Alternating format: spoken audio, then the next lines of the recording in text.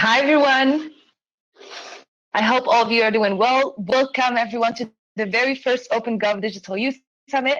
We are so thrilled to be with you today and very excited for 2 days of jam-packed discussions, learnings, idea sharing, and collaboration. My name is Shaima Bourjij. I'm a 25-year-old from Morocco, and I'm one of the co-founders of the OpenGov Youth Summit and the OpenGov Youth Collective. With me here today, my friend Dagia. Dagia, off to you. Hi everyone, my name is Dagia and I am a founding member of the OpenGov Youth Collective from Papua New Guinea, and it is absolutely exciting to see everyone joining us from all around the world for our first ever OpenGov Youth Collective Digital Summit. Now, just to get us started, the Open Government Partnership is an organization of reformers inside and outside government working to transform how governments serve their citizens. This summit is being brought to you together in partnership with the Accountability Lab, Restless Development, the Government of Korea, and the Chandler Foundation. The next 2 days will offer a platform to explore the values and approaches young people from around the world can use for open government, open governance during the COVID-19 pandemic, and catalyze action in response.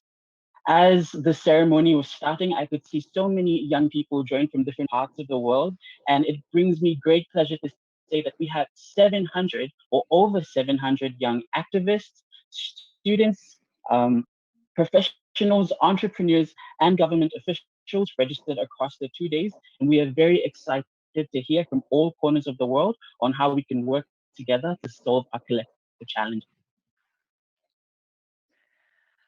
With so many of you participating, we know that so many of you have so many expectations within the summit, and we'd love to know what you are looking forward to in the next coming 2 days. So we're going to be creating a Menti that's going to be shared with Katie later for you to answer and tell us what you are looking forward to. And if you haven't seen it already, check out our very cool participant map and connect with others through the map itself. It's going to be posted in the comment box. So far, we have already 30 sessions in preparation, both in English, French, and Spanish, on everything from open data to freedom of information to youth leadership, with some of the youth leading voices globally as part of these conversations. I mean, we all know today that more than ever, the world needs young people's leadership to solve its greatest challenges. In many places, instead of being listened to and supported to lead change, young people are often ignored and overlooked. Our mission is to change that by supporting young people to be leaders. Today's young people are presidents, mayors, governors, and more. And which is something that a few years ago, 10, 20 years ago, was non-existent or extremely rare, and is something that we should be very proud of as youth in this day and age. They are at the table, but we have to reinforce the idea that young people must actively participate in how they are governed. Young people need a seat at the table to ensure the world develops a lasting and inclusive COVID-19 response and recovery plan. We are all suffering this period, but this time can also be a springboard to achieving a world in which resources are used wisely, decisions benefit everyone fairly, and people lead secure lives, but only if we harness the power of public participation and especially youth. For us, as part of the OpenGov Youth Collective, that began several years ago at the OGP Summit in Georgia, we grew bigger last year in Canada into a vibrant group of young people around the world that believe more open and transparent government is the key to a fair, equal, and secure futures for all. And this is one of the reasons we have created this summit. So please tell us what you are most looking forward to through the Menti, and we'd love to come back to that later. We have OpenGov Youth Collective members from all over the world, from Peru to Ghana to Jordan. And for example, we have Shaima all the way in Morocco and myself here in Papua New Guinea. And I'm hoping that students that are joining us for this digital summit will be joining the Youth Collective in the days, months, and even years to come. We're growing every day into a global movement for more open government, which is something that we most certainly need during this time in the world. We have a short video about our experience in Ottawa last year when we attended the Open Government Global Summit, and we'd like to show you that video. Over to you, Shaima. of our experience.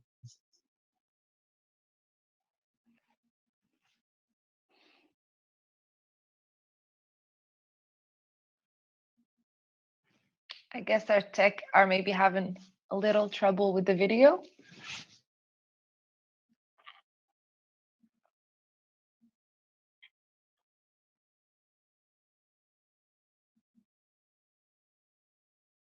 I suppose as we're waiting for. Here it is.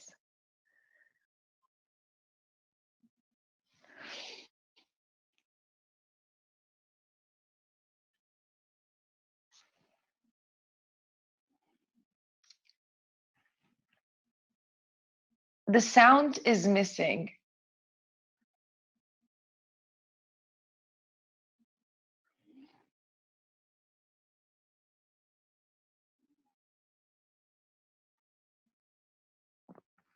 Meanwhile, while we're waiting for the video, let me just remind you that we are offering live interpretation in English, Spanish, and in French for this call and the rest of the sessions.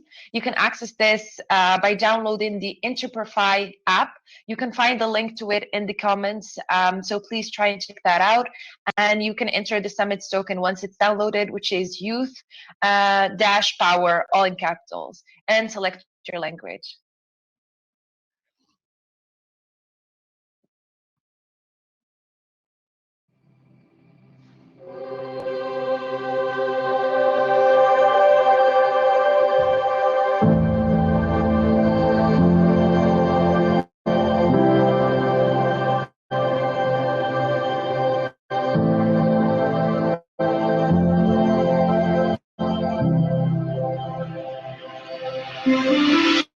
I received the UN Award for mobilizing more than 6,000 Moroccan youth around the SDGs. My team and I created a 2,000 people database for Ukrainian protesters. We create regional youth groups to facilitate meaningful dialogue with the government. Using data and monitoring, I'm helping to shape policies in my country. I conducted monitoring research on government performance. We are bridging the gap between the youth, civil society, and government.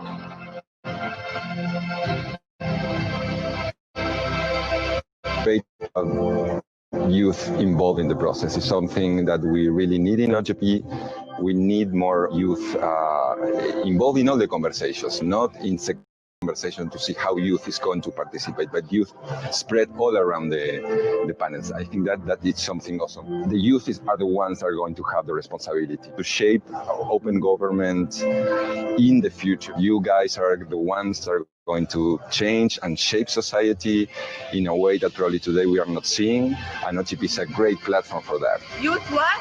Youth power!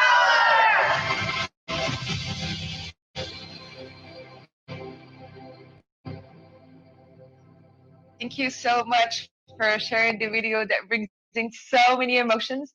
This is a video that was created and that was filmed and edited by the Youth Collective with help from Accountability Lab and Restless Development teams. So thank you very much for reminding us of why we started already. We'd like to say that Canada has been a huge supporter of open government and the Youth Collective in particular. So now we'd like to invite Melanie Robert from the Treasury Board of Canada to reflect on the last OGP summit in Ottawa and the important role that Canada has played in supporting young people in open government. Welcome, Melanie. Go ahead. Thank you so much. It's such a pleasure to be here today. And this video really brings back wonderful memories. But I actually want to bring you back to earlier than this. I want to bring you to Tbilisi in Georgia in the summer of 2018, where youth like you at the OGP Summit of Georgia, maybe some of you actually completely hijacked the closing ceremony. I was there, and youth demanded to be heard. They wanted more space. They wanted more influence on open government and in their governments. And they wanted to have their say in crafting a better future that we all aspire to. And they did it in such a nice and enthusiastic way. It felt like the future was suddenly ignited. I remember the energy in the room at that closing ceremony. It was organic, like everyone was so pumped up. It was amazing to see history being made. And right then and there, my minister, Canada's president of the Treasury Board, with his Open Government Partnership Civil Society co-chair Nathaniel Heller, they committed to making sure youth would have their space in Ottawa at the summit when we would be hosting the next OGP summit. So we all went to work. We identified 3 key priorities for the summit: inclusion, participation, and impact.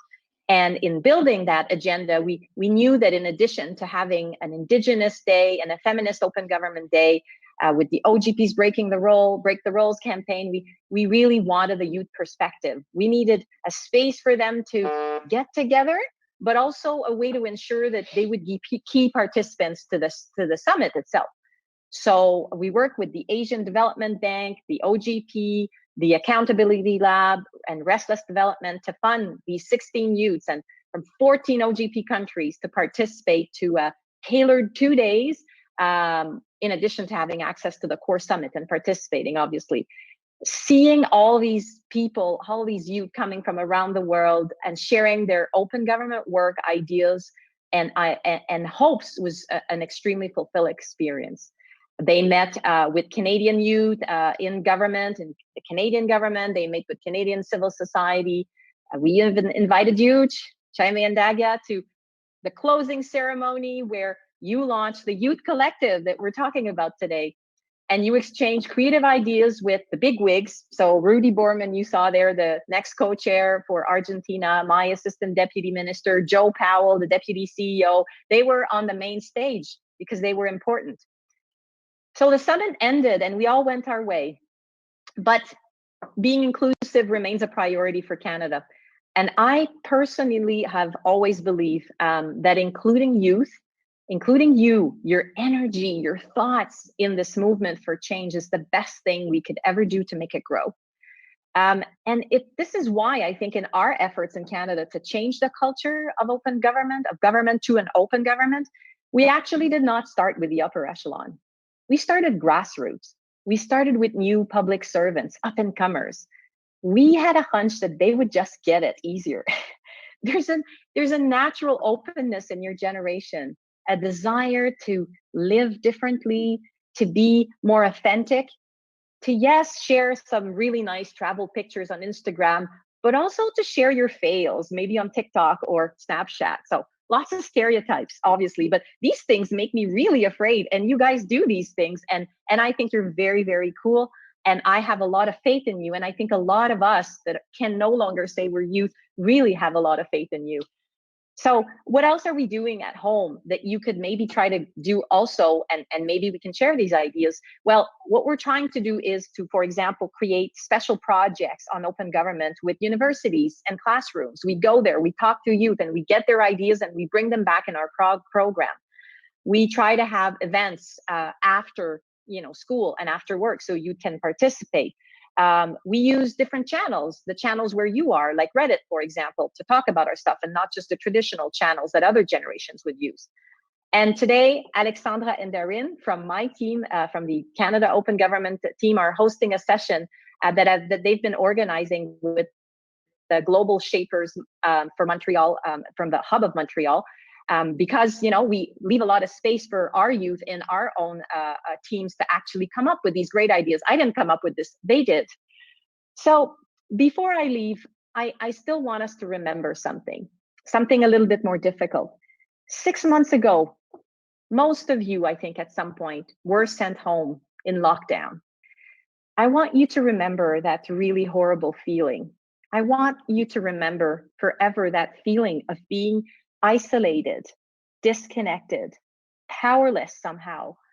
The hope that you had home that your governments would be there, that the government would be doing the right thing to save the country, really, against this pandemic threats, to save your loved ones. So right then and there, on an individual basis, we all understood the importance of trust in our government. And we actually know the ingredient of trust and of government efficiency. It is transparency, accountability, participation. We know that open government can make things better, and that the Open Government Partnership has been there to try to do this for years now, because it is about using our collective brains and hearts to improve the world around us. It's a partnership. We need to be part of this partnership.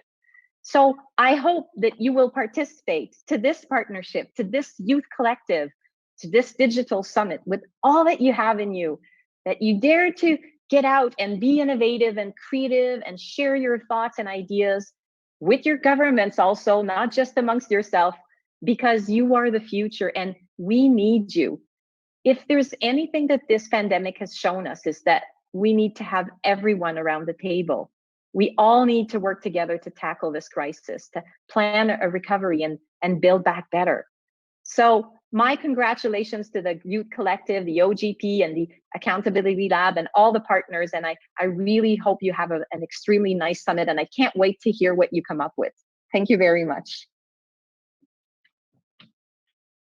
Thank you so much, Melanie. And it is amazing to hear how taking that small chance, or taking that small step to ensure youths were prominent and included in the OGP Global Summit in Canada has now led to the formation of the Youth Collective, the first ever Youth Collective Digital Summit. And this movement of young people in open governance continues to grow because of that step that you took.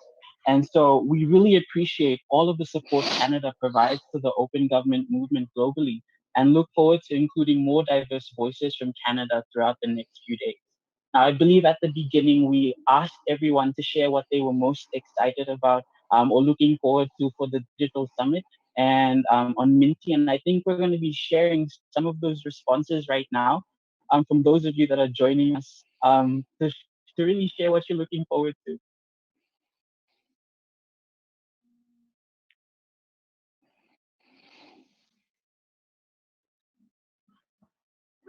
So please find the infos for you to share your ideas right in the screen. You can go to menti.com via any browser, either on your phone or on your laptops, and use the password 7009747.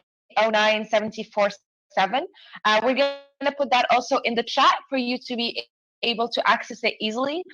And we are very much looking forward to knowing which sessions are you most looking forward to. How are you feeling with the summit coming up and starting right in few minutes, let's say?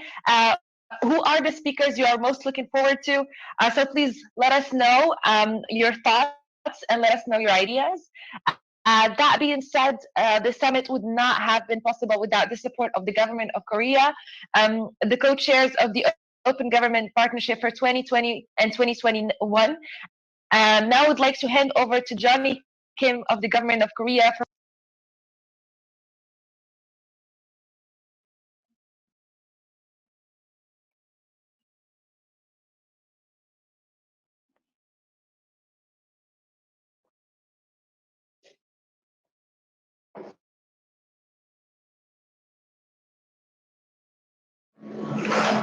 Hello, I'm Audrey Tang. I'm really happy to be here virtually to share some lessons that we learned from our COVID-19 response about trusting citizens. Infectious diseases originate from a large-scale group living of human beings. Ironically, though, a pandemic not only endangers public health, but also destroys the foundation of society, trust. Since ancient times, the way to fight infectious disease has been to increase interpersonal distance, closing down of countries, locking down cities, stopping gatherings, and so on. An increase in distrust seems inevitable, and some groups are even eager to blame the disease on others, whether they are of a different race, different nationality, or different belief. This tendency has prevailed from the Black Death of medieval Europe to the COVID-19 of today. During the fight against the pandemic in 2020, however, Taiwan has used our open government model, the Taiwan model, to successfully prevent the landslide effect of distrust. At the onset of the pandemic, masks and other personal protective equipment quickly fell into a supply and demand imbalance.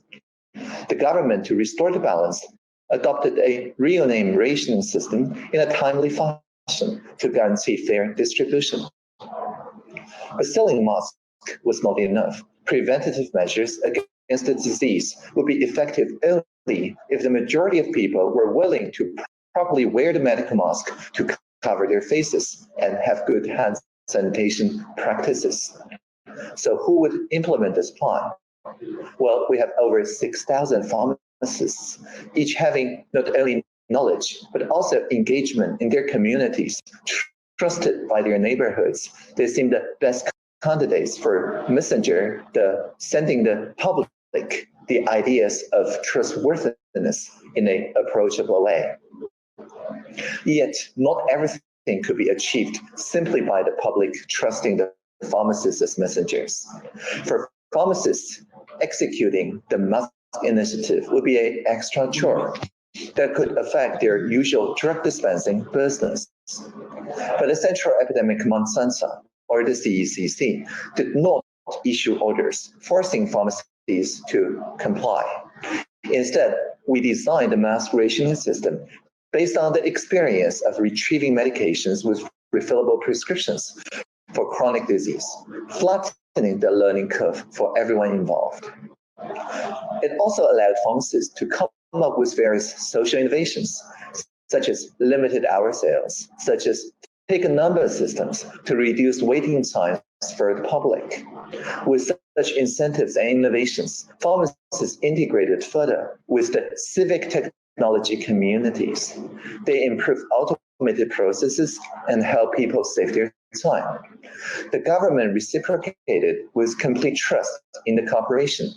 We continuously improve the data structures of the National Health Insurance Administration with weekly iterations in the API, forming a virtuous cycle. In other words, when the government was willing to understand the needs of pharmacists and provide space for mutual participation, the two complemented each other to win back more social trust. Only then did the pandemic fighting national team line up, grow stronger. There have also been a case where a worker in an intimate drinking bar were diagnosed with COVID-19. In spaces like that, both guests and employees, of course, are very sensitive to privacy. However, in terms of pandemic prevention, order the pubs and nightclubs to close down if they refuse to collaborate. Such measures actually could reinforce the stigma society attaches already to such workers. And it could cause business to go underground as in the prohibition era in the US. So those situations, if enforced in a lockdown, top-down, shutdown fashion, it will only make the spread of the pandemic even more unpredictable. Fortunately, experts at the CCC has extensive prior experience with HIV-positive communities, and they developed together with the community a practical real contact system. That's to say, as long as people could be effectively contacted, no real names registrations were necessary. And the CCC also clearly explained the scientific crux. Social distancing must be maintained, and the droplet infections must be avoided. As long as those businesses could achieve these scientific demands, they could remain open. So instead of shutting down any nightclubs or any intimate drinking bars, what the CCC did is to incentivize social innovation. And indeed, they innovated. As a result, business developed creative approaches such as living code names, single-use emails, and prepaid mobile phone numbers, or provides hats with plastic shields to maintain physical distance. When even the nightclubs and drinking bars could join the fight, their prevention effort garnered even more social trustworthiness. Around the world, the pandemic has also brought severe challenges to national governance. Countries have adopted isolation measures such as national citywide lockdowns. Schools suspended and business closed. It turned many countries and cities into lonely islands, such as described as in the novel The Lord of the Flies. Being isolated from the world brings political pressure.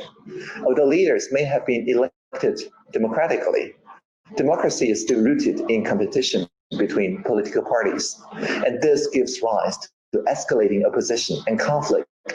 Every person sees a beast projected from their own mind.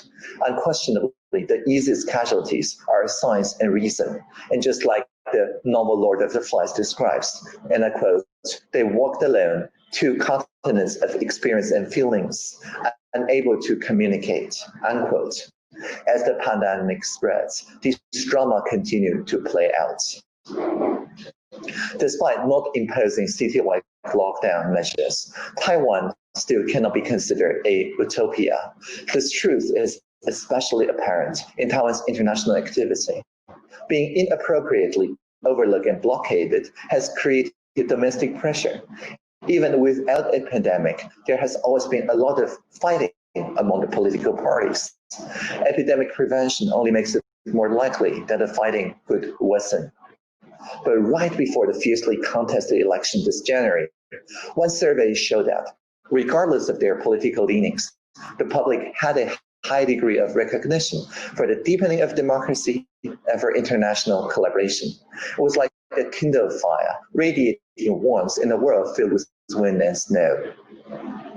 So when legislator Gao Hong'an, the MP, she once served as the vice president of data analytics at Foxconn.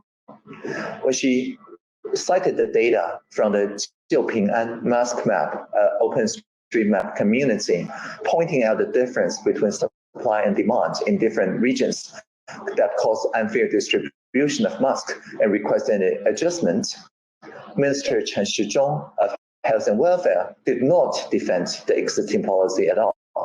Instead, he simply said, and I quote, "Legislator, teach us all," unquote. And so we co-created and revised the algorithm the very next day. So this reminds me of a Buddhist saying, and I quote, "A 1,000-year-old doctrine can be illuminated by a single lantern," unquote. Whether the darkness can be broken depends on whether more people are willing to light and pass on the lanterns. We don't have to maintain social distancing, and more importantly, digital spaces allow all footprints of kindness to remain. Everyone can have a voice and a part to play. The mask map is a great example. When the National Health Insurance Administration posted real-time information on the availability of masks at pharmacies on a national open data platform, refreshed every 30 seconds. Well, in less than a week, over 100 apps were developed by various groups to channel this information through chatbots, voice assistants, maps, analytics, and so on. It is just like establishing a distributed ledger with more than 100 nodes.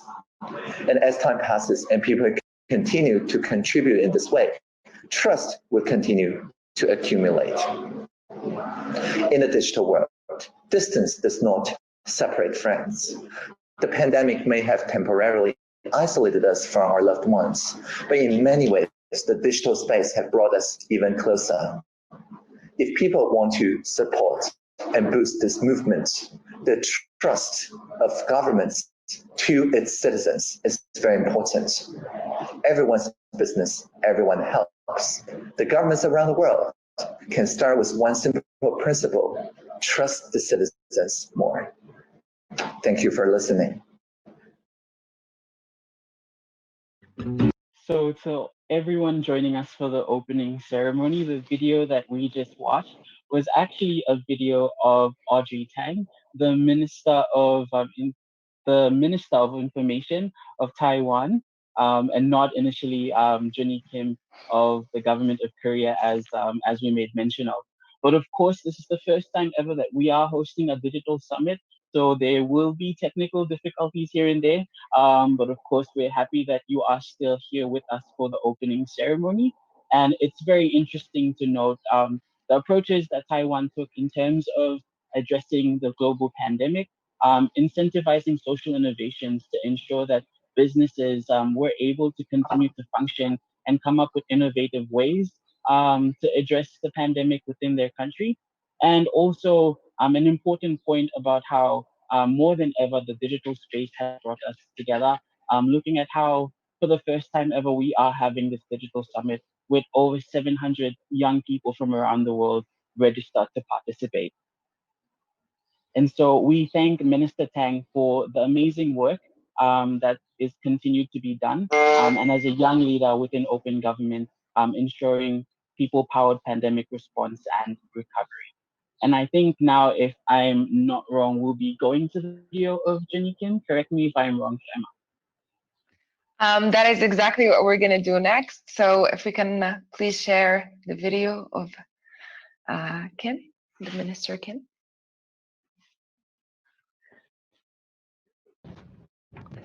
Hello, everyone. This is a great pleasure for me to join the first Open Government Digital Youth Summit with global young leaders.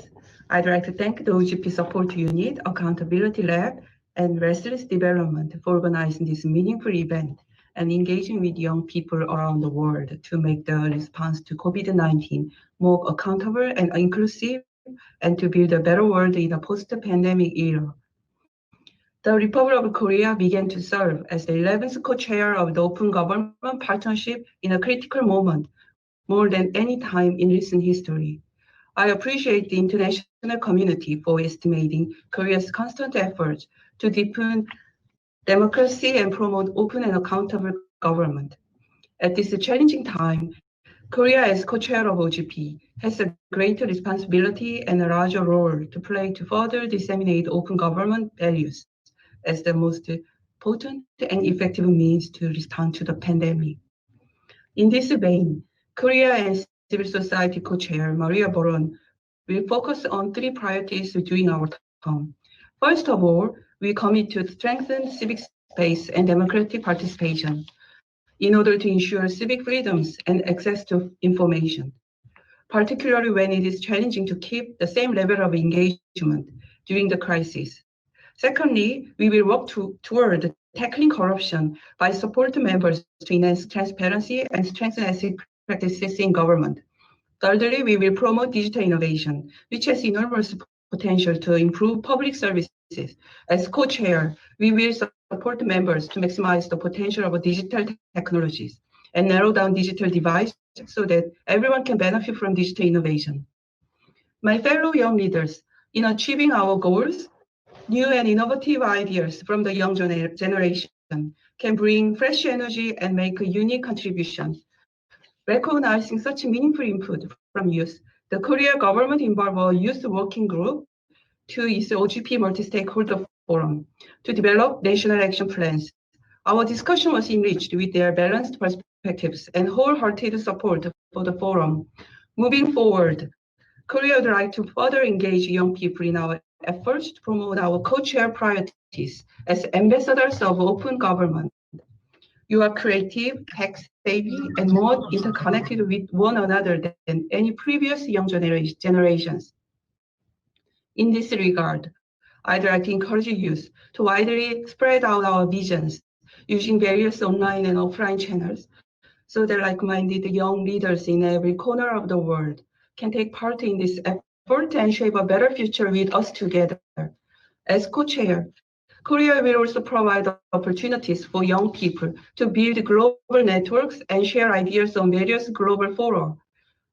The 2021 OGP Leaders Summit, which will be held in Korea, will be one of the opportunities. My dear young friends, young people can also play an important role in leading the way against COVID-19. Many countries across the world are still grappling with unprecedented challenges and suffering untold damage from the pandemic. In fact, Korea was one of the earliest countries affected by pandemic and experienced an alarming rate of new infections earlier this year. However, Korea was able to successfully flatten the curve based on open government principles of transparency and public-private partnership alongside digital technologies. Among those at the forefront of tackling the crisis were young people. For example, an application like Corona Map, developed by a college student, has contributed to controlling the spread of the virus by ensuring easier access to information. Korea is willing to assist other countries by sharing such best practices and lessons learned, because the fundamental principles we followed in dealing with the pandemic can be applicable everywhere. At the same time, as co-chair of OGP, Korea will expand capacity building opportunities for OGP members. I strongly believe that the youth can be an important driving force in this endeavor. I very much look forward to working closely with young people in the near future. Thank you. Thank you very Thank much, you. Mrs. Junie Kim.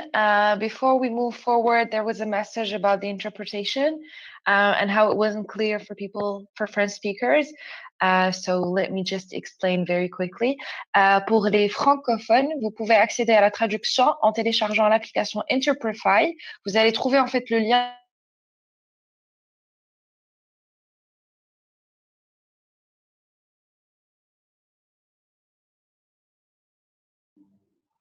traduction directement. J'espère que ça vous aurait aidé. This being said, and going back to what Mrs. Joni Kim said, digital space brought us together, and that's how OGP, with the co-chairmanship of Korea, has tried to strengthen civic space and democratic participation, tackle corruption, but also try and encourage digital innovation, which are three of the sub-teams of this year's Digital Youth Summit. We are very happy that the government of Korea, but also all the governments, including Canada, Taiwan, and the rest of the countries participating, have actually acknowledged the role of youth and youth leadership in bringing together the principles of OpenGov and in achieving an open government that can only be achieved if we include young people all the way. So thank you very much, Mrs. Kim, for this heartwarming acknowledgement and for the compliments that you have actually encouraged us through. Very sorry. You have actually, through which you have actually encouraged us to really be involved within the summit looking forward. Just to remind you, the Menti link is posted on the chat, so please go on Menti. Please share what you are looking forward to with us. We are so looking forward to hearing from you, and we're definitely going to go back to it later. So at this juncture, and before we continue, we'd like to mention and thank other partners for this event.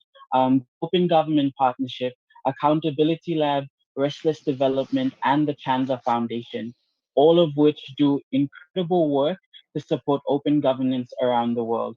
Now, without further ado, we are going to launch straight into our sessions, which I'm sure is what everyone is looking forward to and excited about, which would include brainstorm sessions, Q&A panels, and skill sharing workshops.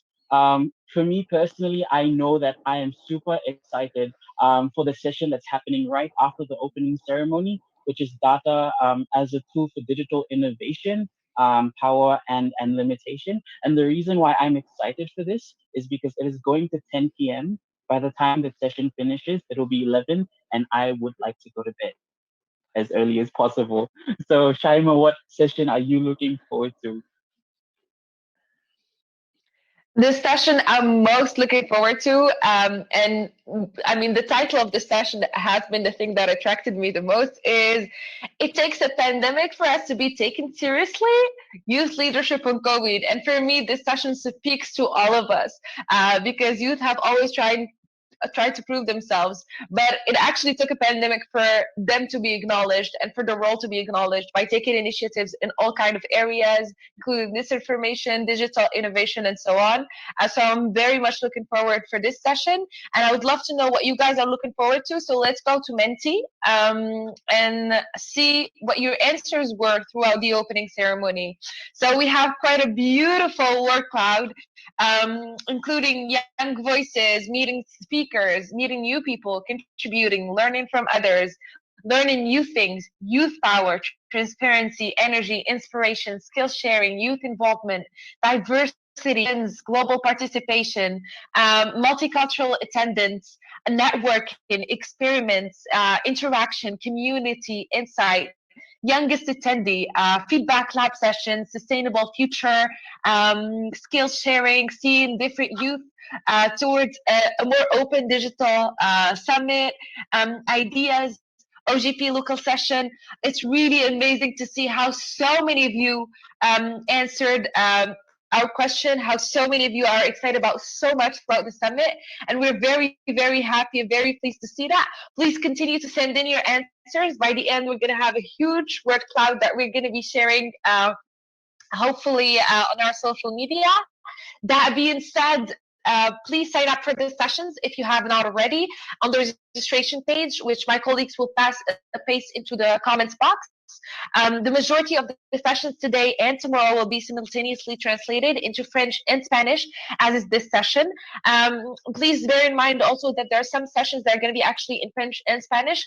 So we tried actually to include all the languages and people from different backgrounds, from diverse backgrounds. And let's go back to some quick housekeeping items before we begin. So please participate, participate, participate, participate. I think that's the key word here. This is a global conversation, so leave comments during the sessions, ask questions, and engage with your fellow attendees. You can find out who they are through the participant map, which will be posted in the comments box. And I'm sure you've also received an email about the participants map. So take a look at that amazing tool to learn about all the different participants and the different skills that they bring to the table. Each session will only be 45 minutes, and we will start and finish right on time, so don't be late. The 15 minutes before each session will include music and films from our partners, so feel free to stay tuned in throughout or take a quick break and come back for your next session. We've been hearing that we're tech-savvy throughout the entire summit and summits that came before. So please do not disappoint and follow the discussions on social media and engage in the conversations around the summit there too. Follow the hashtags Digital Youth Summit and Youth Power and see what Accountability Lab, Restless Development, and OpenGov partnerships are tweeting. We're going to be sharing their handles on the chat, so please make sure to follow them. Please do spread the word. The more people we can bring into the conversation, the better. The entire summit will be live streamed on Facebook throughout the Accountability Lab Facebook page. So feel free to join through the link shared in the comments box too. Please comment, engage, share the link with other people, and make people hear about us. And finally, I think this is the most important thing to take note of. Enjoy the summit. Enjoy the first ever OpenGov Digital Youth Summit. We are looking forward to seeing you tomorrow night after two action-packed days for a recap with the OGP CEO Sanjay Pradhan and co-chair Maria Baron. So don't miss it. Make sure you tune in for that very important closing ceremony. And as promised, we are done right on time. So big up to all of us. Have fun throughout the summit, and we wish you a great Digital Youth Summit. Bye, everyone. See you soon. Thank you very much.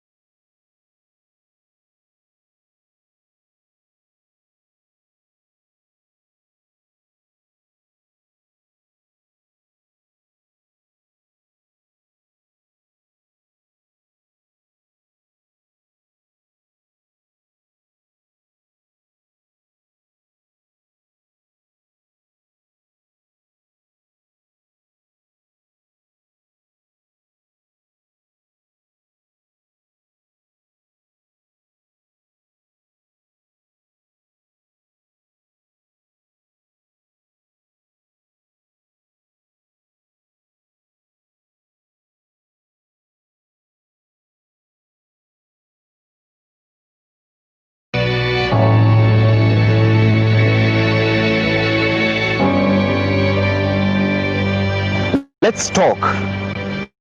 Let's talk about development, strategies, plans, promises. Let's talk. Plans were initiated, promises made, promises of a brighter future, plans to reduce their poverty gap and hunger, to achieve quality of education, to promote gender equality, to eradicate HIV, AIDS, malaria, and other diseases. The youth are the leaders of tomorrow. That's what flies around.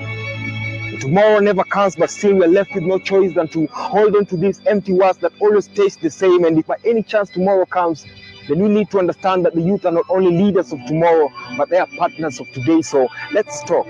Let's talk, because the voice of the youth is crying out for attention with a lot to mention.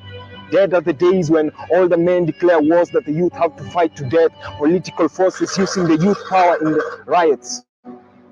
No vision 2030 without our eyes in it. Nothing about us without us. How do you expect the youth to be leaders tomorrow without letting them in on your current leadership? And we progress as a nation through acceptance and inclusiveness, not prejudice and debasement. And if we don't own up our responsibilities right now, then how will the current goals be implemented? So we need to be included as soon as now, so that part of the processes of 2030 can be achieved. Otherwise, these goals will continue to be shelved as papers. And to my fellow youth, I know that you are filled with tremendous energy and towering ambitions. There's no doubt about your strength, power, and capabilities, your skills, hopes, and dreams. We are the social actors of change and progress in a society. So if you can take on leadership, then we need to hold those in leadership accountable, so that the system can go forward. Be the change that you want to see.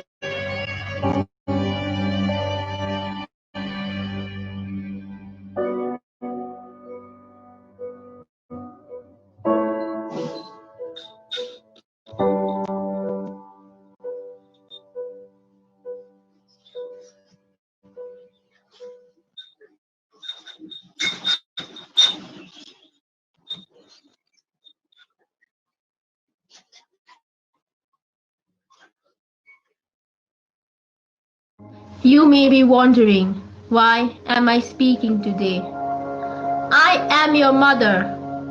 I know you have been forgetting me these days. I gave you birth, I raised you, and now, why are you hurting me? Did you forget the love and care? Or just ignored about it? Now it's too much. You have given me enough pain. It's time for paying back those tears. I am not being selfish, my child. I really love you. It's just that I'm already half broken and I don't want to fall apart. Reasons? You're asking me to give you reasons how I hurt you? So listen. How have you been tearing me each day? My whole body is fragile now. I can only see dust and hear less. My long green hair have been chopped. My firm white teeth have started to melt, and my saliva is only dirt. My soft face and lips are wrinkled. My lungs is only filled with harmful gases. Since my roots have been pulled, I cannot stand erect, and my whole body is burning. Is that enough? Disasters I have been creating? Well, why are you blaming me for your own mistake? You are the one ripping and destroying me. Still, you curse me for making catastrophe. I know you are talking about April 25, when I casted dark clouds on heavenly part of me, Nepal, where king of mountains rule, surrounded by green hills of armies, where swift flowing rivers passes the silent forest of echoing bird. I know my sins. I know my sins, killing 9,000 of my children in earthquake. Earlier alarms were rung not to build tall buildings on my fertile lap or houses at the top or bottom of hill.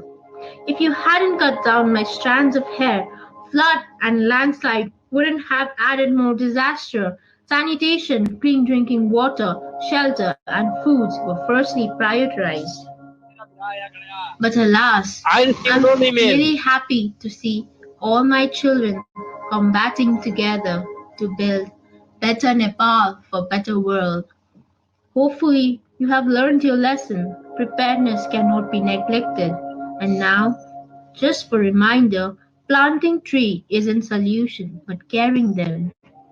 Maintaining ecosystem, less pollution in air we breathe, water we drink, or land we live. Let my body not be turned into desert. Give me your heart and soul, and spread your voice, saving Mother Nature from climate change.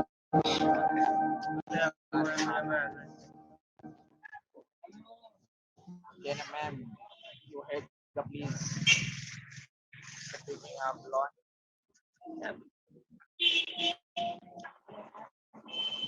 Bang. Now, if you were to hear that sound in South London, you'd probably assume the sound of a gunshot, or in Hackney, the end of a court case. But if you were to hear a bang on the good side of Kent, at worst, you'd assume the start of a race. Do you see what we face? It's a mindset that we need to erase, but why is it like that in the first place? You see, the persuasiveness of the media makes stereotypes prevalent, so individual references are rendered irrelevant. Now, I'm not the president, far from the most eloquent, but my heart takes resonance in expressing benevolence. So when I see something wrong, I feel the need to speak. From Monday to Monday, even if I feel weak, because I need to make my mark. But not to make my name known, but because there's issues under our noses that we can't condone. And it enrages me when I see people with the ability to make change, but refusing to take responsibility for their own communities. And I'm not talking about holding a position, I'm talking unity, and it confuses me because usually those going around shouting freedom's a must, making a fuss, won't do what's right for the sake of their neighbor. Nonsensical behavior. And sorry if I seem harsh, but how can I stay quiet when humanity has been replaced by vanity? I'm not the black-eyed peas, but I've got a feeling that ordinary people are ever more becoming conceited and feeble. And I'm here thinking, where is the love? Everybody's so concerned about themselves. Want to be known as the top man, so they step on the lid or put others down just for a laugh and a giggle. Do you see what we face? It's a mindset that we need to erase. Please don't let my words go down the toilet. Because there is always something that you can do. Because failure is not based on a low IQ. It's about what's inside you. So as my mark manifests, I hope you don't get bruised. And as this notion shines, I hope you don't get blue. See, active aims bringing blessings, let's give back. I'm not talking about donations, but your presence itself can induce reparations. Everything I've just said. I'm just hoping you recall something you've probably heard before, but I just hope that you got the deal. That if you don't speak out, then tell me who will. And you can choose to be cocky and think of yourself, but remember, if you're rich in here and in here, but not in here, then question your wealth. So you make your mark and I'll make mine. I just hope that we all tick right.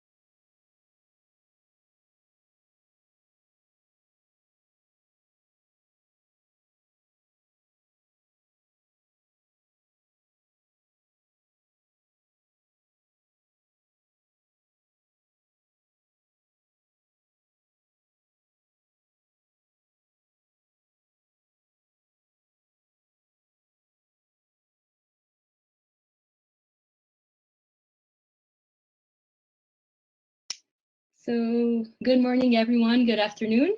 Welcome to Data as a Tool for Digital Innovation, Power and Limitations, a session brought to you by the Global Shapers Montreal and the Government of Canada. So before we begin, I would like to draw your attention to some information my colleague Alexandra has put in the chat. It's mostly housekeeping points. There's also instructions on how to access the English, Spanish, and French interpretation, and also a description of the breakout room topics. So please take a look at those as we get started. Later in the session, we will be using breakout rooms. So we will have English rooms, French rooms, and one multilingual room with Spanish, French, and English translators. So please start adding in brackets before the rest of your name, FR if you would like French only, EN if you would like English only, and multi if you would like live translation. So as you saw in our communications, breakout room number 1 will discuss the use of disaggregated data to build back better. And breakout room number 2 will discuss data for public engagement. So in order to select which breakout room you'd like to be assigned to, please update your name to include either 1 or 2 before your name. To change your name, click on the participants icon at the bottom of the Zoom window. Hover over your name and you will see more appearing there. And you can click on the rename button and add your preferred breakout room as well as the language, just before your name. So I'm Darin Benkala, a policy analyst with the Open Government team at the Treasury Board of Canada Secretariat, and I will be hosting this session today with Felicia from the Global Shapers Montreal. Good morning, everyone. My name is Felicia Sangare. I am a recruiter in real life and the creator of the Global Shapers Montreal. Who are we? It's really a community of young people driving dialogue, action, and change in their community. We are between the age of 18 and 30, and we are born out of the World Economic Forum from the desire of the Professor Klaus Schwab to have us at the table of the decision makers. How this project was born between the Global Shapers and the Government of Canada. We have decided to work on a session that will engage Canadian youth and youth all around the world around the importance of open government and open data and how these concepts can benefit to policymaking, innovations, and the response to the pandemic. So today's session will start with a short introduction to open government, as well as to data power and common challenges. We will then dive right in breakout rooms to apply the concepts to various sectors and issues. Thank you. So merci, Felicia. Haley, can we go over the slide introducing open government, please? Can use the application start to the open government, and the government open is recommended for the government more accessible and accessible. And so which is replying to citizens' requests. And there are 3 components to it: using new technology for access and transparency of information and participation of citizens. So open government is also a platform that can help improve gender equality and address gaps in access to government information, as well as for participation of historically underrepresented groups. So the next slide shows how in 2018 at the 5th Open Government Summit in Georgia, the Government of Canada and the OGP launched together an initiative called the Feminist Open Government Initiative, FOGO. So the idea behind that is that when the perspectives of women, girls, all gender and gender identities are absent from open government initiatives, those tend to be less inclusive, less ambitious, and therefore less effective. Since then, the open government community has made a lot of progress, and talking of inclusive open government is becoming more common.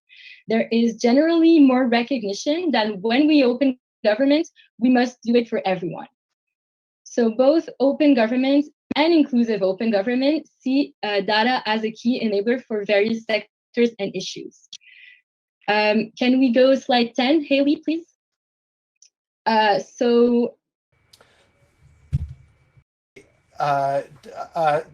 data are very important to contribute to the economic development of a country. The open government, open data, and data which are accessible, which can be printed by machine, so they don't have restrictions on use. And among the advantages of open data are societal developments using the participation of citizen, inclusions of marginalized groups, and also the open data for innovation.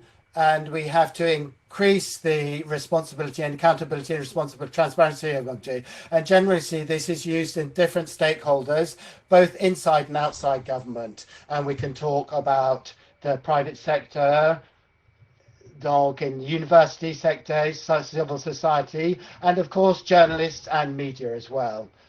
So we're now on this disaggregated data slide, Haley. So for inclusive open government, the focus is mainly on the collection, publication, and use of disaggregated data. So I think it's one slide after this. Yeah, thank you. Disaggregated data is data that has been broken down by detailed subcategories, for example, ethnicity, gender, region, or level of education. Because disaggregated data can reveal both deprivations and equalities that may not always be fully reflected in aggregated data, they are often seen as a powerful tool to inform and create inclusive initiatives. Many stakeholders around the world are calling more and more on the collection and on the publication of disaggregated data to inform the COVID-19 response and recovery. So the next slide. And where they're open or disaggregated, there are several preoccupations, both for collection, publication, and management, and their use. So in fact, the collection of data depends on identity. It's not enough, it's insufficient. And sometimes the prejudice can be the collection and publication. Another argument is that quality and the functionality of data can make them less trustworthy.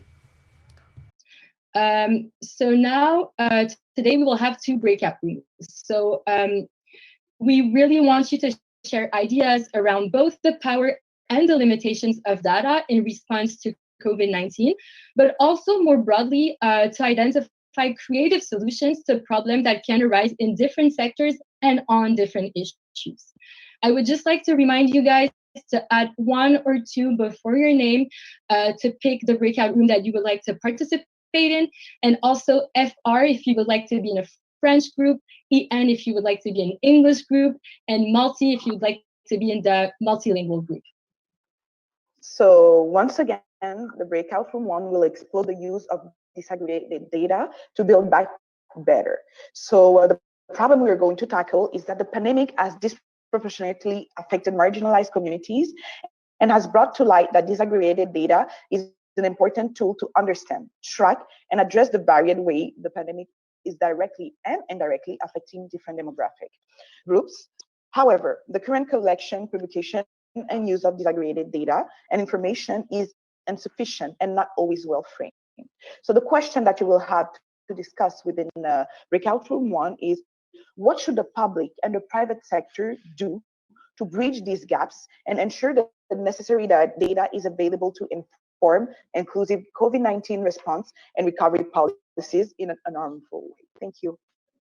Merci, Felicia. And the breakout room number 2 will explore data as a tool for inclusive public engagement. So public engagement is an important part of an effective, open, and transparent government. Inclusion is one of the key Government of Canada engagement principles, and it emphasizes on collaborating with people who have a range of views and perspectives, and this includes youth voices.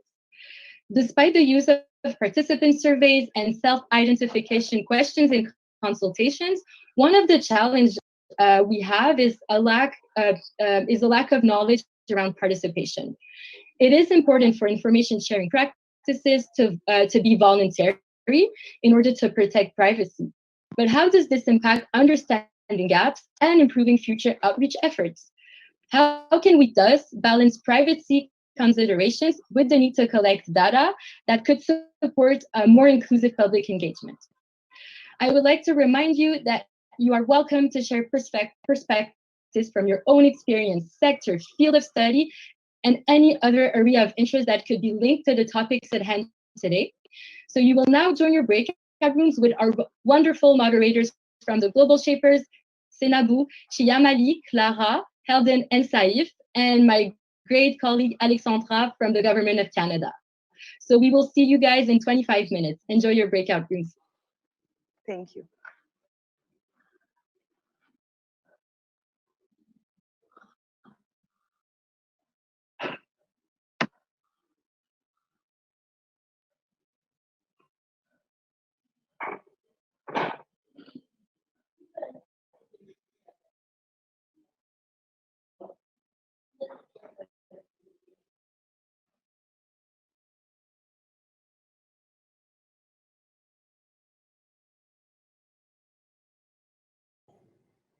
Hi, Darren. Sorry, I just need 2 more minutes to finish because we have a lot of participants. So I'm just finalizing, but please do remember to put 1 or 2 if you have a preference. Otherwise, I will just randomly assign you. So just please allow 1 or 2 more minutes.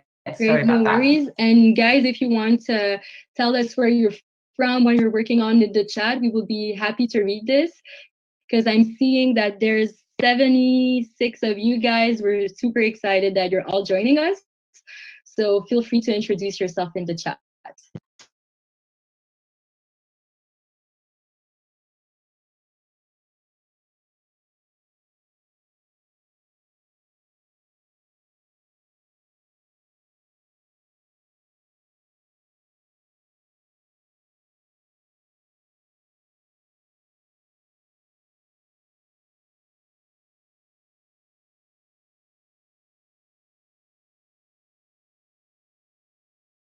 Super excited to see people from everywhere. We have Brazil, Croatia, Morocco. Philippines, Kenya, Morocco. That's amazing, guys. Thank you so much for being here with us. South Africa, Sierra Leone, Zimbabwe. Zimbabwe, yeah. Yes. Mexico, Uganda. Somebody was from Tanzania too, I saw at the beginning. Ooh, that is awesome. Thank you for joining us. Brazil as well. Somalia, East Africa, how are you?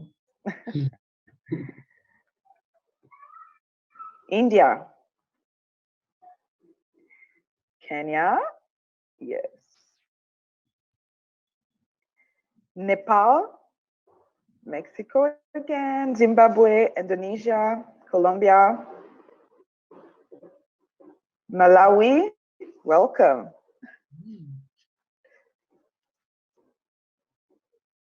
Nigeria.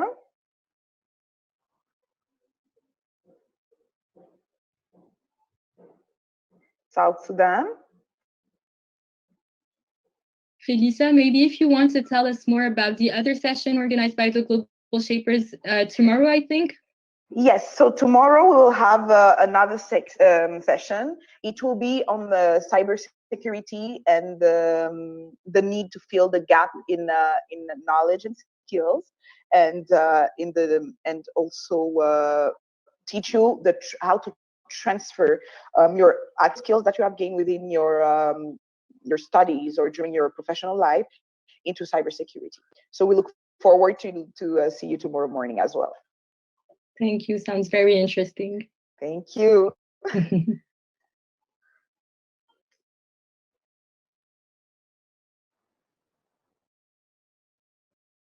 Exactly. It's an amazing group of countries. Yes, it is.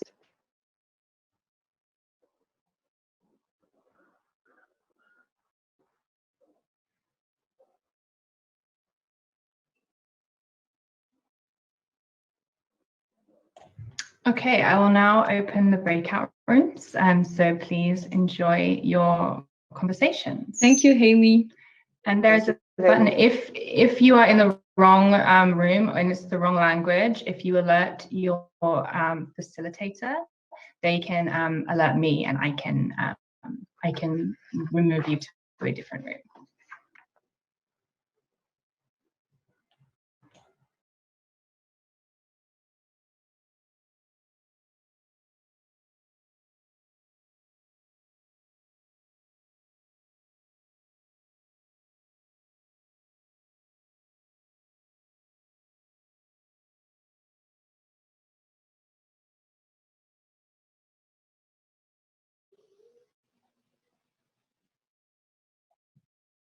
Hi, everyone. It's nice to see you all. My name is Alexandra Marchand. I'll be your moderator today for this discussion. So you've all in this multi-language room, so that means there's live interpretation. Je peux parler en français aussi y puedo hablar un poco de español también si hay... if there's anyone who wish to talk to me in French or Spanish, I'll practice the Spanish today. And if you might hear some sound in the background, I have to open my interpretifier as well, so I'll hear myself and hear you at the same time. So there's a lot of talking at the same time. So my name is Alexandra. I work with the Open Government team at the Government of Canada. And I'm very excited to be here as we'll be discussing data as a tool for inclusive public engagement. So just to give you a bit of an introduction, public engagement is an important part of an effective, open, and transparent government. Inclusion is one of the key Government of Canada engagement principles and emphasis collaborating with people who have a range of views and perspectives, and this includes youth voices. Despite the use of participant surveys and self-identification questions and consultations, one of the challenges to inclusive public engagement is a lack of knowledge around participation. So it is important for information sharing exercises to be voluntary in order to protect privacy, but how does this impact understanding gaps and improving future outreach efforts? So today, the question I would like you to discuss during our 20 minutes is how can we balance privacy considerations with the need to collect data that can support more inclusive public engagement? So I want us to think of yes, we have to protect privacy, we cannot share information with everyone, but also having this data can really help us figure out who's participating and who is not participating in consultation, and how can we reach out to these people if we don't have their data. So it's kind of a balance in between, we need this data, but also we need to consider the privacy of it. So I'll be taking notes during the discussion. I'll share my screen so you can see the notes I'm taking. Oh, I cannot share my screen, but I'll be reporting after, so you'll be able to let me know if I have everything right. So I'm opening the floor for the discussion.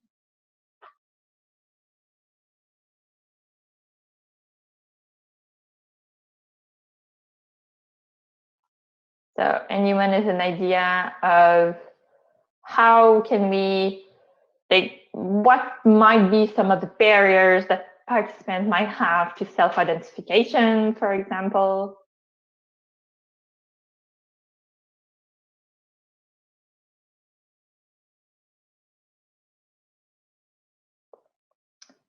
Does anyone have any idea or any experience of collecting data during an engagement event, and how do you want to use it for for future engagement activities or purposes?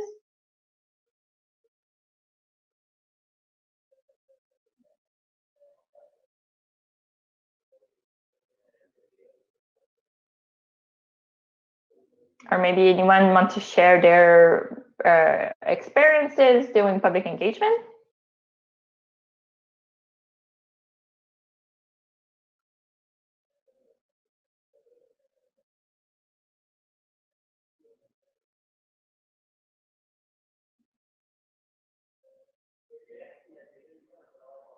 Do you prefer to just put your thoughts in the chat if you prefer not to speak? And feel free to, as I said, to share your thoughts in French or in Spanish. I understand the two languages.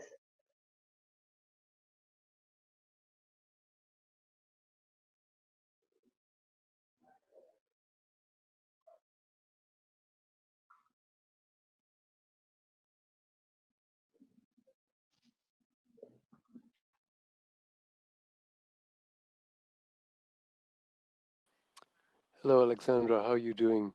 I was moderator in another group, but nobody joined in French. So I'm coming here to join you. Maybe you can introduce yourself. We also want to know how we can balance data collection to have sessions that would be more inclusive. How can we respect privacy, but also join? Well, I'll start by introducing myself. My name is Clara Guillaume. I live in Montreal. I'm part of the global leadership. What do I do in life? I am a student, a master's in international relationships, but I also work in green technology in transportation. So data is something that I'm extremely interested in. It has a lot to do with my work. And to quickly answer your question before starting the discussion, I believe it's very important as young people that we develop new ways to better understand the data that we use and to use them to have access, to include the most people possible in conversations, to ensure that policies are more transparent and more inclusive. So that's my opinion, at least. Thank you. Does anyone want to add on Carola's presentation, or you can write it in the chat, speak in English, French, or Spanish? Someone was saying, well, we have Mr. Salim who said that they can't understand French or Spanish. Feel free to speak in English. So this is a multilingual room. We also have an interpreter if you need to.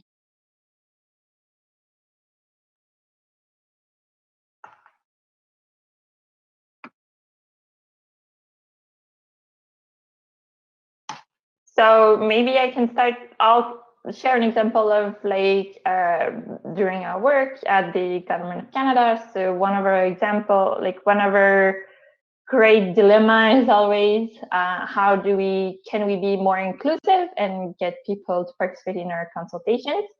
So at the moment we are in the middle of starting consultations for the creation of our fifth national action plan on open government.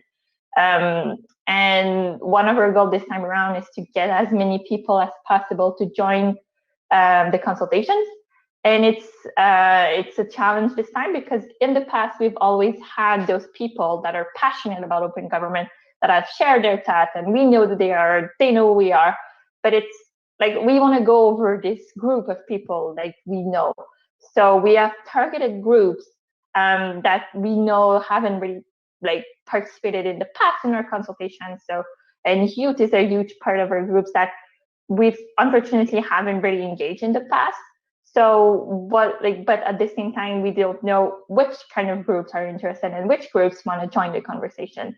So we've targeted like larger associations. So for example, the Global Shapers, or like associations that have like smaller like groups or like smaller chapters like the Global Shapers.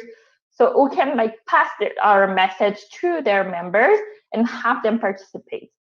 It's like hard because we kind of go, it's like fishing, like you throw your line on the water and you hope people are coming. It would have been way easier if we had data on who was there last time, who's missing. So it can really help. And then at the same time, it's more efficient for us if we know who's not there and who we have to reach out as like trying to get people but cold calling them and like really trying our best, as it would be better if we had better data but at the same time, because we're the government, we have to take in consideration the privacy of it. We can't just collect data because we want to collect data. We have rules, we have the privacy law, we have to follow all those considerations at the same time. So it's always a great challenge of balancing those two. That's very interesting. I want to touch on the fact that you mentioned collaborating with other organizations. I think inclusivity goes and relies a lot on cooperation. We need to be able to build partnerships with organizations that have access to certain populations and certain groups and are able to facilitate the conversation. And for example, I'm part of the Young Diplomats of Canada. This year, we took part in the Youth 7 Summit, which is the youth forum for the G7. And, getting data from young people across Canada was very difficult, because one of the questions we asked ourselves when we were building those surveys or preparing those consultations is, yes, we want to have a lot of data to make sure that it's inclusive and that it gives a better picture of the people that we want to represent. But we need to make sure that every data that we're collecting really has a point. And something that I notice a lot of the time is that people want to have data and really make sure that they ask a lot of questions, and they don't really have a goal or a clear vision of what they're going to be doing or by using this data. So having a clear purpose, I think, is very important, is in really making sure that we ask ourselves, what is this data is going to be proving exactly, and that we shouldn't be collecting data just to collect data. So being able to work with certain organizations also help us better understand how we can help people self-identify when they answer those questions, and make sure that we're able to frame those questions in a way that is really going to be valuable for the people who answer the questions and not the people who are going to be collecting the data. So I think that's very important. Yeah, thank you. I'm taking notes at the same time, because what you said is very true, and this is also good thoughts to keep in mind. It's true that we need the purpose. We cannot just collect data for the wish of collecting data and what we want to do with that. That's very good. Anyone has any thoughts on the collection of data? So I do see that we have a few people from different countries. We would love to know how, for instance, in your communities, data has been used for different purposes. I think we're pretty much all young people here. So have you seen or witnessed any initiatives put in place to actually collect data on young people or certain groups to actually help policy making in your government? And that's just an example. Maybe we should ask certain people to participate. We have Luna. Louis, can you hear us? Yes. I'm from the Mexico. I'm from Mexico, and in Mexico, youth is quite reluctant to participate. And with that, we really need to have access to information, and we do have quite effective programs. But the thing is that as youth really do not care for that programs, these programs are neglected. So here in Mexico, we need to have a better training on how to attract young people and also how to handle data in a transparent way. I think that's very interesting. I'm not going to answer in Spanish, but I was able to understand what Luis was saying.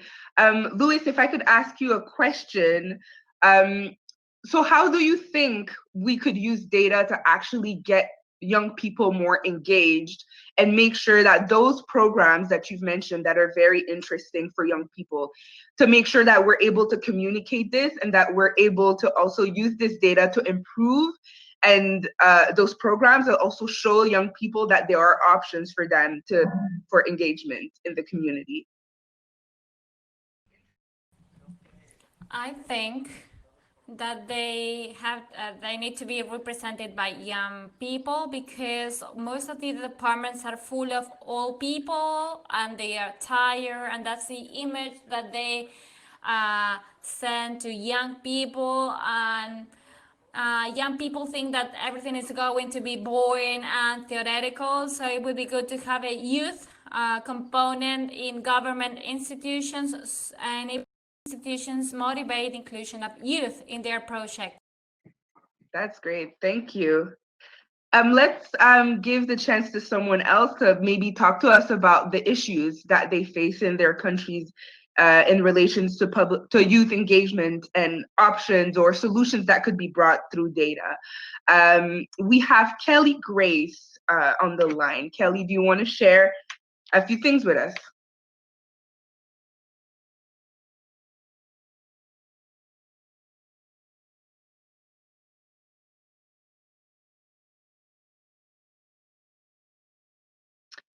I don't think we can hear Kelly. If she hops on, she'll let us know. We have Mayna George. Mayna, do you want to share a few things with us?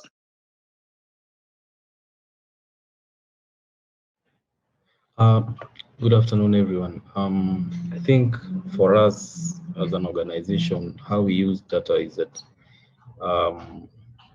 data is always the key informant for most of the projects that we carry out, because most of the projects that we carry out are geared towards increasing youth participation or youth engagement in policy making processes. And our system of governance in Kenya has counties, both at the county level and also at the national level. So most of the data we use is data that is provided by government, but also if need arises, we scale down to the specific geographical region that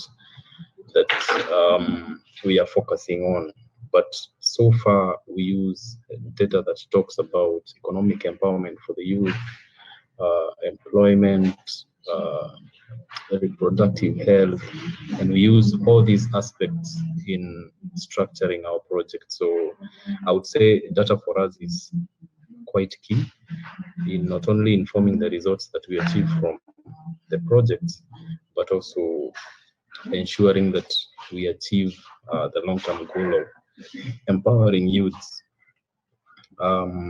in all their aspects of life, political and socio-economic. So yeah, that's how we are doing it as an organization in Kenya. Thank you. Can I ask what organization you're working on and what kind of projects you are working to get youth to participate in? Yes, we are currently, the name of the organization is Youth Alive Kenya, and we have projects. Our thematic focus is usually based on 3 issues.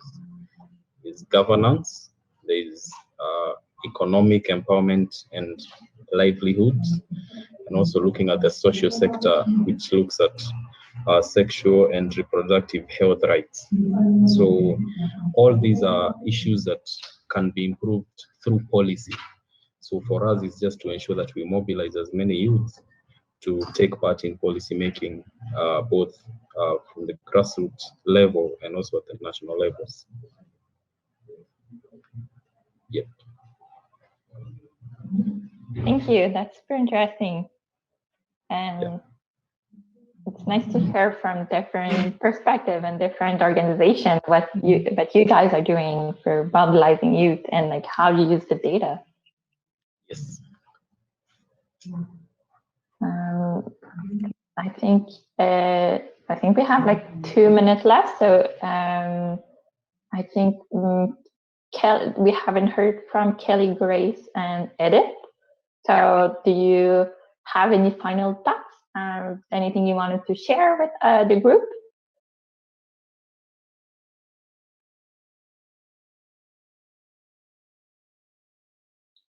So maybe we're having like difficulties to reach out, and that's also very fair. Internet is not always very stable all the time when we use Zoom. So we heard like from Louis and from Mina George, and I think it's very interesting to hear from different perspectives and what you guys are thinking and how data should be used for engagement and like for engaging youth in like in taking part in policy making, for example, with the Youth Alive Kenya, which I think is very cool to get youth mobilized and take part in these discussions.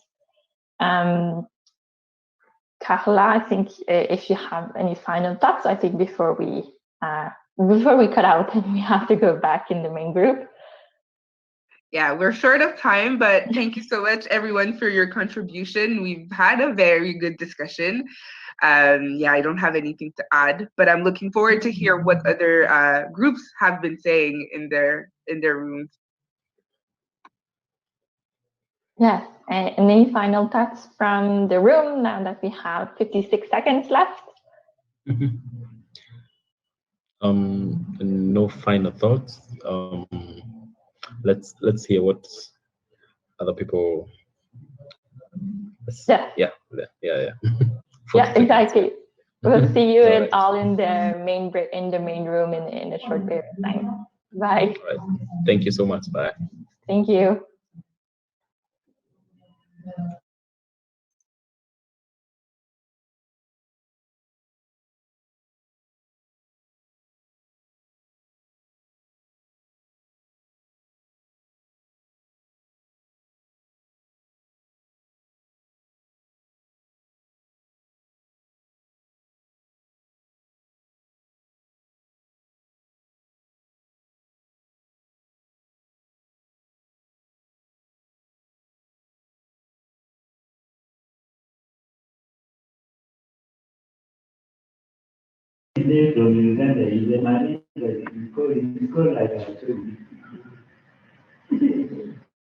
So I'm just going to ask everyone to mute themselves, and maybe we can start. So I will now ask each moderator to share just the title of their session and to share with us one key takeaway or one lesson learned that stemmed from their conversation. So maybe Helden, because you're the first on my screen here. Don't want to put you on the spot, but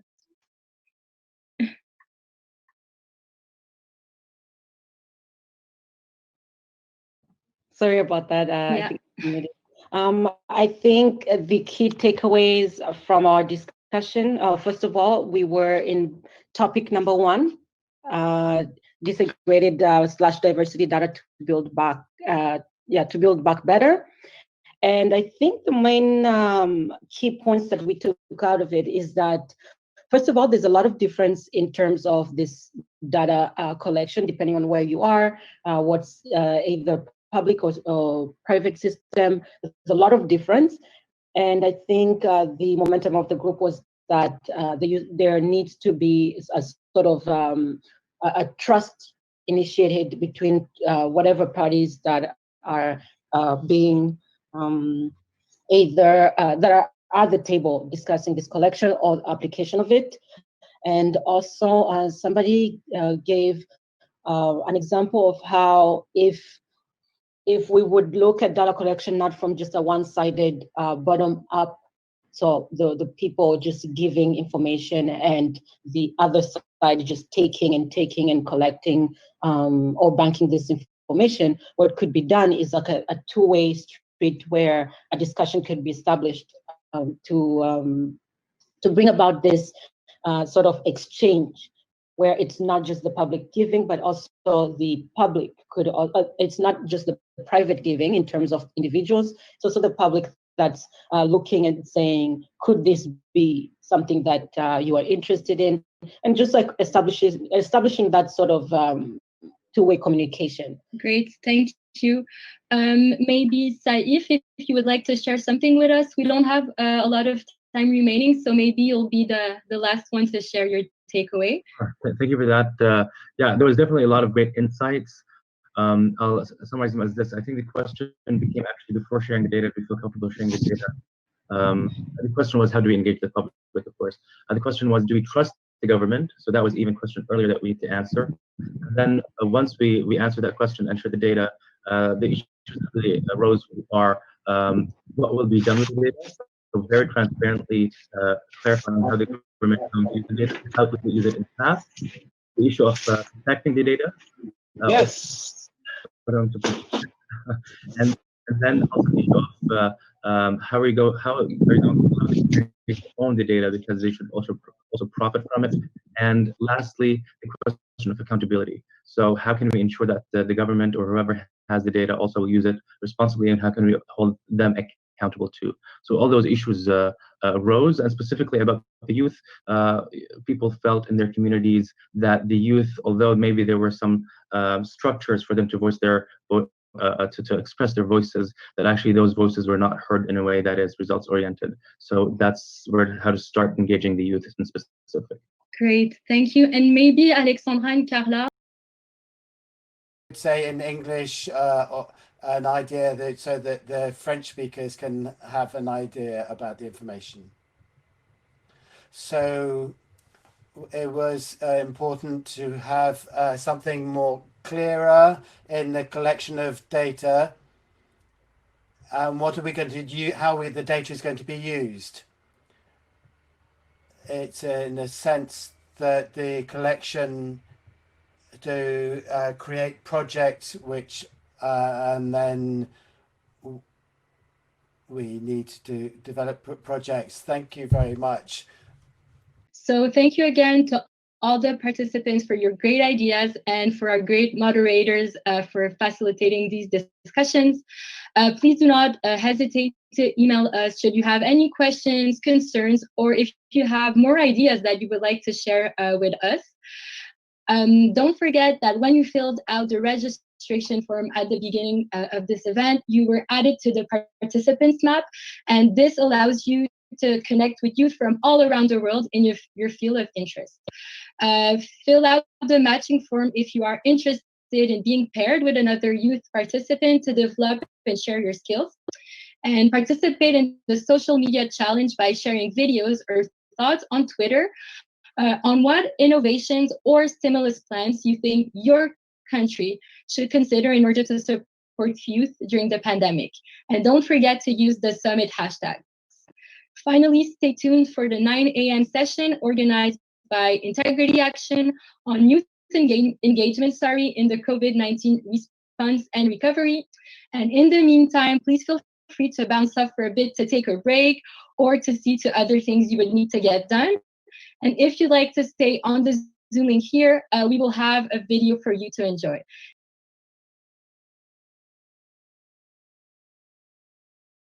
Thanks, everyone.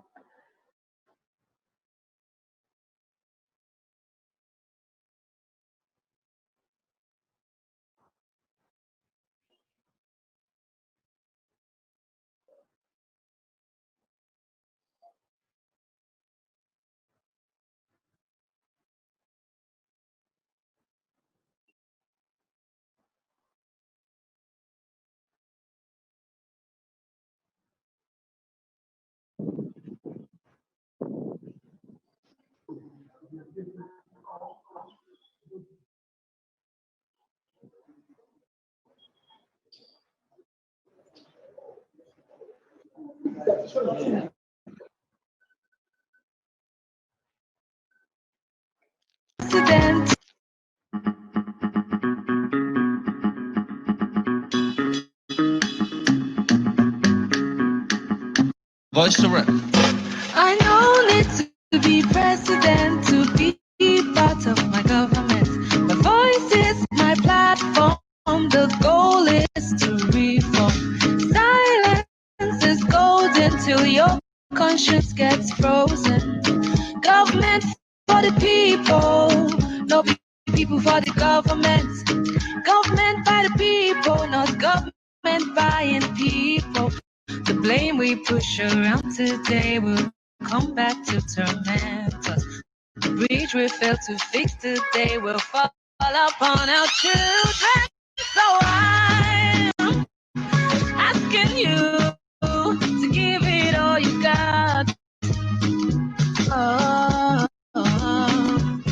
I am asking you to give it all you got.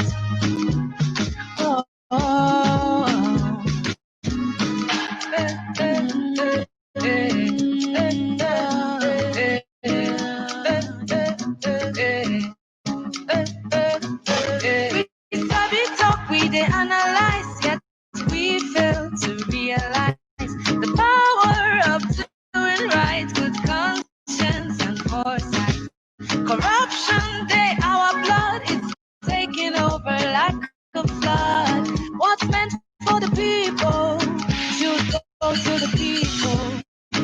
No more spectators, don't leave your life on the internet. The blame we push around today will come down. Give it all you got, give it all you got.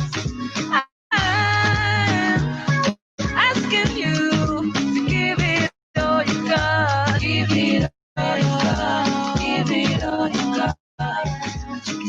Lawmakers, judiciary, executive, political party. Now all of us be government, social groups, you and I, CSO, and the media. So take your place in government. I'm asking you to give it all you got. All of us be government. Asking you to give it all you got. Take your place in government. I'm asking you to give it all you got. All of us be government. I'm asking you to give it all you got. So take your place.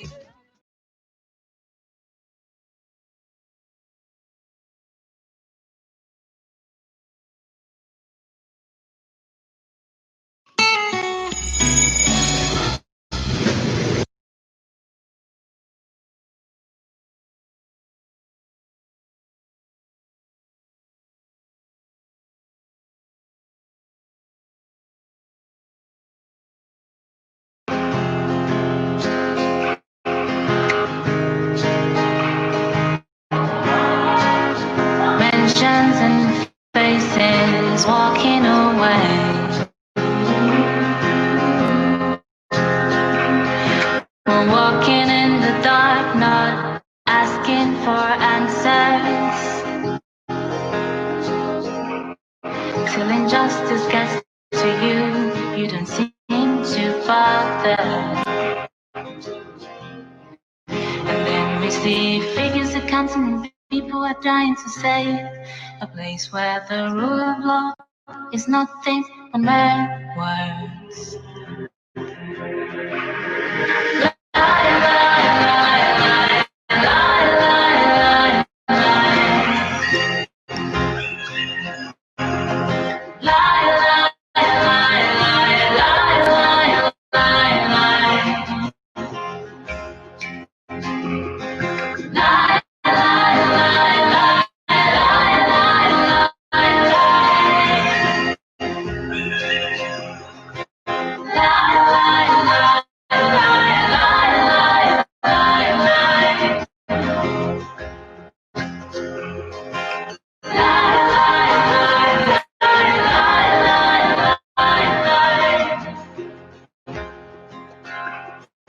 Irúgbó wo ló yẹ fún ohun tó yẹ? Tí a bá sọ 我过胸做眼眶。把我那些满里打开放。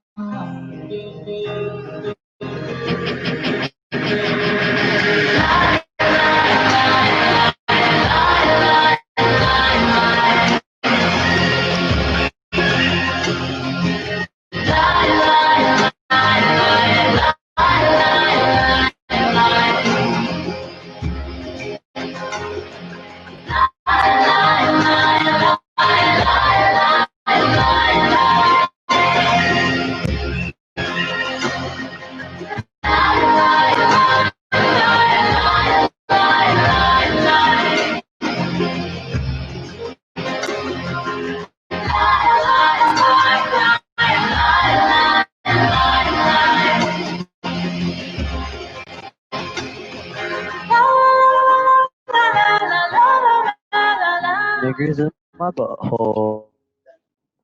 Good morning, sir. Good morning, good afternoon. Morning, guys.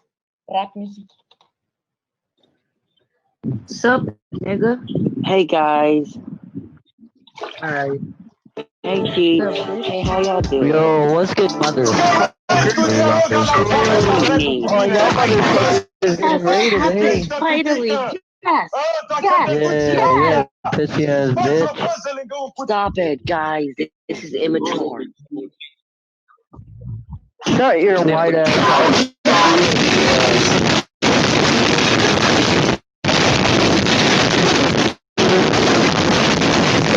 Guys, you're ruining it, bro.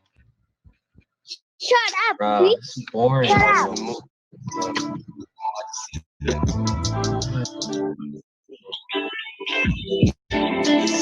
It's your land, it's your people, it's your heritage. You know, you gotta take actions, you gotta do better.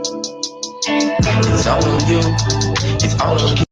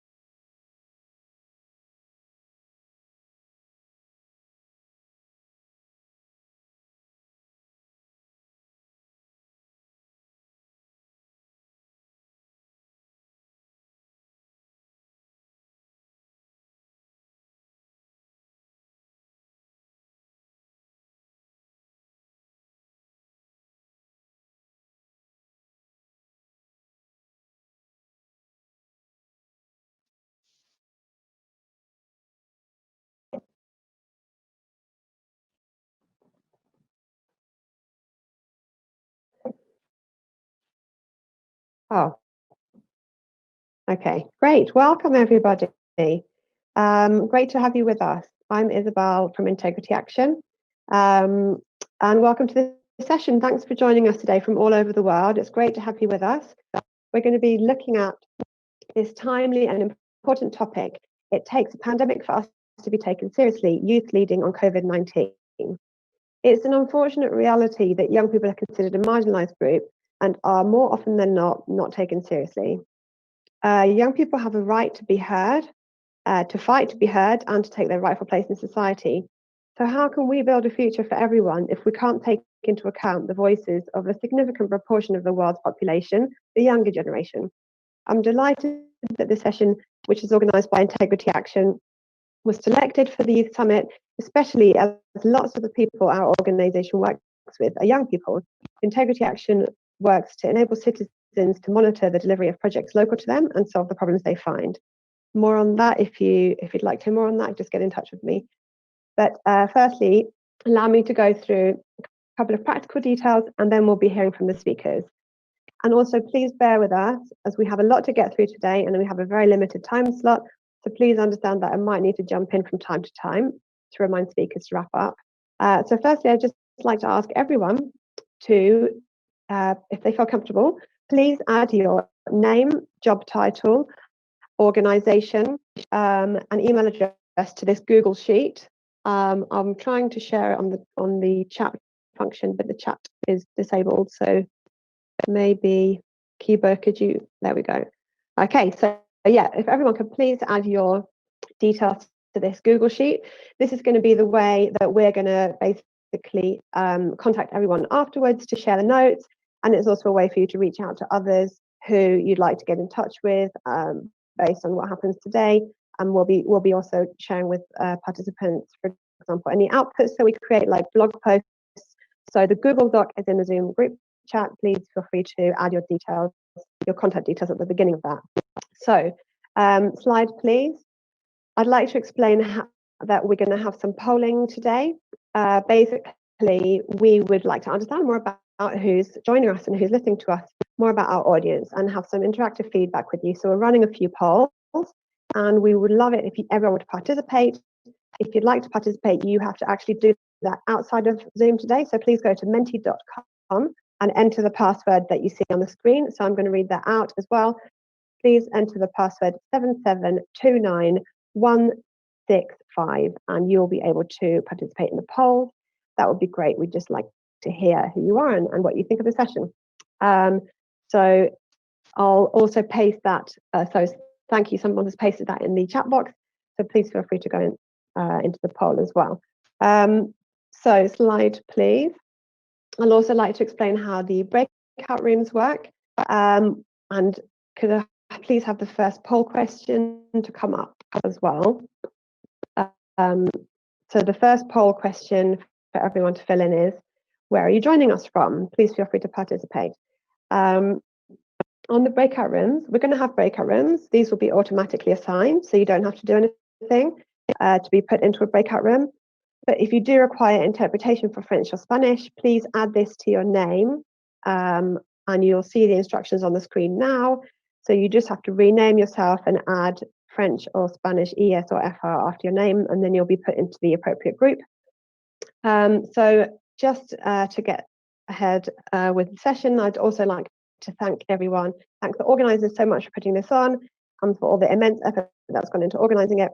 Silver lining of this pandemic is, of course, that many of these conferences have become online events and therefore are accessible to a bigger audience, which has to be seen as a positive.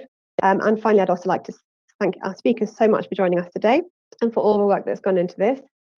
And if you have managed to join the Menti poll, then you will see that the first question you can answer, you'll see the second question. So please could you ask the second poll question, and this is, what part of the world are you in? So please respond on the website. And now slide, please. I'd also like to ask everyone to please participate in the breakout rooms actively. We ask that you speak up, but also consider asking questions or commenting using the Q&A box or the chat function if you prefer. It's up to you. And one more poll question, please. possible. Thank you. So as I said, yeah, we're not getting the next poll, but that's fine. Okay, so here we are. You can see we've got a few selection of where people are joining us from today on the screen. That's nice to see, a bit of a mixture there. And I think you'll be able to fill in the next poll question. So yeah, as I mentioned before, we're going to have breakout room discussions, and each one will handle a specific topic that relates to our bigger topic of how COVID-19 can be seen as an opportunity for youth to be taken seriously. And now let me hand over to our fantastic speakers to introduce themselves and their topics. So Sabina, would you like to start?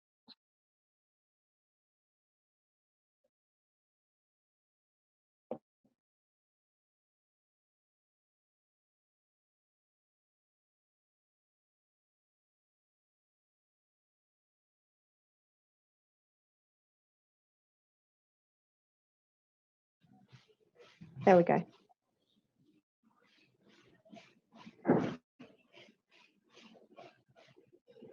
My name is Sabina Saiti from Queer Organization in Kwale County, and I'll be tackling discrimination and the constructive ways in which you can address discrimination in social accountability. Thank you. Thank you. Yusuf, could you please introduce yourself and your topic? Hi everyone, can you hear me? Yes. Okay, my name is Yusuf Ayubi. I'm CDMS Community-Based Monitoring of Schools Program Specialist at Integrity Watch Afghanistan.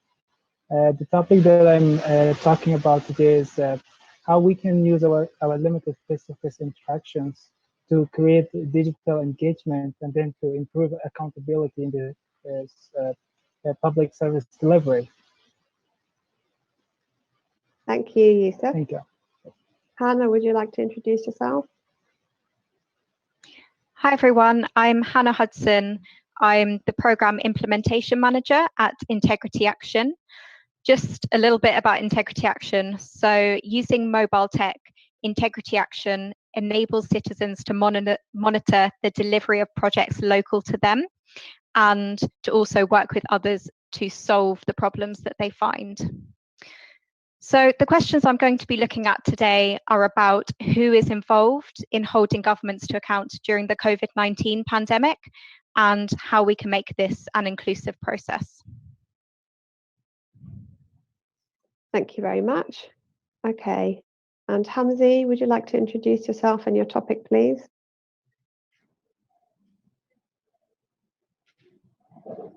Hello everyone, my name is Hamza Lawal.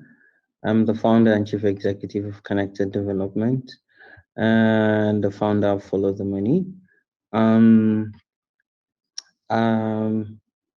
I've successfully led grassroots campaign in over 40 African countries with experience of over 10 years in the nonprofit sector.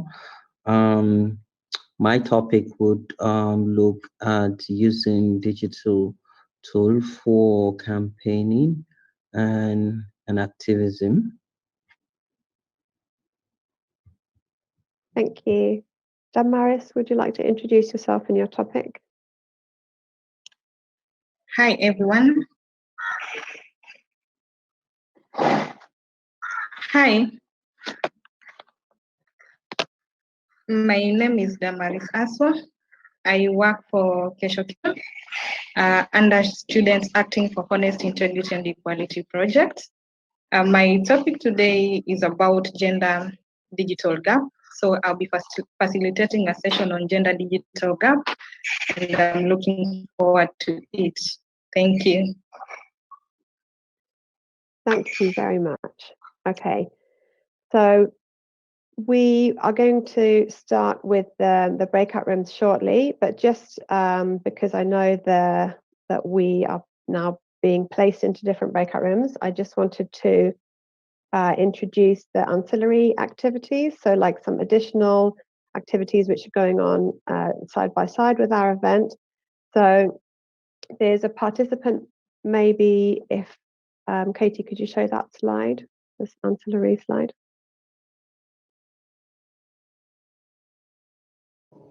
Sorry, Isabel, which slide would you like to share? The ancillary activities.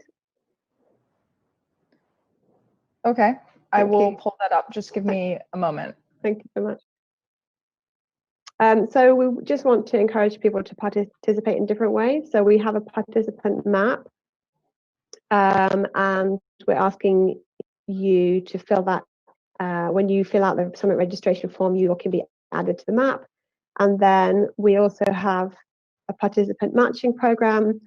So you can fill out the participant matching form, which you'll see here, and that will enable you to link up with others who are attending the forum. There's also a social media challenge, which innovations or stimulus plans you think your country should consider, and you can get involved in a social media challenge. And then we are also asking people to share a short video on their thoughts about this and about the summit. So all the details are there, and this slide will be shown again at the end. And yeah, thank you very much. Now I'm going to ask Katie if you could bring up the slide on the topic. So that's slide number,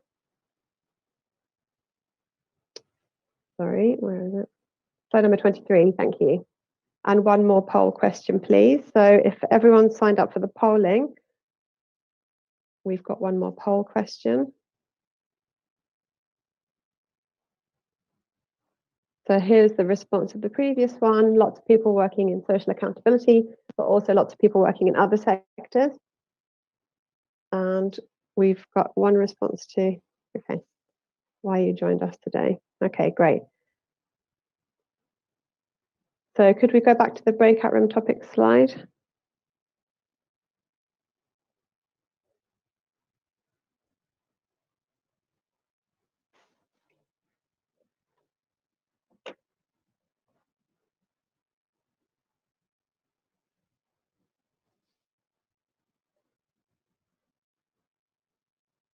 Thank you everyone for bearing with us. It's there's a lot of coordination going on behind these events. Hope you understand. There we go. So we're going to be shortly going into different breakout rooms. And I just wanted to bring up the topics here so we know what's going to be discussed. And so addressing the gender digital gap is one of the rooms. Making digital more inclusive for young people is one of the rooms. Ensuring young people can hold governments to account is one of the topics to be discussed in the breakout rooms. Constructive ways to tackle discrimination of young people and other groups, and then ensuring offline and online engagements improve accountability during COVID-19. So as we are still preparing the breakout rooms, I'd like to open the discussion with the whole group now. If anyone would like to add any examples they have of how during COVID-19 their organization has been able to continue social accountability initiatives. And please feel free to respond by speaking, you can unmute yourself, or by raising your hand or adding a comment in the Zoom chat. Does anyone have any examples of how their organization has been able to continue with social accountability despite COVID? Okay, yes. Great. Yeah, please go ahead. COIA has been working with Integrity Action to improve integrity values among students in secondary schools who are teenagers. And because of the COVID-19 pandemic, our schools have had to go on a vacation, and students have been home since March of this year. And so we're looking into how best do we adapt our programs from the school-based into community-based programs in partnership with our partner, Kesho Kenya, who is also among the speakers. And on the same, we were able to shift the program to targeting young students who are going to school, but while they're home with their communities. So we've been able to set up community integrity clubs in all the locations of Kwale County where we are working, and where our partners in Kilifi County are also working. They have done the same as Kenyan partners. And on the same, we've been able to share with students because we face that we need to train the students on how they can become active citizens. For them to understand the budget planning cycle, implementation review, calendar for the county government in their budget planning and allocation, and for them to understand what is happening at what time of the year and how they can be able to participate. And also making them to understand for every specific challenge within the community, who are the duty bearers for them to approach and what are the results they need to obtain from the duty bearers. Thank you so much. Okay, so basically, although the actual monitoring couldn't continue, your organization took the opportunity to make sure that you can get the students to understand how the service is supposed to be delivered, which means when they go back to monitoring, they'll be better prepared to do the monitoring. That sounds like a really good use of time. And we've also got some comments on the chat. Thank you. So there's an example of the Coronavirus Civic Act campaign, which is countering disinformation at the local level. And you can read about that via the link. Restless Development has been working with young volunteers in the UK and the Centre for Countering Digital Hate to trace misinformation on social media platforms and tackle the source. That's great. We know that misinformation has been a big problem during COVID. Would anyone else have any examples of social accountability during COVID that they'd like to share?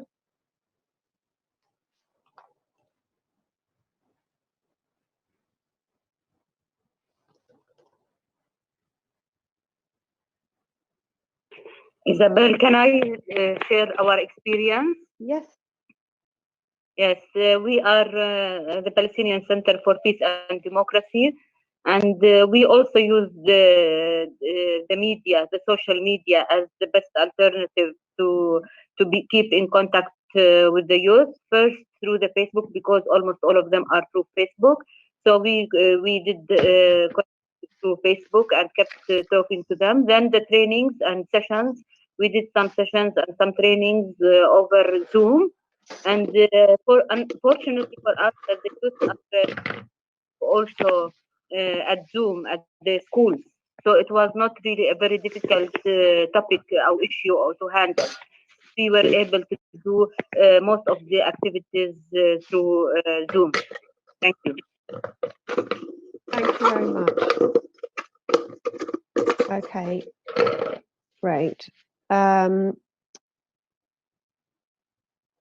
Would anyone else have an example that they'd like to share? Thank you for that, Hilda. I think Zoom has become an important part of lots of people's lives these days because of COVID, whether it's for work or whether it's for personal, keeping in touch with people, doing quizzes. Okay. So just to let you know, when we go into the breakout rooms, we'll be having around 10 to 15 minutes to discuss these topics, and then we'll all come back together to the whole group. And I'll ask the speaker in each group to facilitate one group, and then we'll meet back. We're just having some technical problems.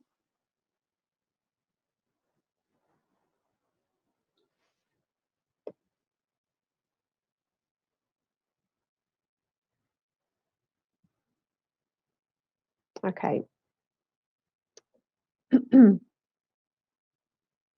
anyone else have an example they'd like to share of social accountability? Oh, here we go. In the Nepal Red Cross Society, they've been deploying young volunteers to organize awareness programs, which are digitally targeting communities.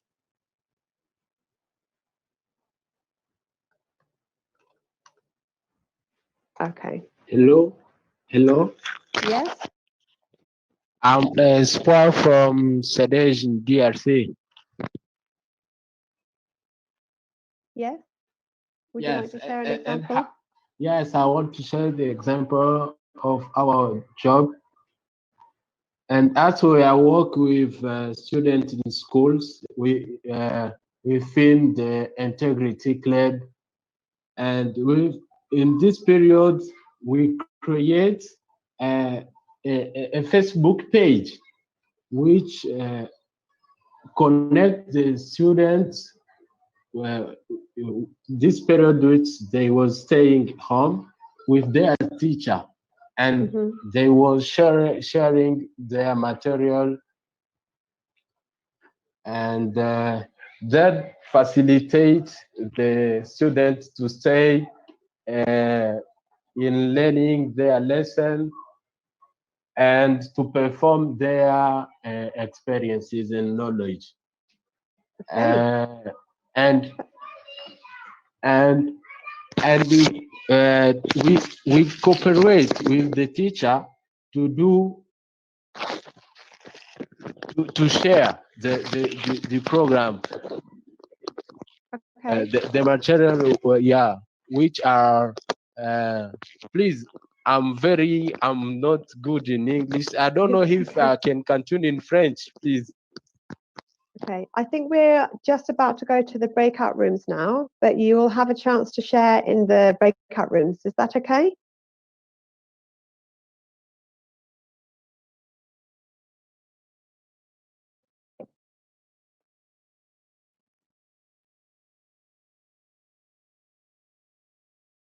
Is that okay?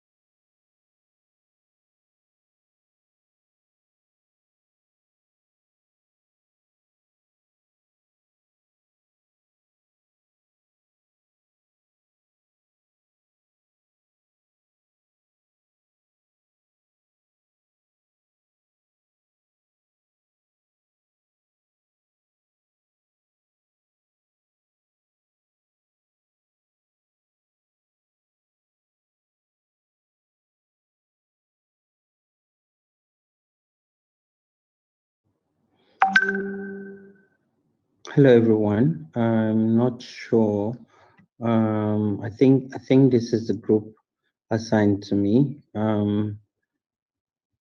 Again, my name is Hamzat Lawal. I'm the founder and chief executive of Follow the Money and Connected Development based in Nigeria. Follow the Money tries to answer where funds are coming from, where they're going to, most importantly, how judiciously these funds are being utilized, particularly at the grassroots.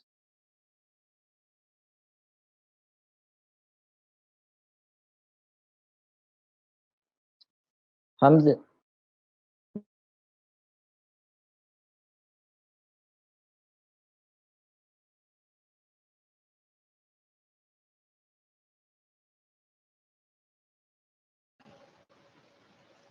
Hello. Hi, Is Yusuf. everyone? Okay, can you hear me? Good, thank you. Yes, I can hear you. Okay, very good to have you Wait a minute, in the Yusuf. group. No, I still need to assign you. Is your note taker here with you? No, I will be recording my session.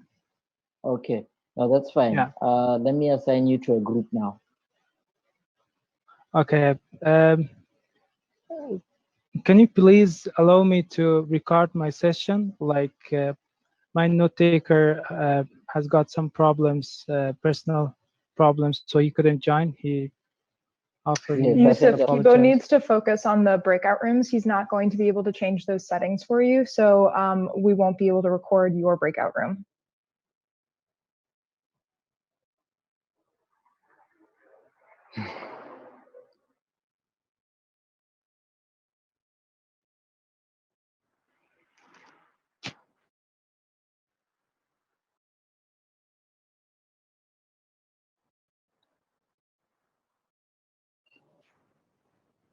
Kivo, is there a breakout room in this, or sorry, is there a facilitator in this room?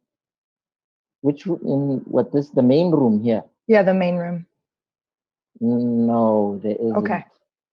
Okay. I was just curious if there was, these are the people still here. Oh yeah, because there's still a lot of people around. Okay, let me just assign everybody. I'm not sure why everybody has not been assigned.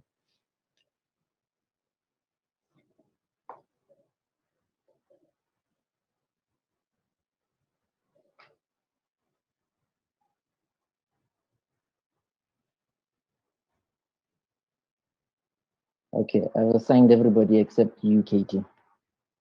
Sounds good.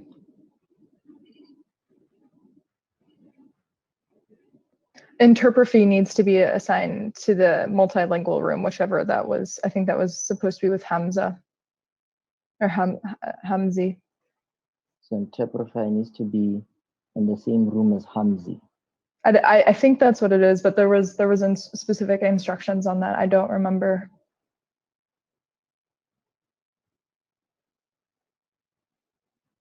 Interprofy not joined. Okay.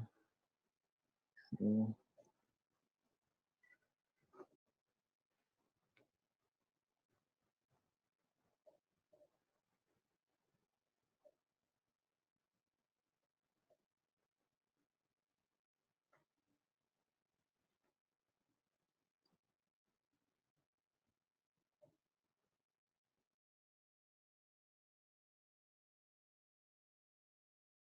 Your information and data before you amplify them using either Twitter, Facebook, YouTube, or any other social media platform. There's also the, there's also the gap, the inequality gap around using information communications tool. Access is a big problem, and I mean, this is in the context of the African continent. Because there's a digital divide. Yeah, a lot of these communities and a lot of stakeholders on the continent, both individuals and various groups, they don't have access to mobile technology, phones, for instance, or in any case when they have phones, the data is expensive. Data is expensive in this part of the world, and that on its own, contributes to the inequality gap. And OECD have published a couple of reports around it. But let's talk about tracking government expenditures and ensuring accountability that also ties into service delivery, particularly at the grassroots. And maybe I could just share one quick story of one of the Follow the Money campaign in 2016. So at that time, we got information that there was lead poisoning outbreak in Niger State. Niger State is not central Nigeria, and Niger State has the biggest landmark in Nigeria. And we got information that over 20 children had died and 300 children were very sick due to artisanal mining that have contaminated the water and the soil. So what we did was to travel over 19 hours to this hard-to-reach community without internet connection, use our smartphones to document voices, and coming back to Abuja and putting these voices, aggregating this data and voices, and launched a campaign called Save Shakira. So for every campaign we run digitally, we always create a hashtag, because this allows you to aggregate data, but also allows for digital footprint where you can just, have policymakers look at all this data, or have campaigners from around the world help amplify this campaign using the hashtag, where you can leave a digital footprint and it's all aggregated. So in less than 48 hours, we got the then Minister for Environment, interestingly, who is now the Deputy United Nations Secretary General, to one, acknowledge the campaign, two, visited the community to get first-hand information and hosted a dialogue session with the community members, where she got first-hand knowledge on what's happening and how government can respond. And then she made commitment that they were going to add put a budget allocation in the Nigerian 2017 appropriation for this community. But what we did was to ensure that our people are on the ground to document everything she said and all her commitments. And coming back to the city center, we aggregated this and amplified it and started doing a countdown on what she had said and what's happening on the ground and what needed to be done. And then they had the whole budget process, which we informed, and got over 260 million naira under the Ministry of Environment to do environmental cleanup, where MSF also provided free treatment to over 300 children. But for us, the biggest lesson here is, as much as technology and digital tool played a big role, the biggest lesson is always the human factor, and connecting people who don't even understand what Twitter or Facebook means, and bringing those important voices to policy and decision making. And that's why, again, I would always stress factivism, is a no-brainer, because, your facts and your activism, and then leveraging on digital tool can help bring policy and decision making very closer to the people who are meant to enjoy the dividends of democracy.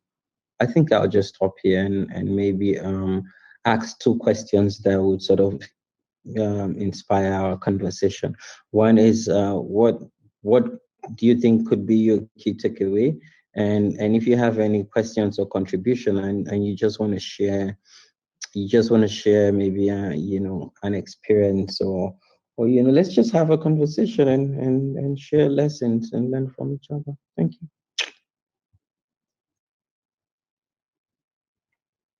Angama.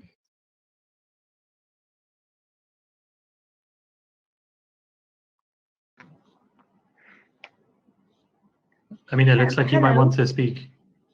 Go ahead, Amina. Yeah. Okay, so I've been listening to Hamza speak about activism and how the digital has been used in an amplification of voices. Now, I have a question. I mean, when you have an activism going on, there's a possibility that emotions run high into what you think is the just cause. So, has there been at any point in time where you have had to remove the sentiment of your activism in order to achieve a goal that would be in order to achieve something that would be good for your cause? I don't know if you understand my question. So have you had to maybe isolate your activism in order to achieve something for your cause at any point in time? Thank you.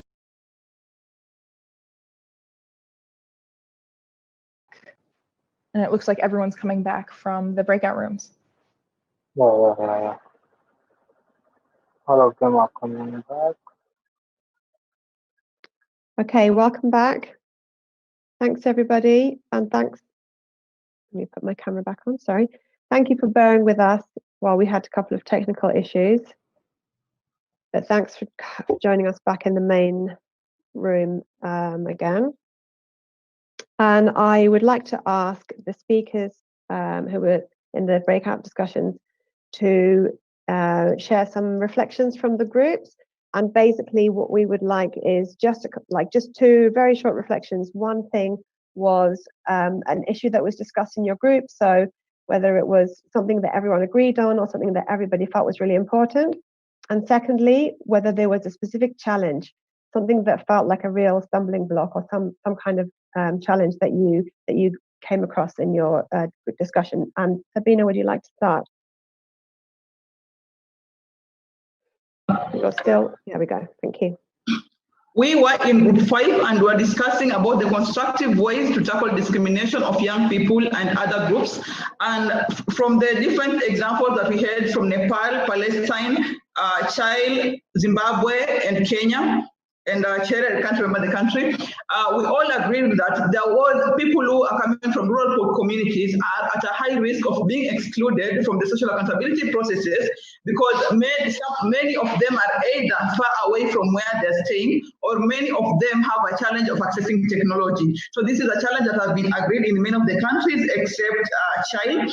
And we've also been able to look at that youth have also been left out in the process of public participation based on their age, and also those who are in the rural areas do not have a platform. Those who are in the urban areas with a platform and ability to do social accountability do not have the right platform for them to conduct the audit. That's very interesting. Thank you very much, Sabina. Okay, Hannah, would you like to feed back? Just 1 minute, please. Thanks, Isabel. Yeah, unfortunately, we only had time to hear from 2 or 3 people. But it was very interesting to hear about their experiences. What came across was the biggest challenge is just getting people with disabilities involved in things, particularly in cases where they don't have good access to technology. We heard about some cases where they are able to use technology, so particularly things like Facebook and Zoom calls to still communicate and particularly get updates from those people who are able to go out and about. But yeah, overall, we were discussing the fact that this is still quite a challenge, and also the big challenge that in many cases, governments aren't giving people with disabilities the attention and the facilities that they need in this difficult time. Okay, thank you. Thanks very much. And Hamzi, would you like to feedback, please, in a minute? Well, we're just about to kickstart the conversation with an interesting question about how emotion play, in using digital tool, using digital activism, the role of emotion, and how, activists and campaigners can, as much as we want to use factivism to run, our campaign, but the role of emotions, and then you guys brought us back to the plenary. So, but I had the opportunity to share a real-time example in Nigeria and how we mobilize it in digital tool, but also ensuring that data, plays a bigger role in reducing inequality gap and bringing about voices to policy and decision making. Okay, thank you very much. I hope that because everyone's shared their contact details in this shared Google Doc, that we will have the opportunity to continue the discussion after the session today. And thanks everyone for bearing with us that we have a short time to get through a lot. I would like to ask Yusuf to feedback. I know that Yusuf, you had some problems with your breakout room, but would you be able to share anything? I was just starting to feed the participants about the issue that we were doing in Afghanistan. So I ran out of time and I couldn't get any feedback from any participants, unfortunately. Okay, well, what we'd like to do in that case is share some of your reflections in note format after the session so that everyone can still hear. Thank you. Yeah, okay, and Damaris, would you like to share a couple of points just in 1 minute from your session? Absolutely. So for us, we had 2 or 3 people engaging. So we talked about the effects of body imagery, especially when you talk about technology or digital tools, there is that element of bullying and photographic images. And then we also talked about involvement of people who are disabled in order to help us bridge the gender digital gap. We also talked about language and the social and cultural norms that hinder the women and girls from engaging in access to and usage of digital tools. Yeah. Yeah, great. So as I said, I hope to be able to get into these points with the speakers in a little bit more detail when we tidy up the notes, and we'll be sharing that with everyone who's shared their details in the Google Doc, and also we're hoping to publish at least one blog. So thanks everybody for being with us, and thanks very much for also responding to the polls, for actively participating in the group discussions and so on. And it's almost time for us to wrap up. So I just wanted to say thank you also to the organizers for giving us a chance to do this. I think that, as I said before, having having this pandemic to deal with has given us other opportunities to link with people from around the world. It's given people more confidence in these online methods. So obviously people who have access to that can participate, but as this topic, as this summit is also about inclusion, despite issues of exclusion, basically, we need to keep thinking about how we can actively include people. So thanks very much for showing us the poll results as well there, Katie. That's interesting. And yeah, so as well as thanking everyone, I'd like to just go back to the slides if possible. And yeah, perhaps you could show slide 24.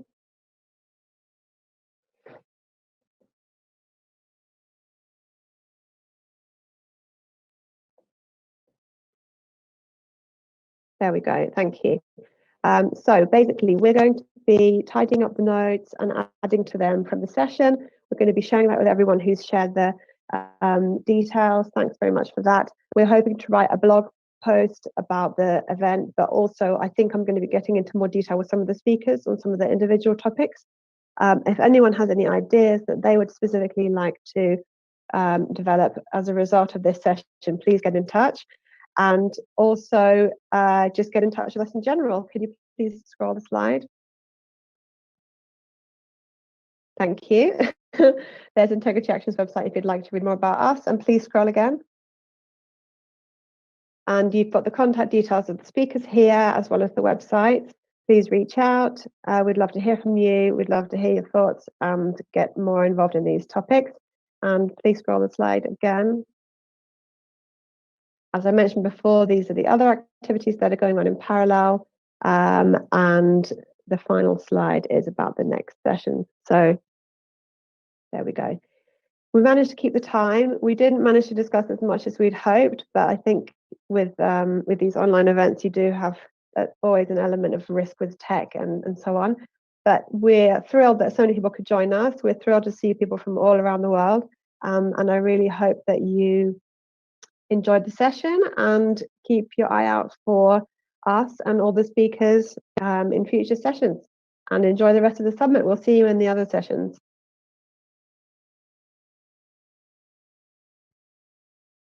Thank you.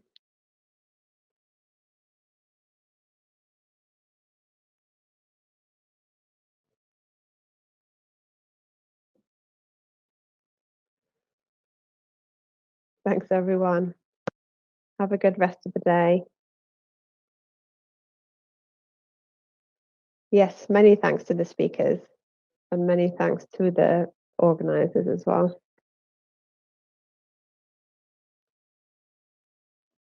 If you stay on the line, there'll be some videos playing before the next session, and you'll be able to see a little bit more about Integrity Action's work if you're interested.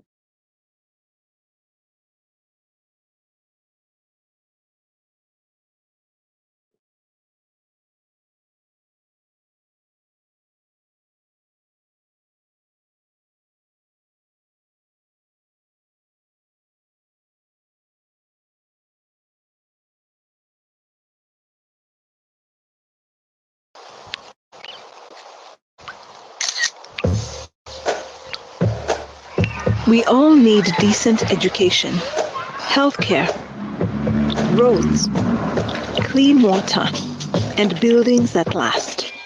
But in many places, they are too often promised and not delivered. Integrity Action is changing this. Citizens monitor vital services or development projects in their community. They compare what's promised with what's delivered. Problems are reported using the Development Check mobile app and displayed publicly online in real time, building pressure for a solution. Citizens work with those responsible for fixing problems, and when a problem is solved, this goes public too. We have applied this to essential public services and international development projects, working with partner organizations, large and small, and a diverse range of citizens. We ensure people have the power to make things work, and we build trust between communities and those who serve them.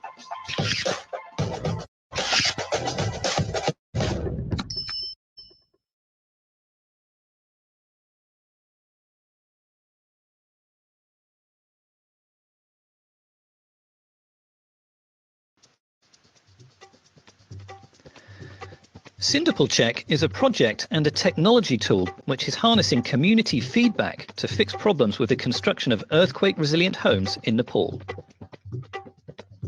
In 2015, an earthquake devastated large areas of Nepal, causing $7 billion worth of damage. Any structure not built to be resilient to earthquakes was demolished. $4.1 billion was raised to finance the reconstruction effort. However, on the second anniversary of the earthquake, only 5% of destroyed homes had been completed. Our solution was to create a feedback system so that citizens could report problems with the reconstruction of their homes and get those problems fixed. The project is running in Sindapal, one of the areas most hard hit by the earthquake. And the project features an app called Sindapal Check. Sindapal Check works through volunteer monitors who are based in the community and who regularly visit the houses being rebuilt. मेरो नाम तुलसा ज्योति मेरो घर क्युल म चाहिँ माङ्काल भिडिसी को community monitor म चाहिँ आफ्नो समाजको लागि आफ्नो समाजमा केही परिवर्तन लिएर आउँछु भन्ने कारणले गर्दा समाज परिवर्तनको लागि चाहिँ मोनिटरिङ बसेको हाम्रै गाउँघरमा पुनर्निर्माण भूकम्प पश्चात पुनर्निर्माण भइरहँदा चाहिँ Monitors talk to the homeowner about how the build is progressing and then use the Sindapal Check app to record their findings. The information collected on the app is published directly to the funders, implementing agencies, and onto a website which anyone can see, all in real time. This means agencies can respond quickly to problems and fix them. But Sindapal Check will only recognize a problem as fixed when the homeowner verifies this to the monitor. यसले गर्दा चाहिँ समाजमा धेरै रूपान्तरणहरू भइरहेको छ यसले गर्दा चाहिँ हामी लगायत समुदायमा धेरै परिवर्तन हुँदै आएको छ र अझ The Sindapal Check website shows the progress of almost 800 individual houses, and each house is monitored against the 5 stages of construction. It has a live feed of problems that the monitors have identified, and it measures the percentage of problems that have been fixed to the satisfaction of all stakeholders, what's known as the fix rate. It also records the satisfaction of the community and much more besides, all of which can help the implementing agencies understand how their operations are working on the ground.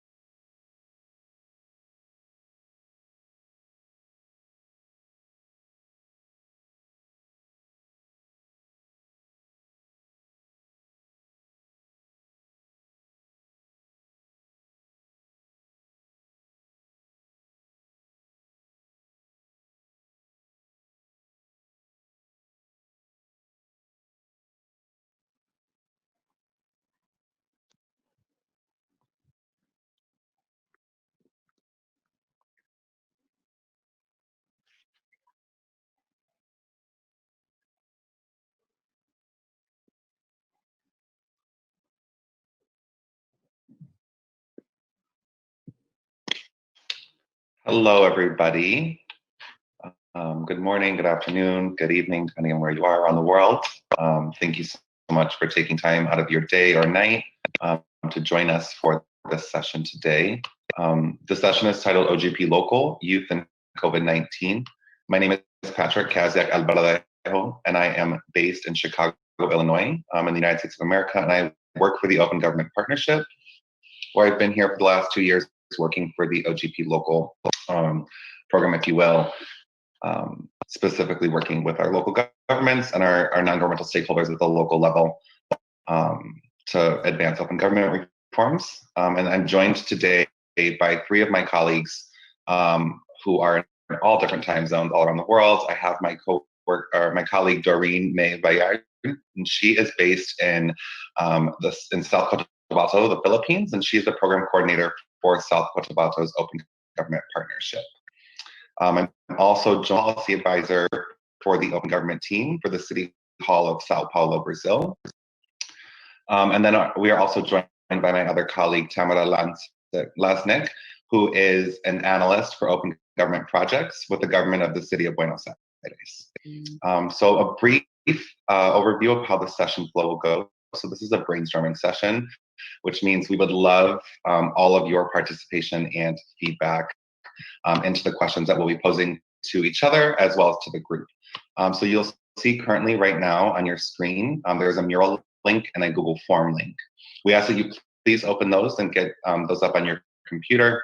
They're both optional, but they are offering continued participation, right? So the mural, we're hoping folks will use this who may not feel comfortable speaking out or who just would rather quickly type their comment as opposed to sharing out to the group when we do have time for group response, or potential future follow-up sessions that the organizers we'd like to host maybe in early 2021 and near the end of 2021 to keep this conversation going.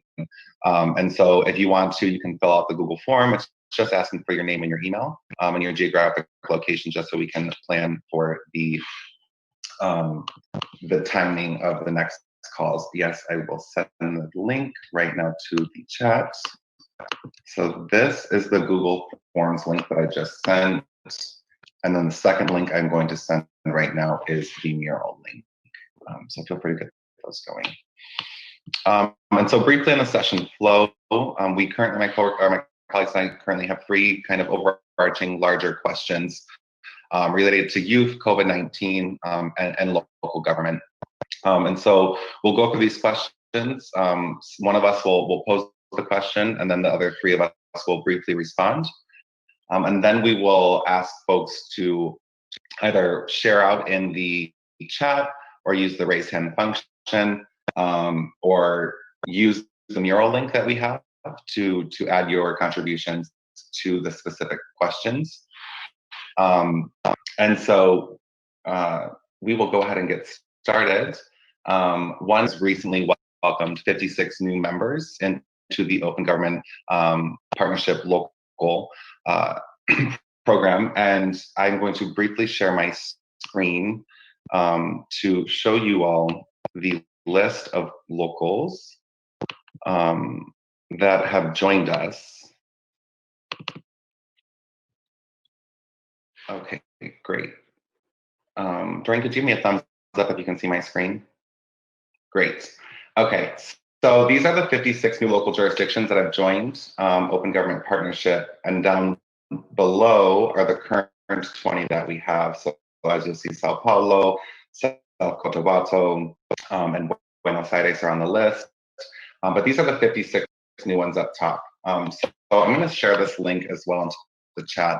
And if any of you are based in any of these local jurisdictions and want to get involved in the open government space at that level, strongly encourage you to send me an email at the end of the session. The last slide that we'll show will have our contact information. And so like I said, if any of your local jurisdictions are in this and you're interested to know more about what's going on, please do reach out to us. And I gladly can connect you to the stakeholders that we're working with on the ground there.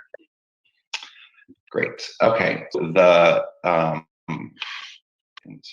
Stop sharing my screen so you don't have to see this list while we talk.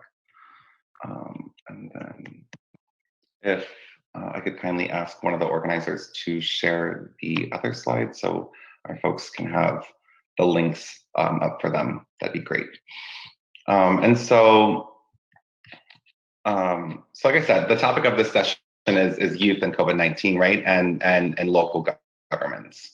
So the first kind of problem, question that we have that we'd like to address with the group is the following. So it is undeniable that COVID-19 has exacerbated social inequality, especially for those who have belonged to historically oppressed communities.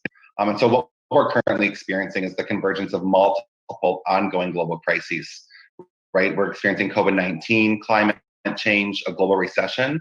So what specific policy areas do you feel that youth need to be involved in? And what are the kinds of skill sets and tools are needed to truly ensure inclusive engagement of youth within open government processes to better address these issues? I'm gonna call on one of my colleagues to tell us a little bit about their thoughts on this question. So Doreen, would you like to start us off? All right, thank you, Patrick. So what I think about this issue is that the youth are not homogeneous and therefore they have different experiences. So I think that when we involve the youth, we get a variety of ideas here, and these ideas are very unique. So I think one of the policy areas that the youth should be involved in is those policies regarding education and also environmental protection. And one of the skill sets that I think the youth can, or the government can use in engaging the youth is technology, because for one, the youth are very inept with technology. So I think that's one of the main skill sets that the youth should be, the government should be using. So I think that's it. Great, thank you so much, Doreen. Tamara, how about you? Yeah, when we talk with Patrick, Doreen, and Enrique, we all think that the government always talk with youth about the same topics, about gender, about climate change, and we think that there is a lot of things that the youth can talk about it. So we want to know what do you think about this? Which other agendas do you like to be involved, and how the government can give us some tools to this engagement and participation be more interesting, you know? Enrique, how about you? What are some areas you think that youth should be involved in regards to open government, and how can we ensure this truly inclusive participation? Yeah, well, great. So good morning, everyone. I definitely agree with my colleagues, and thinking about what is needed to ensure youth engagement in open government issues, well, and thinking about the lessons we have learned in the past years here at the open government local level, I think one of the main things is to expand and strengthen the spaces of social participation that we have. So there are many ways in which we could do this. For instance, one of them, which would be quite obvious, would be the use of online tools for social participation. And although this is a very obvious thing, is not yet as used as we wish it could be used. So we need to think on how to innovate those spaces using open source and free for use softwares with simple language, user-friendly design, and everything. So basically, we need to innovate on how we present to people the opportunity to participate. Also, we need to think on how we can innovate on the methodologies that we use for social participation. Even if we're thinking about offline processes, we need to do things differently. So we cannot expect to use the same systems for decision and discussion that we have been using for the past 50 years, and people will be just as excited as they were 50 years ago. We definitely need to change that, and we need to think about methodologies and about the tools in a way that we can guarantee that social participation does make sense within the policy cycle, within the policy making process. So we need to think that we're not supposed to do social participation just because it looks nice, but actually because it has a utility, because it has a purpose within the policy cycle, both for citizens and governments. And I think one other really important aspect is that we need to map and understand better who is participating the policies in order to understand who are the groups who are underrepresented in participatory processes, and then reach them. So government cannot expect people to come to their door and ask for an opportunity to participate. We need to reach people on the virtual or offline spaces that they're already occupying. In the case of the youth, I think we can think about schools, cultural centers, social media, parks, etc., in where we can actually present to people the opportunity to participate. Great, thank you so much, Enrique.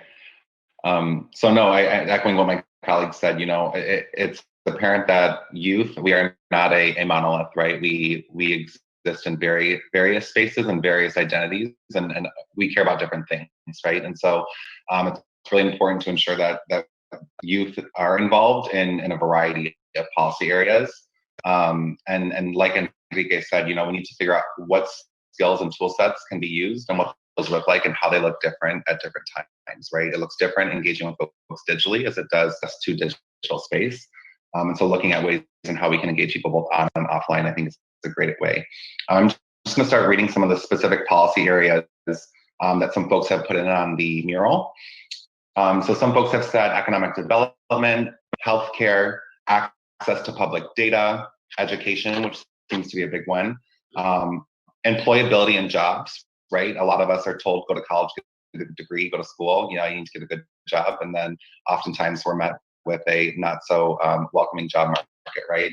And then civil and political liberties, which includes, I would say, access to civic space, right?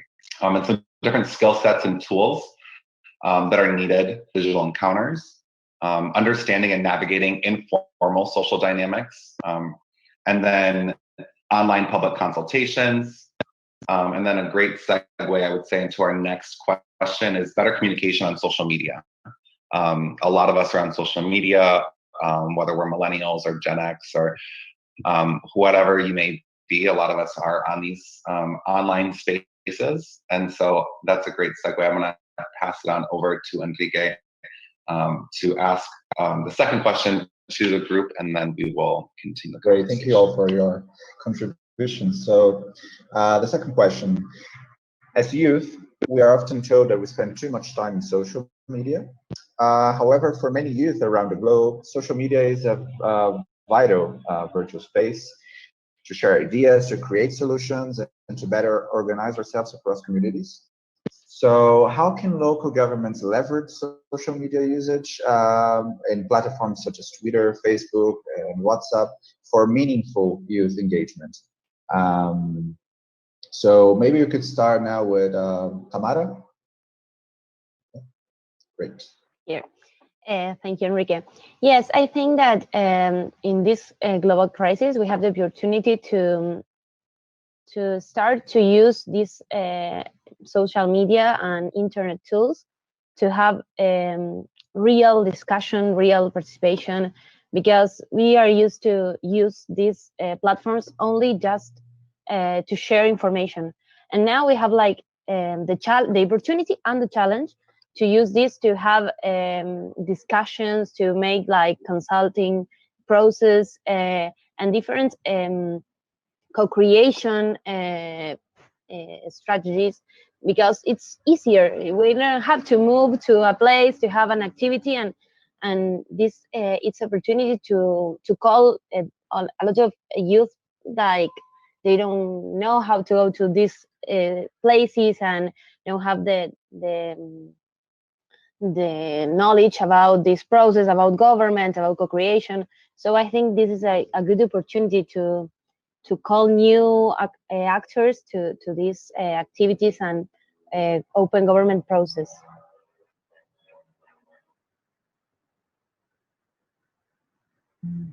Doreen, would you like to go next? Yeah, thank you, Enrique. I think that the youth spend a lot of time, I agree with Tamara with that now. The youth spend a lot of time, or most of us spend a lot of time in social media. So I think that it's a big platform for all of us to come together and share ideas. And a platform like this is also good because we gather people coming from different spaces, and then we can share different ideas, experiences, and can also learn from each other. So I think that it would be good to create a similar platform or a similar area where we can all discuss what we can share ideas with each other and learn more about what we can do to our own localities. So I think that's one thing that I want to put out there.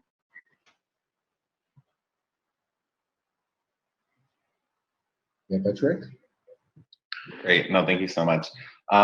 Yeah, so I would say similar to what Tamara said, right? I think a lot of governments use these platforms currently as access to disseminate information, which is obviously a great use of the tool. But as many of us are users on these platforms, we know there are other functions and other ways to use it. And so I think finding ways to use these platforms as kind of closing the feedback loop, right? I mean, asking for participation. A lot of people spend a lot of time tweeting very short things. You can do polls on almost every social media platform or application. And I think that it's important for governments to use similar things like WhatsApp even to allow or open up channels for feedback, right? I mean, we have an example from Kaduna State, Nigeria, which is a member of OGP, and they use WhatsApp as a way to allow citizens to provide feedback on public infrastructure projects. And that's just one way or one channel to use that as, right? But as we know, right, social media is largely used by youth, and it's largely used by youth to coordinate a lot of activism and or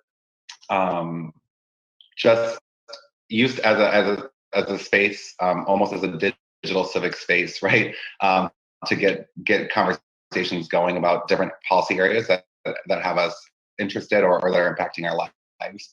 We're seeing this currently now around the globe, both here within the United States of America, also as some of you have probably seen, there's been some recent protests in Nigeria. And social media has been integral to the coordination of their voice for a global platform. So yeah, I would say that using social media as more than just an information dissemination tool and using it to garner feedback, to crowdsource solutions, right? And so I'll stop there. Amazing, great, yeah. I would just briefly add something to that. I think totally agreeing with you that government also should work to guarantee access to internet. That's something quite important as well. I mean, as a way to leverage the use of free social media, that this is still like a really big issue in many countries. For instance, in Brazil, about 1/3 of the households still do not have access to internet. So that would be also a very important issue in terms of access to social media platforms. And I think we do have an opportunity as well to regulate the functioning of social networks so that they actually are inclusive and democratic spaces for everyone. Because as for now, the way social medias work, well, their structure is actually designed by, well, the companies who provide those services. And although they work as places for public discussion, quite often their rules and their structures are decided by a very small group of very wealthy people from few companies. So we need to decide collectively how we can regulate those spaces so that they can actually give voices to everyone who wants to talk at them. And so that we don't have some issues like we had, for instance, in the elections in the US or in Brazil, where some specific interest groups, especially right-wing and extremist groups, actually use social media to influence elections and spread fake news and stuff like that. So I think that's a very key role of the government as well. And Patrick, would you like to read some of the moral things? I can't really read them here. No worries. I can definitely read out some of these. So, one that I thought stuck out to me that Enrique did bring up, right, is more open and free access to internet, right? As Enrique said, there are many places around the world where folks still don't have access to the internet. There's lots of talks about digital governance, lots of talks about moving things digitally online, and especially during times like now in COVID. So thinking of ways in which we can increase access to internet to allow folks to actually participate from the comfort of their homes. Another thing is, recruitment digital intermediaries to communicate these conversations offline. So that's a great thing, right? So it's great to use these digital spaces to talk about things online, but then maybe have it online, and how can we disseminate that to folks who are not currently online? Using modalities that people are already using instead of developing new apps, right? A lot of people, we don't need to keep reinventing the wheel, if you will. The wheel's already been invented. Let's just make it run quicker. Feedback loop. There must be multi-directional communication, right? So it's one thing to ask for feedback. It's another thing to close the feedback loop, right? So you can ask all the feedback you want. You can sit on piles of feedback, but if you're not going back to those who you're asking for the feedback and letting them know what you're doing with it, the feedback then comes to be kind of useless. So making sure that we're closing those feedback loops, using Twitter polls or other polling functions on other apps, arranging sessions on issues faced by youth, like we said in the previous kind of discussion was, youth care about a lot of different things. It's not just gender, it's not just climate change, it's jobs, it's economic investing. Also handing over social media platforms to young people to convene these discussions, right? It could be good for governments to create almost digital engagement teams, if you will, and hire some youth to help run those. I'm also seeing using social media to be transparent, right? So sharing out access to information, and then crowdsourcing, monitoring, and evaluation of projects, right? So also using these digital tools to get some of that monitoring and evaluation on projects from folks who might not necessarily be readily available on the ground. And then ensure governments can actually solve the demands that come through social media, right? So making sure that the asks or the problem solving that you're trying to do over social media is realistic, right? You don't want to ask, how can we alleviate world poverty? Because you're likely not going to garner the policy resources, if you will, to answer such a large scale question, right? So making sure that what is being asked on social media or what we're trying to get engagement is actually going to use the engagement that we're trying to get out of it.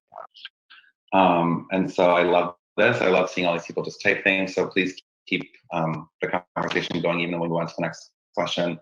And so the next question has two parts. It's kind of lengthy. So I'm going to pass it on over to Doreen. And we're going to switch topics a little bit and focus more specifically on education. All right, thank you, Patrick. So the third question, COVID-19 has severely impacted global education. From Argentina to the Philippines, students and families are having to adapt to new ways of learning, even if the necessary resources such as the internet or computers are not readily available to them. How can the government at the local level be used as a tool to ensure digital divide does not further compound education inequality for the poor, rural, indigenous communities? What are some ways in which open government practices can be used to engage youth in the decision-making process, specifically in regard to education, both during and post-COVID-19? So let me ask Patrick first. What are your thoughts? Yes, thanks, Doreen. So yeah, similarly on the topic that we were just talking about, right, is access to the necessary resources to do these things. As we saw with COVID-19, and as we're still seeing, the end of the last school year and the current school year are severely impacted from everywhere from K through 12 education to university education, right? And so I think, one thing governments need to seriously, I think, consider now is how do we provide access to internet to our most vulnerable communities, right? As Enrique was saying, there are communities, I would say, in every country that don't have access to internet.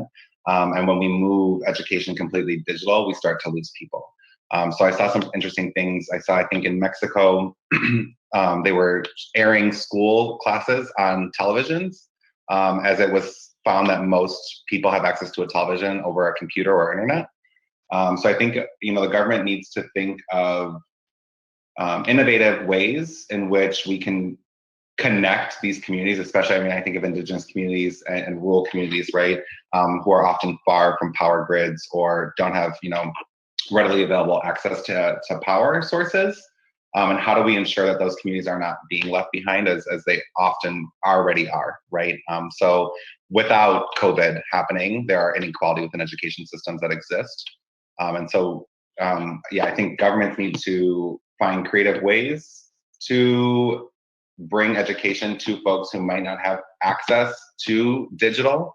And if that is not the case, then figuring out ways in which partnerships can be created with nonprofits and or tech startups, right? That are there are folks that are working on these issues, right? So it's really tapping into the resources that already exist and seeing what is currently on the ground, whether it's at the national level or local level, and then seeing where these gaps can be filled. And then specifically, what are some ways in which governments open government practices can be used to engage youth in this? I think this is an ongoing conversation, right? I think it starts also with knowledge of civic engagement, right? I think if you don't know how to engage with government, you probably won't do it.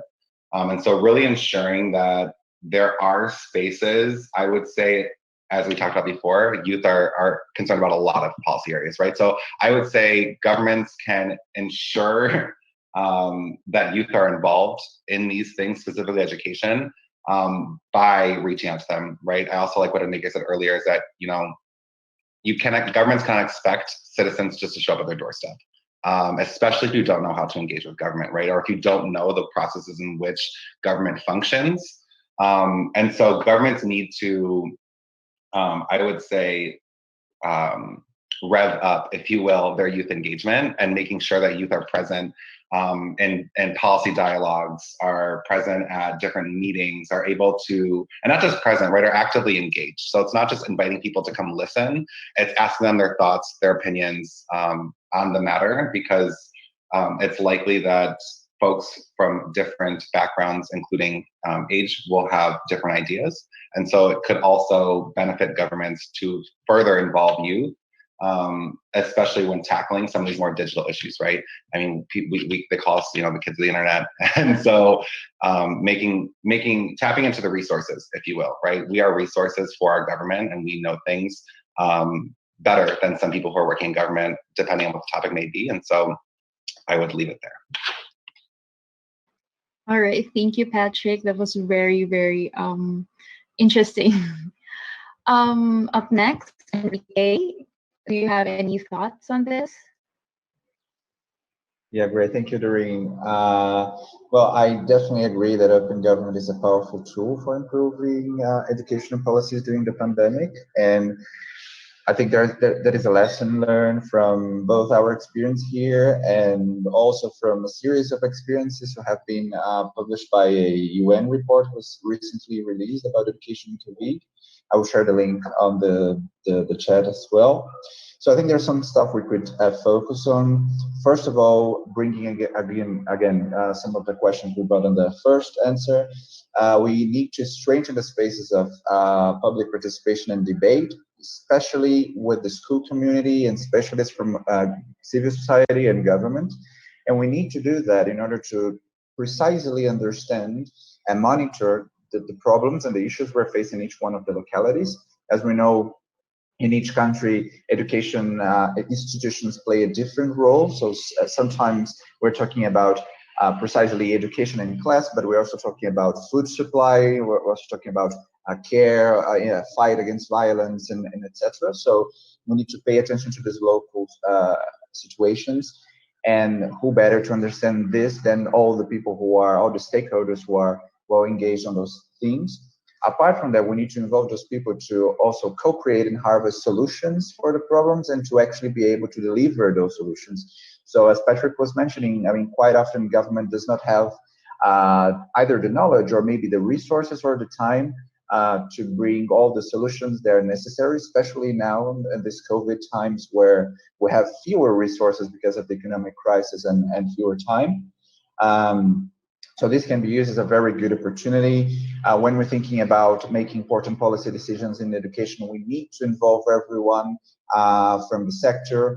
We need to empower students so that they can actually also enhance their notion of responsibility and of community and of their roles towards the school. So we had an experience like that here in São Paulo, which was really interesting. We have these students associations in each one of the schools, which are like autonomous sort of groups from the students. And what the City Hall basically did was we asked their help to understand which were the students who were having the hardest time in getting access to the internet or to understanding the materials, or that were having problem home. And they organized themselves to give us the answers in a very short time. So that was a very nice way to engage them and to actually, well, this will lead to future changes in their perception towards their school. And also about thinking about delivering solutions. So at the beginning of the pandemic, we had both government and civil society working separately to deliver many goods to people who were suffering with the pandemic, such as food and supplies, etc. And that was very inefficient. We were doing like the same work several times, thinking about the logistics separately several times. So basically what we did was make one big partnership with civil societies organizations so that we could make that process more efficient. So less people organizing a big distribution to many others. So this is just, again, reinforcing the point that Patrick told us, is a way in which we can use many efforts collectively in a more efficient way. And that is especially important for government, since we're now having to do lots of things in a very short time with few resources. And well, I think that's it. Yeah. All right, thank you, Enrique. Tamara, do you have any thoughts on this? Thank you, Doreen. I was reading the mural and I agree with a lot of things. It's very nice to see all the work there. And I think that open government give us a lot of tools to work in this context. First, I know that I think that we have to collect information about the access to internet in the different countries or rural parts. Like we have like a lot of new strategy to have like collaborative collection of information to map where the people have access to internet, or where they have access to internet but they don't have computer or cell phones, etc. And then I think that we have to consult the students and the teachers, of course, about what they think is better to study from home and work too, because we know that a lot of people have kids, family, they have to share one computer with all the family. So we have to ask them which tools are better for them. For example, maybe we all think, okay, let's do a lot of Zoom meetings or Meet meetings, and maybe for people it's better to have like classes by reading a text and then have emails, and we have to know which is better for them, and the students are the best person to said what it's better. And then I think that we have to use innovation tools to think new ways to teach. I teach in university, and I have to change all my materials for these online classes, and it's a challenge for teachers, for students. So we have to use the tools about design thinking and innovation to think new ways. Maybe it's not the regular way to teach in a common class, and we have to use our creativity to think new ways.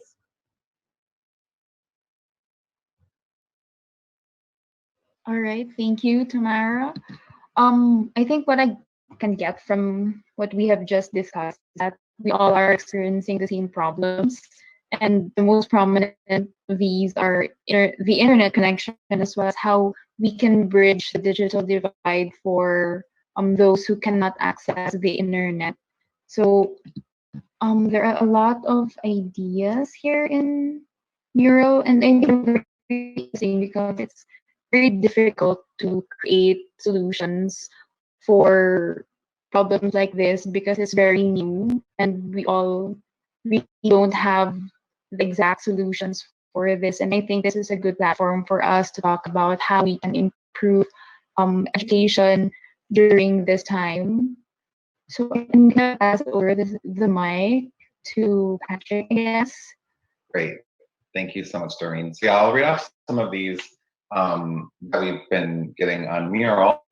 I think there are a lot of great examples and ideas here. So one is that just got pulled up is teaching digital literacy and not assuming that all learners and parents can keep up, right?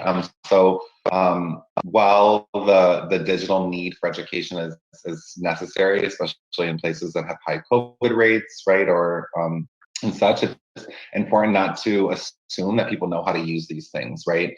Even if schools are providing parents with a laptop or providing them with a Wi-Fi source, they might not know how to use it, right? And so making sure that people and those who are working or who are in the house with those who are doing schooling, especially if they're young kids, have the resources and knowledge to help their child learn.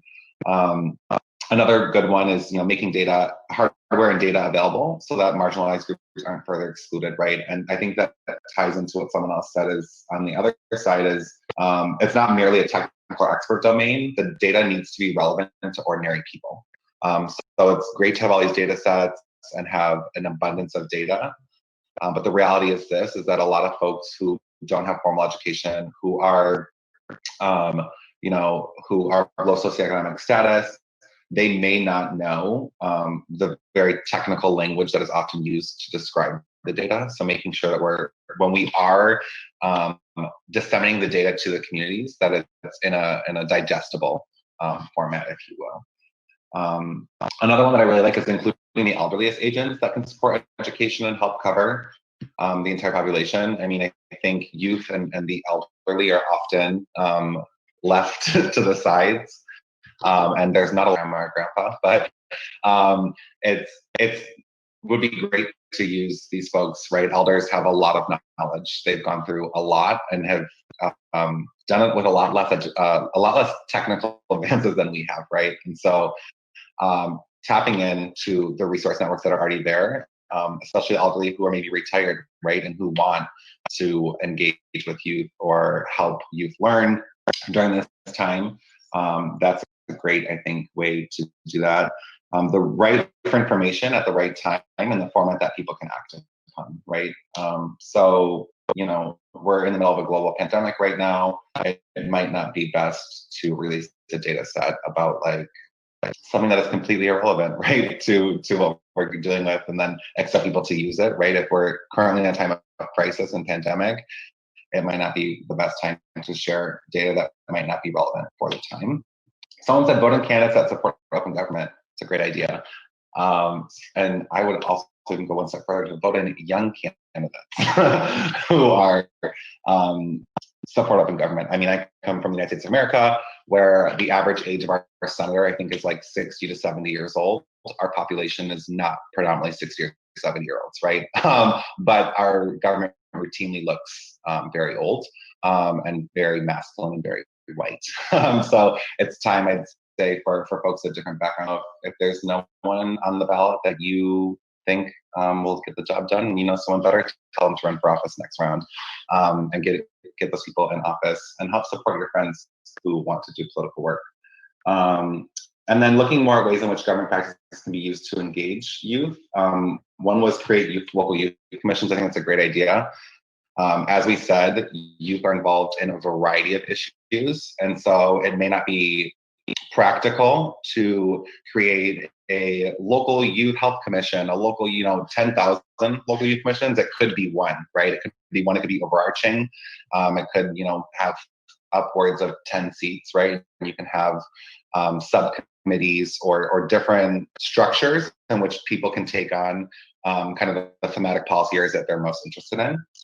Tap into local expertise and knowledge, trying it into more national and international spheres, right? So, oftentimes we put out these big lofty theories and ideas that come from an international perspective or a national perspective, but they're often things that are being done at the local level that can be scaled up, right? It's not always about top down. It can also be from bottom up.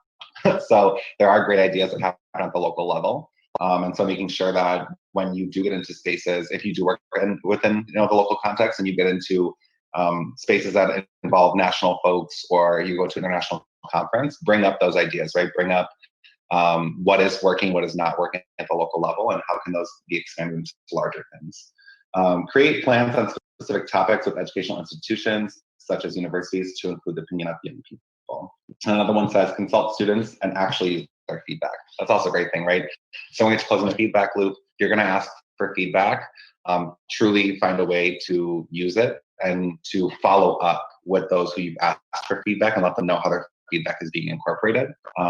That oftentimes allows folks to see their actual impact into what is being done. Another one I really like is small grants for youth-led education projects. Again, who better than youth to know about what works and what doesn't work for them in regards to learning, right? And so empowering youth to take up leadership roles within their own education, I think, is very important.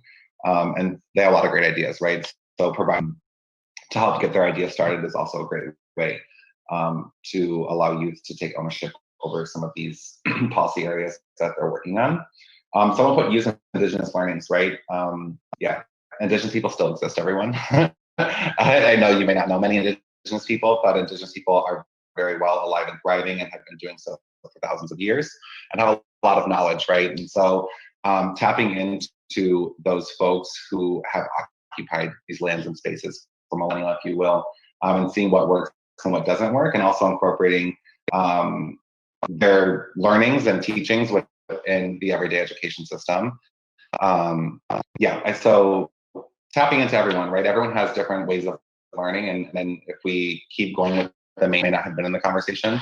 And so we're going to be following up with all of these wonderful, great ideas. So myself, Tamara, Doreen, and Enrique and I will come together and touch base on this probably in the new year after the holidays have settled. And our idea is to have a follow-up session of this within the first quarter of 2021. So sometime hopefully before March, where we can continue this conversation, right, and see where we're at with COVID.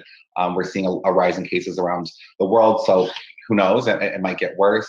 We're hoping maybe a vaccine will be about shortly. So getting a check-in, in a few months, and then also OGP will be having its 10th anniversary summit in Seoul, South Korea at the end of 2021. It might be virtual, might be in person, but we'd like to continue the conversation as well as kind of like a year after, if you will, see where we are in terms of COVID and how can we continue to engage youth in these complex policy areas.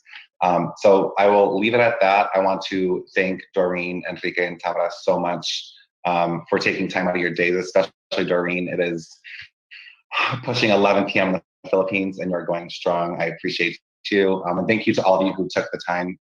We've had about, roughly 50 to 60 to 65 people here. So thank you so much for taking time out of your day to join us.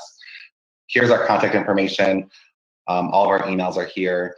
Like I said, if your local is in the local jurisdiction is within the OGP local program and you didn't know about it and you want to get involved, please do reach out to me. And I can try to get you connected to the folks who are working on the ground there. I'll pass it over to my colleagues if you have any last words to say, but from my end, thank you so much. Well, thank you, everyone. Thank you, Patrick, and thank you, everyone, for your comments, suggestions, and opinions. It was quite nice to hear everyone. And we'll be in touch. As Patrick said, our contacts are right there, and hopefully we can continue this discussion in the following months. Thank you. Thank you, everyone. I'm very happy about all the work and ideas in the mural. So we are going to read about each idea very because all are very interesting, and we hope to get in touch then to continue this work. Thank you. Yeah, thank you, everyone. There's a lot of really good ideas, and I can't wait to talk about them in the future with you guys. So yeah, thank you. We really appreciate every idea that you gave us. So see you again, I guess, next time. Good evening. Here Thank in you, the everyone. Philippines. Thank you, everyone. And if you go ahead and fill out the Google form, like we said, we'll send out a follow-up in a week or so with some of the takeaways from the session. We'll pull out some of the big points from this mural and also share the mural link. And then we'll let you know about next steps in regards to dates and times for follow-up sessions. Thanks, everyone.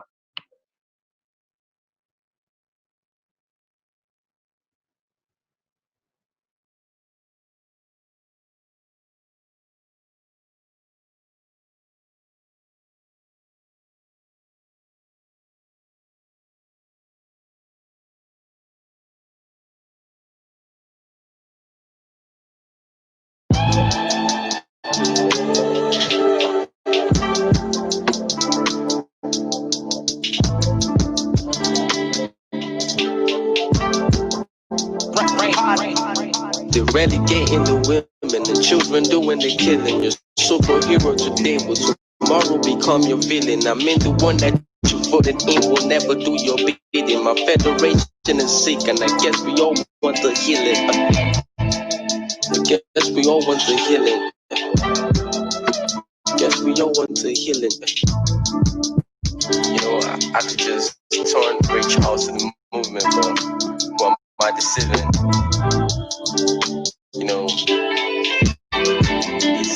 it's your land, it's your people, it's your heritage. You know, you gotta take actions, you gotta do better. It's all on you, it's all on you. All the things that you don't feel to do will follow you. Hey, it's all on you, it's all on you. All the things that you don't feel to do will follow you. Hey, it's all on you, it's all on you. All the things that you don't feel to do will follow you. Hey, it's all on you, it's all on you. All the things that you don't feel to do will follow you. Listen, it's all on you. I don't got nothing to lose. Only thinking about the state of things be sucking off my juice. I refuse to be used. I gotta protect my youth.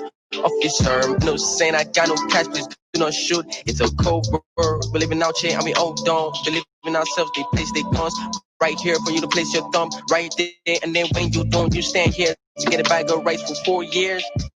That's nonsense. How much for your conscience? How much for your conscience? How much for your conscience? Hey, they know that the power lies in the hands of the people. That's why they gon' sacrifice anything just to keep you down, and you drown in your silence. Shut the doors to peace and open up the doors to violence. Hey, listen, it's all on you.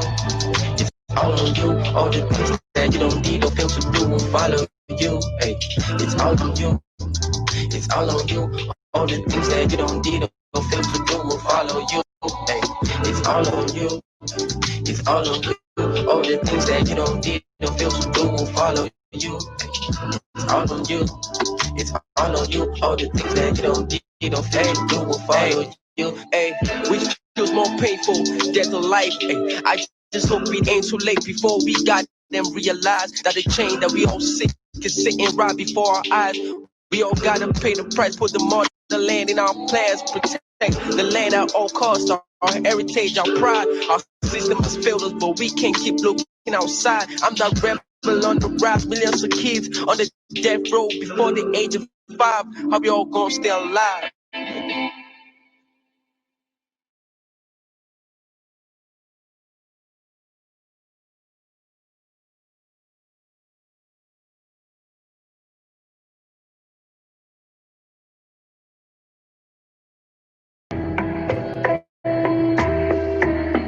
What? Whoa. Please, give in there.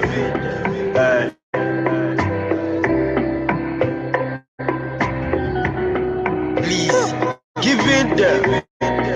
Wait, get cool, do boy. Trying to put my city on the map, and while I do that, I show these mother suckers I can rap. Talk about issues affecting the country as a nation, cause these days having green passport kind of feels like a trap. Where the wishes of people not respected, I swear it's a mess. Total reform is what we need, and this I kind of stress. Between us and other countries, it's obvious that we are blessed. And like a newborn's mother, I say we gotta stay abreast. They come and stripping us all naked, like we all knew this. The government treating its own citizens like we groupies. Be watching for silence, for yapping, trigger happy officer saying I'm a mistake. Get pain when I start to think of issues affecting men.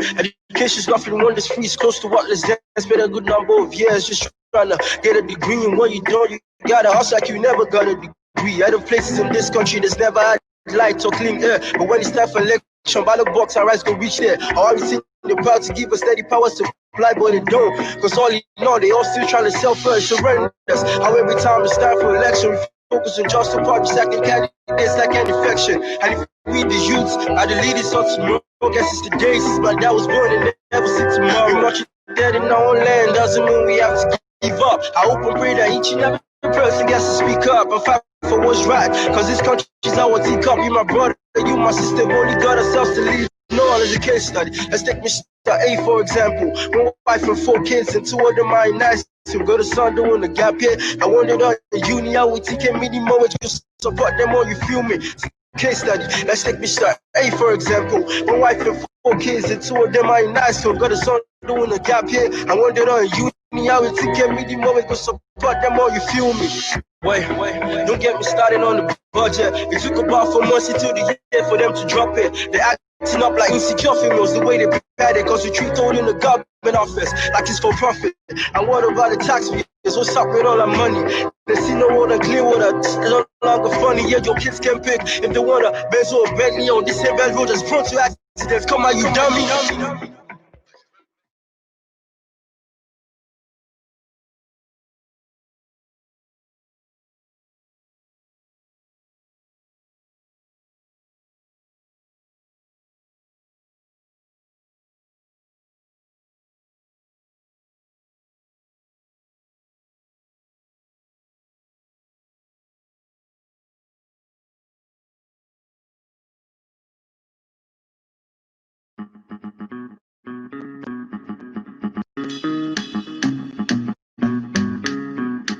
Voice direct.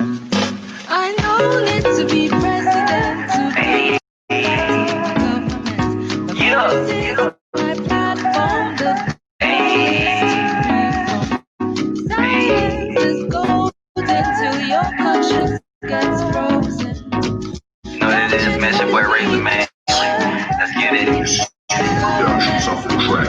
I smoke a lot of weed, drink a lot of liquor. I'm trying to get my pockets just a little bigger and roll joints the size of Butterfingers. If you don't smoke weed, then you ain't a member. Shorty wanna roll up and smoke one. Smoke one, a top flight, Tom Gun. Tom Cruise. Asking you to give it all you got.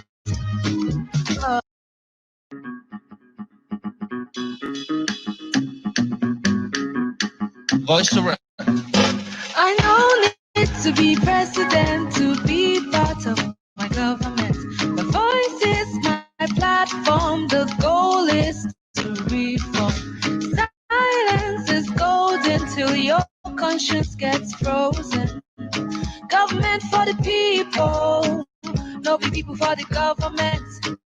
Government by the people, not government buying people. The blame we push around today will come back to torment us. The breach we failed to fix today will fall upon our children. So I'm asking you to give it all you got. Oh, I'm asking you to give it all you got. Oh,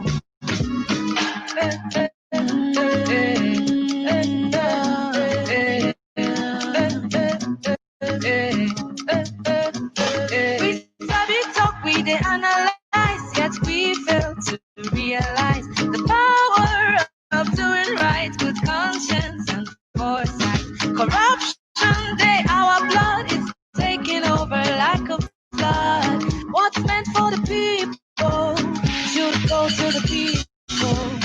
No more spectators, don't leave your life on the internet.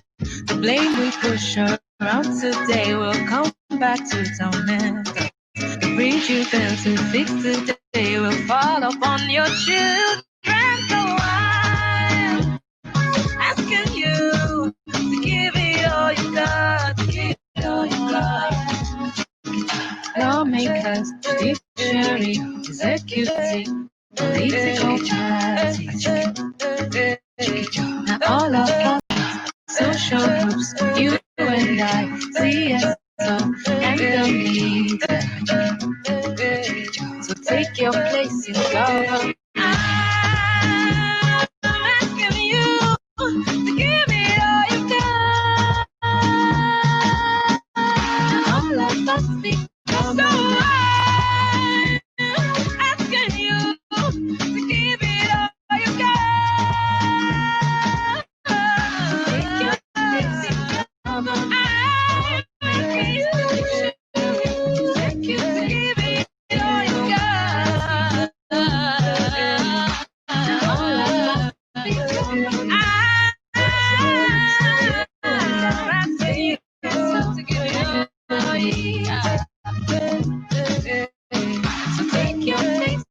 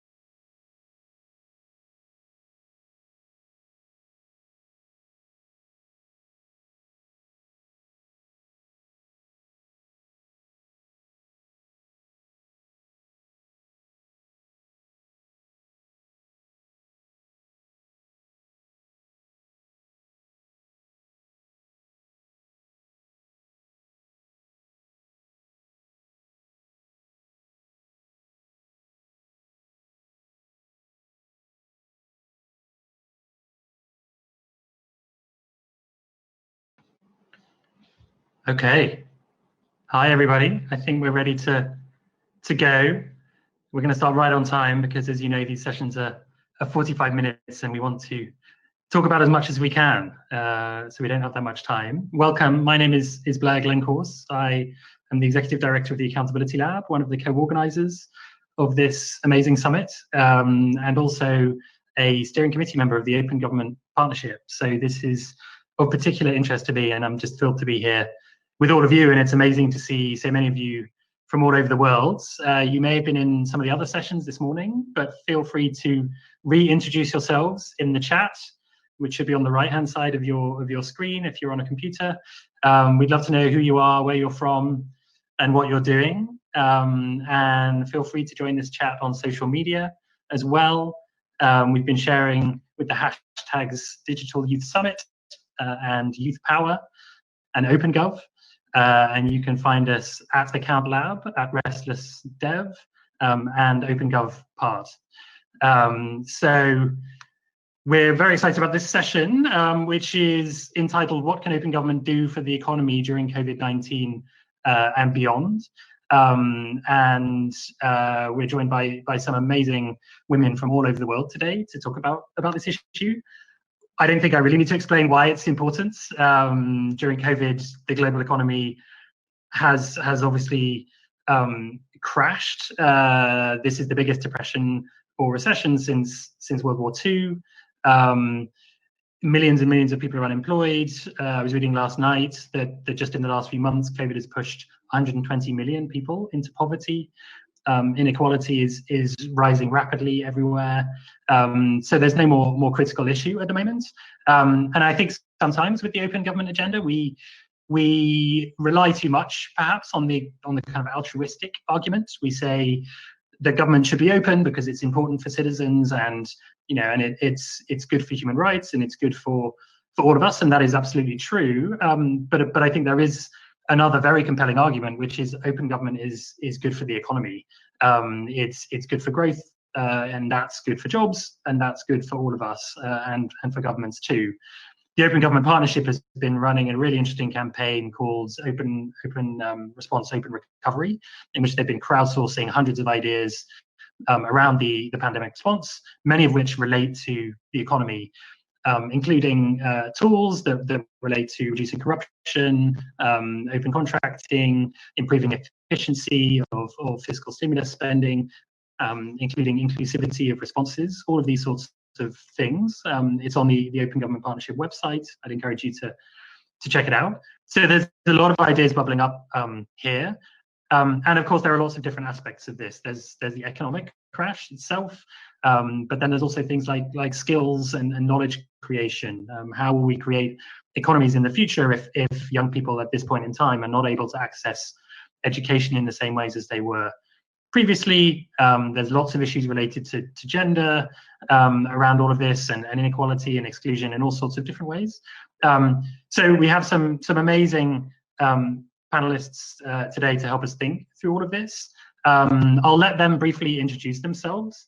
So Lola, first over to you. Do you want to quickly say hello and explain who you are and where you're coming in from? Thank you very much, Blair, and thank you everyone for inviting me to this panel.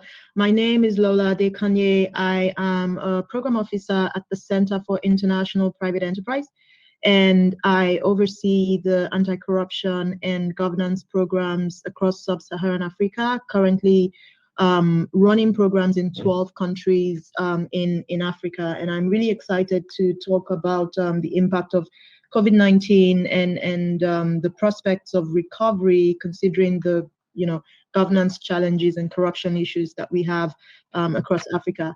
I'm calling in from Lagos, Nigeria today. Thanks, Lola. Amazing to have you, and thanks for joining us. Rehema, over to you. Would you like to briefly introduce yourself? Sure. Thank you so much, Blair. Hi, everyone. My name is Rehema, and I'm calling in from Kampala, Uganda.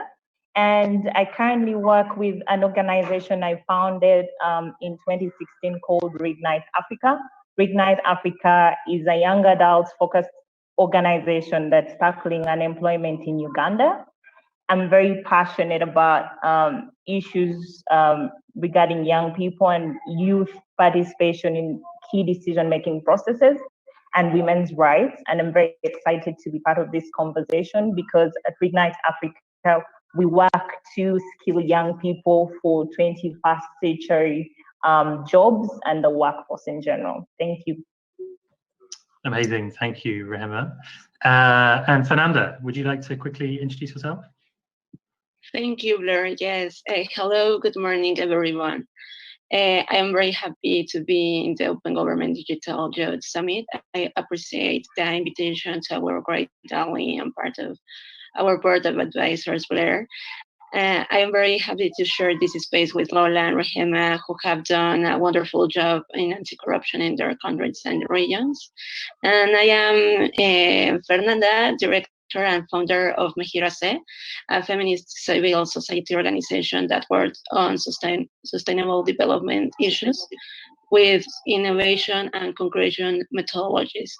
Currently, Mejiro is the national coordinator of anti-corruption of the Organization of American States. I'm a member of the G20 Civil Society Group, C20, founding member of the National Anti-Corruption Network in Mexico, and works with different international organizations in the fight against corruption, like USA, UNDP, NED, among others. And I am very proud to represent now Mejiro, that is a feminist, but also a youth organization in Mexico, and I am now in Mexico City. Amazing, thank you, everyone. So let's jump straight in.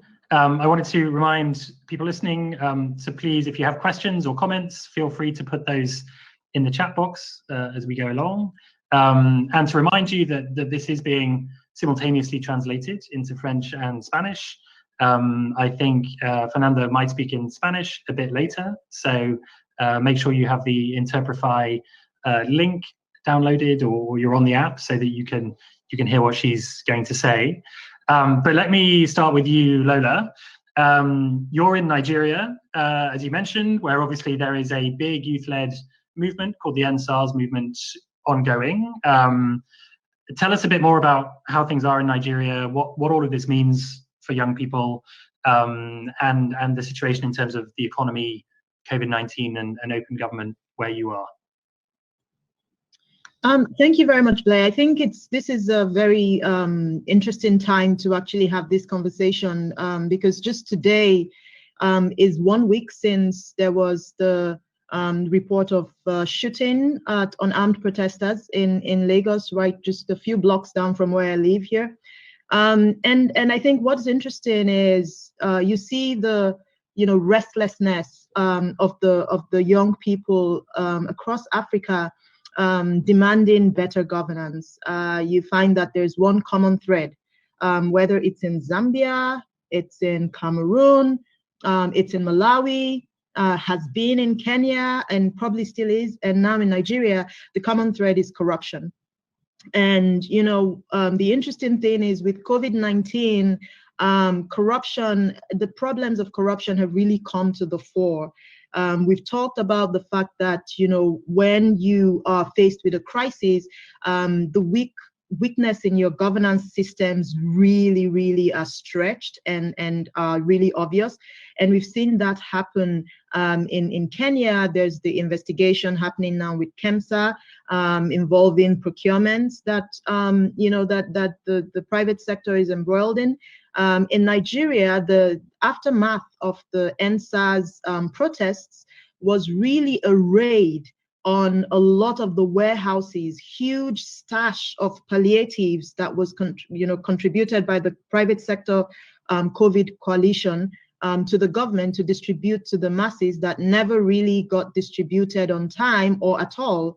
And you've seen the ease of restrictions in the COVID response, but still many people went hungry for 6-7 months and didn't get those palliatives. And, when you talk about extortion or diversion of public resources, that's like a big example, right? And so I think what's interesting is the fact that we've seen, the issues of weak governance and corruption really come together to sort of embarrass the governments across these countries. And now young people who have really taken their seats to the table where policies get made, they're now demanding for real reforms and not the kind of, rhetorical reforms that never really have any impact. And so it's one to watch. I'm really excited to talk a bit more about what we think might come out of the demands for reforms going on across the continent. At least we're seeing some results in Malawi, we're seeing some in Nigeria. Hopefully we'll see more in Zambia and other countries. Thanks so much, Lola. And absolutely, I mean, corruption is at the heart of all of this. It's not just a symptom, to be honest, of COVID-19. It was also a cause. It's at the heart of everything. If the money meant for health systems has been stolen, it means that they can't respond to this pandemic. So it really is absolutely in the middle of all of this. So let's touch on that as we get into a conversation. But I wanted to turn to Rehema. Rehema, you're in Uganda, another place where young people are calling out for change, and of course now is a very difficult time from your perspective, working on skills building and knowledge creation among young people. How are young people managing? What's your sense of how this is shaping up from an open governance and an economic standpoint? Thank you so much, Blair, for that really great question. And I'd like to acknowledge Lola's opening remarks. I like to say that I actually was nodding to a lot of what she's talking about. The corruption is been like the biggest issue that's come out of all the discussions we've had since the outbreak of the pandemic. Thinking about skilling young people in Uganda, at the beginning of the lockdown, a lot of organizations were carrying out surveys to find out how young people are doing. And Reignite Africa was one of those organizations that did that. One of the key issues that we've been grappling with as people working with organizations, entities working with young people has been the issue of mental health. So mental health struggles have been one of the biggest challenges cited by young people who are struggling because they're either out of work or they know someone who's out of work and they're trying to support that person, a friend or a colleague or someone in their family that they know. One other thing that I would like to cite, unemployment has been in the rise in Uganda, but also in the region. Kenya, Tanzania, South Africans have been crying on Twitter, talking about how they're struggling with unemployment. I think media reporters are reporting that there's been a 30% increase in unemployment. So young people all over the continent are really struggling with unemployment as one of the biggest issues they have.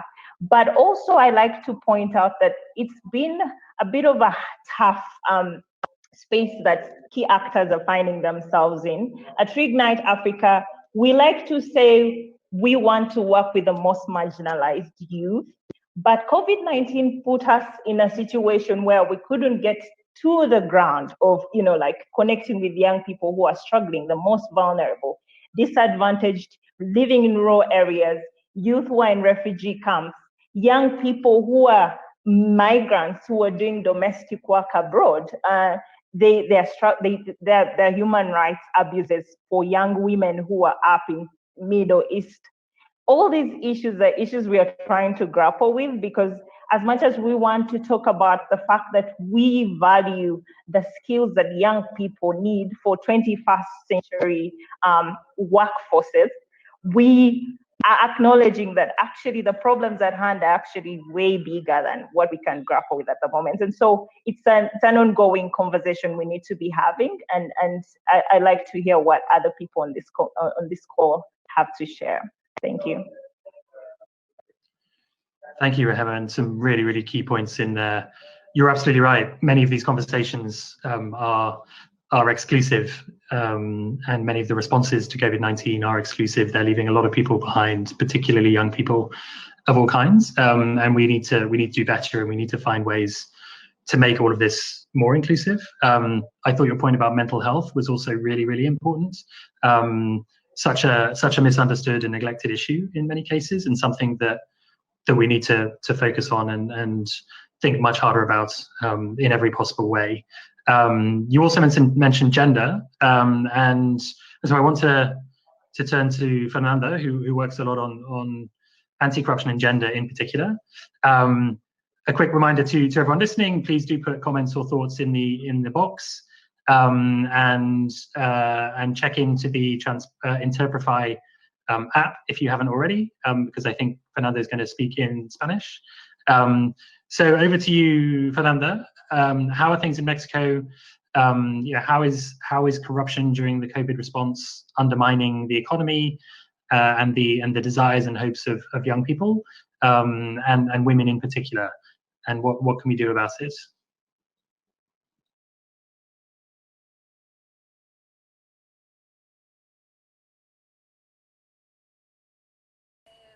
I will speak in Spanish, so I hope that you can listen to me. I work with girls and women in Latin America and the Caribbean. When we talk about girls and women in the Caribbean, we cannot characterize them in a hegemonic way, because there are power relationships that affect us, that affect rural women or women with disabilities, indigenous women. There is a huge diversity, and in our organization we have a rule: we cannot talk on behalf of others, but we talk about our own experiences from our place in order to create dialogue and to be able to understand with each other. We question from our urban spaces and how we can respond or react to these situations. And with the question on the table, we prepare a collective analysis. Although the liberal movement or model is promoted as the best to create equality, we know that that is not the reality. It creates a lot of inequality, poverty, and promotes corruption, especially in public institutions and social security organizations, and therefore our most basic human rights are violated. This affects especially women. Institutional violence against women is because of this model that makes us invisible in the economy, and therefore we are in a precarious situation. This is also strengthened by systematic corruption in Latin America and the Caribbean. We shouldn't forget that sometimes this is in order to promote developed economies. Because of this complex situation, a tool that has helped us create analysis and also to promote our resistance before the pandemic is community feminism. And here we take the concept of territory in order to understand violence at a local level that is caused by corruption and how that violence affects women and girls. We shouldn't forget that organized women are the ones that risk their bodies in the middle of the pandemic in order to accompany those women that decide to leave their homes because they live with violence or with abusers, and also to help other members of their families. What we can do? We need to promote different legislation for open public policies that are also inclusive, and those are the tools provided by OGP so that states are able to protect those women that are affected or are exposed to abuses and to corruption and to human rights violations in the times of crisis. Especially in Latin America and the Caribbean, there is no legal system or regulation that protects effectively those people that warn about corruption. And we should also consider a gender perspective in this agenda. And regarding the situation of Mexico and Latin America, we are concerned especially about guarantees for those women who have participated, who have exposed their bodies to make some issues regarding the defense of human rights visible. Also, they have made visible everything that has to do with access to justice, corruption situations, freedom of expression, freedom of press, and access to information. And also they have made visible those issues related to the protection of the environment. So we've documented several issues that are related to this. For example, the lack of resources at public hospitals, the lack of resources to protect human rights defenders at different territories, rural women that continue to work in spite of the violence, the violations of their human rights and their work rights, also the death of children in farms, also the violence of sexual abuses, and also the results of some policies that affect a lot of women that denounce corruption. Thank you, Fernanda, so much. Hopefully the Interprify was working for everyone, including you, Lola, and Rehema. It was working for me. Fernanda made some really, really important points about community feminism. Would love to hear more about that, Fernanda. If there's links you can share in the chat box. All of this being a human rights issue, the need for strong legislation, and then it seems you touched in particular, Fernanda, on whistleblower protection and really putting in place protection for everyone, including women who are speaking out against corruption and abuse and sextortion and all sorts of other things that are happening. So I wanted to turn back to you, Lola and Rehema, as you know, as women in your societies dealing with these issues. How are you seeing this being gendered? You know, what are the challenges that women face in particular at the moment in terms of the economy and open government in ways that are different and that we need to think about? Lola, why don't you jump in first? Sure. So that it's just quite interesting that I just concluded a meeting with our Center for Women Economic Empowerment at SIPE, and we were really talking about the intersection between corruption and women in business specifically, which is where SIPE's focus on these works, this work around reform is. And one of the things that is most interesting that I'll highlight is in Nigeria, there's an interesting NGO that we've been talking with and trying to support. It's interesting that women, especially entrepreneurs and women in business, especially SMEs, face a very interesting challenge when it comes to just transacting business in the public administrative space where there is inefficiency and it's rife with corruption. You know, where there is inefficiency in the public, where there are bottlenecks in just transacting with the average government agency, there's already the challenge of, being demanded of, required to pay bribes. Women face that challenge even twice as much as the men, from what we're hearing about, for instance, in Africa's largest economy, in Nigeria. And the question is why? That's a pattern we see, but why is that the case? Is there a social construct that makes women more susceptible to these kinds of demands? And then, more recently during the COVID-19 crisis, when there was a lockdown, women also, there were reports of, you heard about the violence against women, there were rapes happening. They called it a rape epidemic going on in Nigeria and in Kenya, unfortunately, and probably in other countries. And then, and you also had, women who were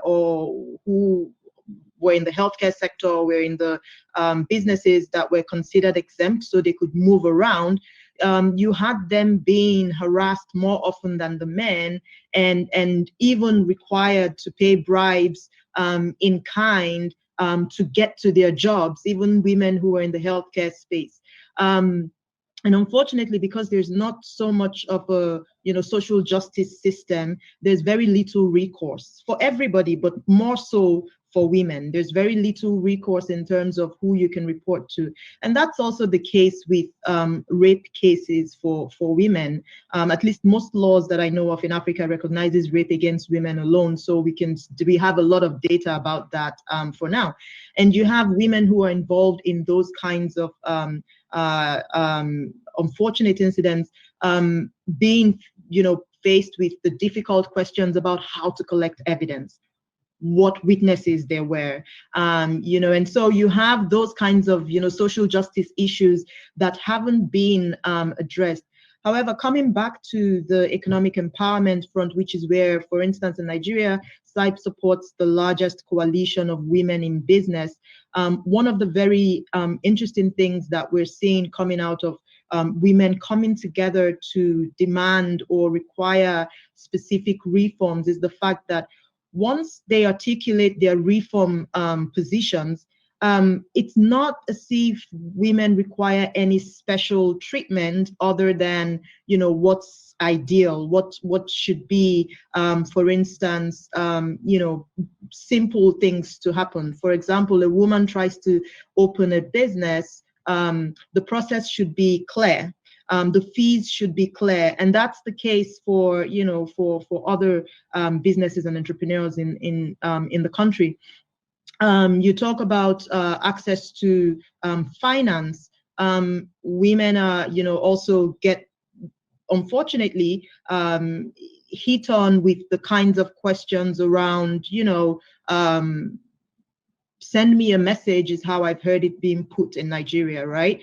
You go through the entire process, you get screened, your credit worthiness is validated, and then the finance is not made available. And then there's that whole conversation about, offer me something to do what I should do, as the court in the course of my duties. But there is no recourse for women when those kinds of situations happen. So there's nowhere to report to, there's no investigation and all that. So when women ask for transparency in the process of access to finance, it's also going to benefit the entire economy. And that's, the assessment that we see when we put together a business agenda for women in business.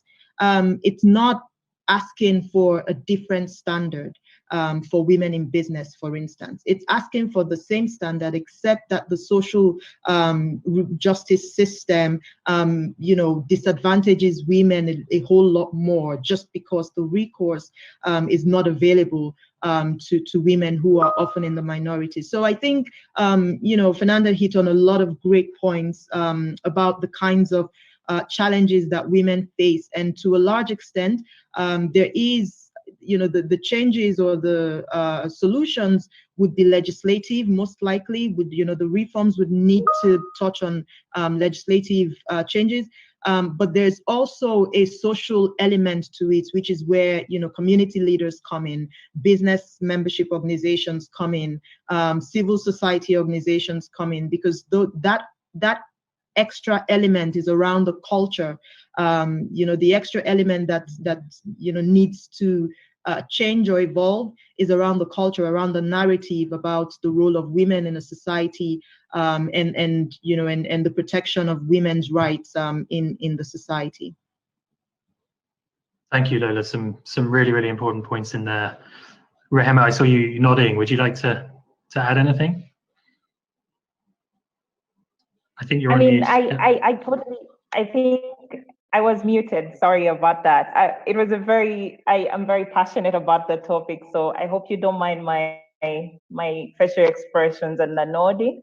But Fernanda and Lola have really touched on what we should be talking about when we talk about women's, the impact of COVID-19 on women. Definitely, the pandemic has deepened pre-existing inequalities, exposing the vulnerabilities in social, political, and economic systems in which we live. It has exposed the fact that women across the globe have always earned less. They don't save, or they save less money. They have the jobs that are they work in precarious, they have it's called precarious work.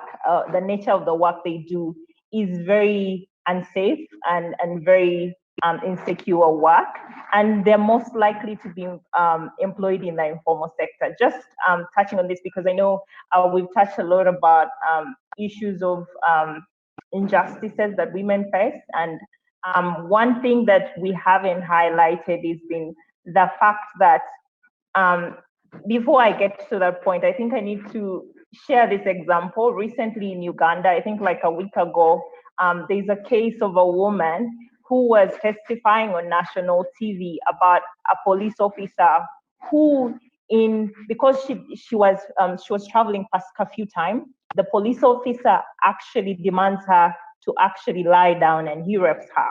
And she was coming out on national TV because she was demanding justice for that case. And there's been a lot of public outcry for our police to be held accountable. An organization, an entity like the police that is meant to protect, people, is actually being cited in such a case, a high-profile case.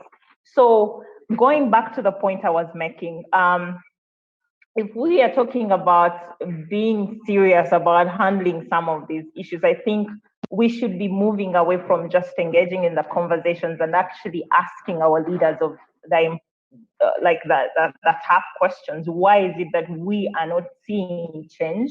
The narrative has been there. I think young people are raising their voices more often now, more than ever. We are using social media to come out and actually cite these examples. Women are being encouraged to speak out about some of the injustices they face as they go to work every single day. But why is it that the systems and the people who should be held accountable are not actually doing what they should be doing to protect women, young women especially, who are in different at the workplace, but also in other aspects of their lives. Another example that I wanted to cite is I touched on this in my introductory remarks about the women. It's not just women, but migrant workers. But I know that of recent in the media, we've had reports about young women from Ethiopia, from Kenya, from Uganda, going to the Middle East. And during the pandemic, one of the biggest challenges that's been reported by young migrant domestic workers, young women more specifically, is that they've been they've been facing a lot more injustices than what they previously have been going through. So cases of gender-based violence were reported to be higher. They are stuck in these homes where their passports are held, they cannot leave, and they were operating in a world where we were all under lockdown. So you can imagine some of just imagine that kind of trauma you're going through, but you know that you don't have any way out anytime sooner.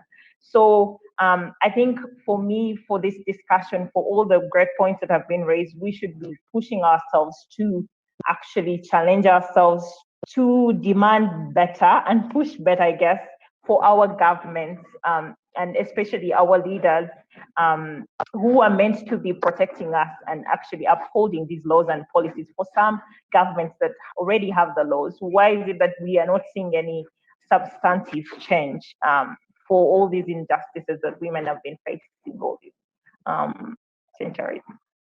Thank you. Thank you, Emma. Really, really important. I'm conscious of time. We have about 10 minutes left, and the conversation so far has been focusing a lot on some of these really important problems, but I wondered if we could shift a bit more towards some of the solutions and good examples and good people and useful tools that you might have seen. Lola, you mentioned that you had seen some progress on corruption in Nigeria and Malawi. I think you mentioned, Fernanda, you talked about community feminism being a really interesting approach. What's giving you hope? What is working when it comes to the Open Government's agenda and the response around the economy and young people in particular? Who'd like to jump in? Fernanda. Yes, thank you. Well, we have to think about what we as young women, what we can do using open government schemes. And we have 5 actions for women to have a central role in the response to COVID-19 and also to provide protection to human rights. So first of all, we have to keep on pushing to increase the effective participation and involvement of women in the decision-making tables. And this has to include different generations because we have the youth, but also we have other generations from whom we can learn a lot. So this decision-making process is to fight corruption and also the violations of human rights. So the idea is to respond to the pandemic as well and to create solutions that are reflected in the protection of human rights. Secondly, we need to develop legislations that acknowledge the presence of people with different gender, whether it is for public or private services or civil societies, with no distinction at all. Thirdly, we have to guarantee safe channels to report alerts and corruption events and violation of human rights, because there are certain countries in which if people speak up, they get murdered. So we need to guarantee that people can speak up and protect their human rights. And well, the state has to guarantee those safe channels. Fourthly, we have to ensure protection of any woman that makes any report so that she can exercise this possibility without any kind of retaliation or administrative or legal response, negative response.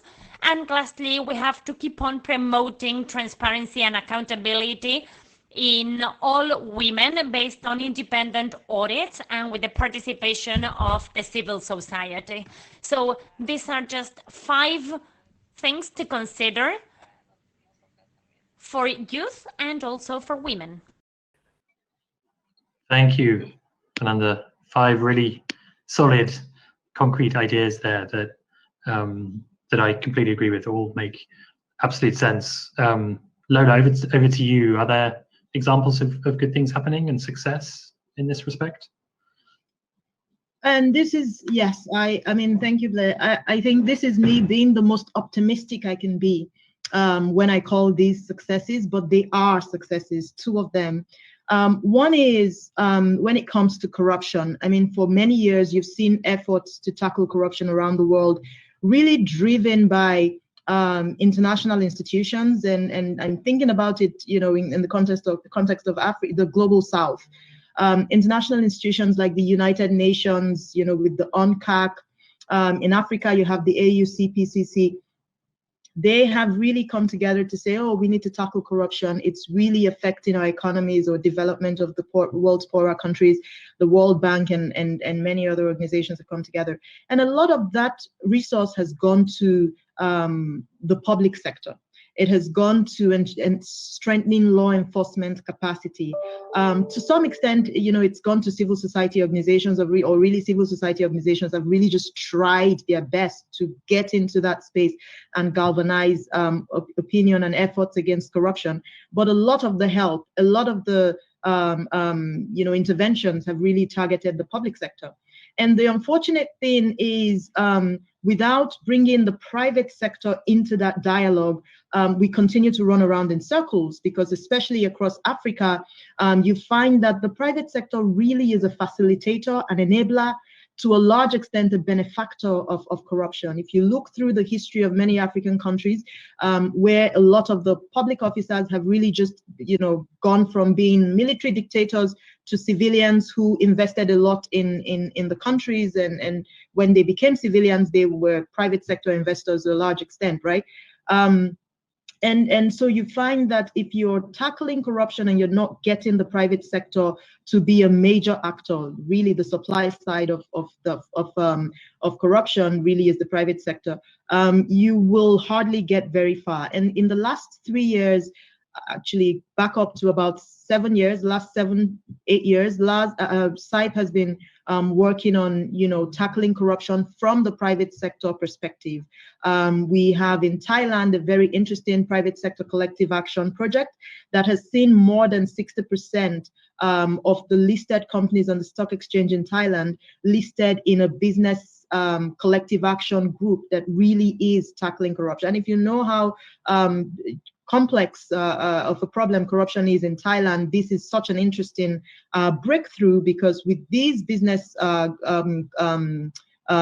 movers and shakers, if you like, they're able to, in the private sector, ring fence the business enterprises and prevent corrupt activity in that space. And now they're able to start to speak up against corruption in very meaningful ways. And with that experience, we've taken that to Africa, and we're working on several different projects where we're trying to strengthen collective action capacity so that you have more private sector businesses standing up against corruption. First, by cleaning up their own operations, making sure they operate with high levels of ethics and integrity standards, and then being able to come together to demand transparency and accountability in the public sector. And so in Africa, you find that, we're working in 12 countries now, but I can certainly say for like in Nigeria, in Kenya, in Ethiopia, and in a few other countries where we're working, like in South Africa, you're finding more and more businesses across sectors and across different sizes coming together to really start to, within the operations, strengthen their integrity standards and then demand accountability from their governments. We also have... Thanks, Lola. Okay. No, really important points. That's amazing. Do you want to... I'm conscious of time, and I want to make sure Rehem has time to jump in as well. Absolutely. I mean, the other optimistic thing is the fact that we have young people. We have young people now demanding change across the continent. And I think that's something to be really optimistic about, because we all know that on the continent, more than 60% of the continent are young people. But you have leaders who are over 60, about 70 years old, right? And that's not an indication of their capacity, but it's really an indication of the old system of doing things, and young people are starting to stand up to speak up against that. So those are the two things I think are optimistic points for us. Excellent. Progress with business in the private sector and young people. Absolutely. Rehem, in 1 minute, would you like to add anything here? I think what I would add is that, and good points, by the way, Lola and Fernanda. What I would add is that I think it gives me hope that many people, especially in the private sector, civil society, and generally citizens are coming up with great ideas on how to engage government, and they're not taking no for answers and the bullshit, excuse my language. But I like to think that there is hope for the future. Reignite Africa has this great campaign where we are encouraging young people to speak out against issues related to COVID-19 and open governance and accountability and transparency. And we are amazed by some of the submissions from young artists. I think there should be platforms for young people to be encouraged to speak out, to be invited to the table, because there are usually assumptions that young people should be part of the conversation, but the reality always is different. If they're given the table, they're not listened to. So they might as well create their own platforms and use those platforms to get. So that, for me, gives me that hope. We are not sitting, and I hope we are doing something about it.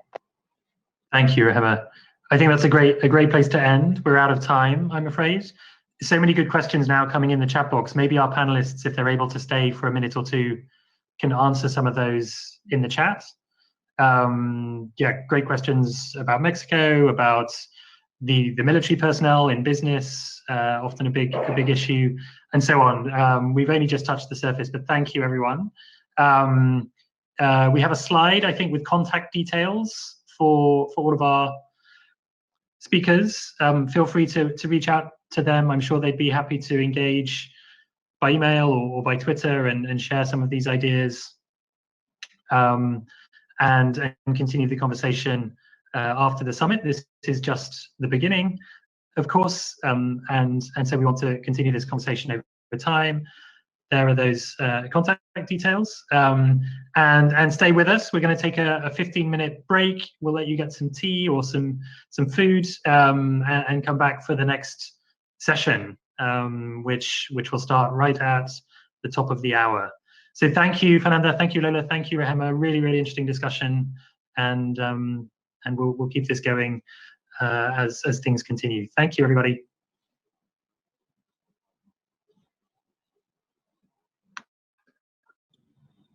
Thank you, Blair, and thank you, everyone. Thank you, Blair. Thank you, Rehema, Lola, and Blair. Bye-bye.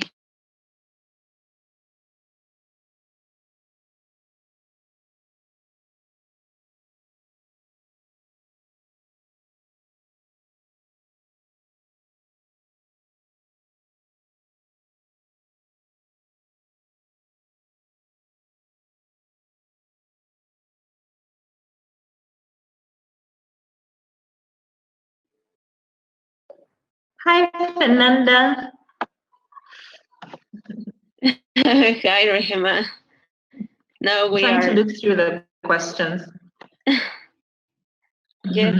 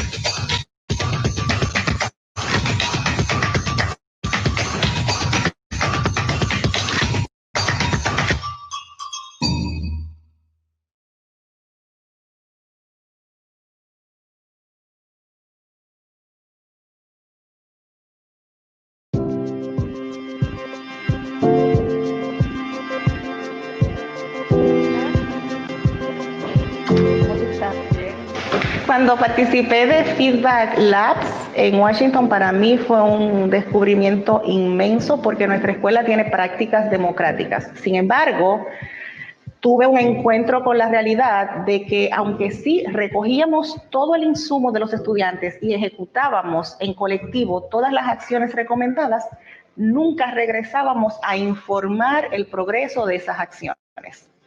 Por ejemplo, los estudiantes en nuestra escuela participan del presupuesto. Ellos determinan cómo se va a utilizar cada dólar que entra a nuestra escuela. Y eso lo hacíamos, todos participábamos del presupuesto, pero nunca íbamos luego con los estados financieros a presentarlo a los estudiantes. Así que luego de Feedback Labs, en lugar de hacer una reunión al año para hablar de presupuesto, hacemos dos. Una para recoger el interés de los estudiantes en qué se quiere usar el dinero y la otra para presentar cómo se utilizó. Y ha sido maravilloso para los estudiantes, para que entiendan que este no es solamente un proceso donde se escuche su voz, que este es un proceso donde se toman acciones contundentes. Y mensualmente en esa reunión recibimos información de qué exactamente está pasando en la escuela, de asuntos que necesiten ser atendidos, y eso luego viene a la asamblea. Ciertamente hay una estructura formal en ese sentido, pero también hay mucha camaradería, informalidad, amistad y un poco de conspiración en algunos casos. Escuchan la voz de los estudiantes y siempre hay comunicación entre profesores y estudiantes. O sea, cualquier tipo de empleado siempre tiene una buena química con cada estudiante. Hay como que este rol de yo no soy trabajador de aquí y por eso me estoy acercando a ti porque soy superior o algo. Simplemente pues soy tu amiga y te estoy comunicando esto. Yo entiendo que esta escuela, más que nada, le interesa realmente el estado emocional y mental de la persona.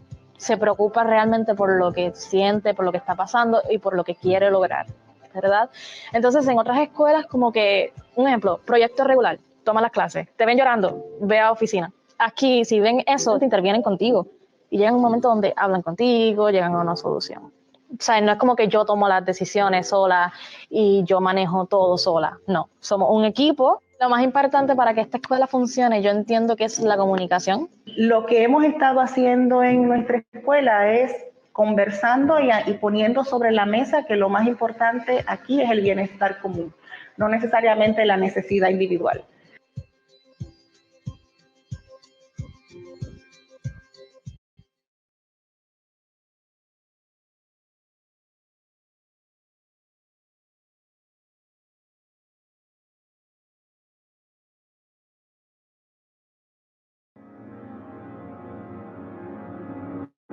I was working in a community in Punta Santiago, Puerto Rico. And what I did was I went around to different community groups and different community churches, and we really wanted to make a difference. So together we created passes. In 2004, I turned over the executive leadership to a group of young people, 90% of which grew up in this community. 90% of those people know every one of the fishermen in the fisherman village. There's no need to construct a formal feedback channel because these people come to us, we go to them. It's a constant back and forth. It's a dialogue. Now, how do we formalize that? We'd also do questionnaires. We also try to make it somewhat scientific and register the data, register the information that we have. We translate that into grant proposals that we get out to other funding sources. When you are a community organization, you are part of an organic system, which is the community. If you were to ask me, how do you get feedback from the Recreational Association, I would say the same thing. We are one people. And if I go into a community where I don't have these roots, I will immediately look for and be with the fishermen, the Recreational Association, whoever, the Neighborhood Security Committee, which is a big thing in Puerto Rico, and we will work with those people.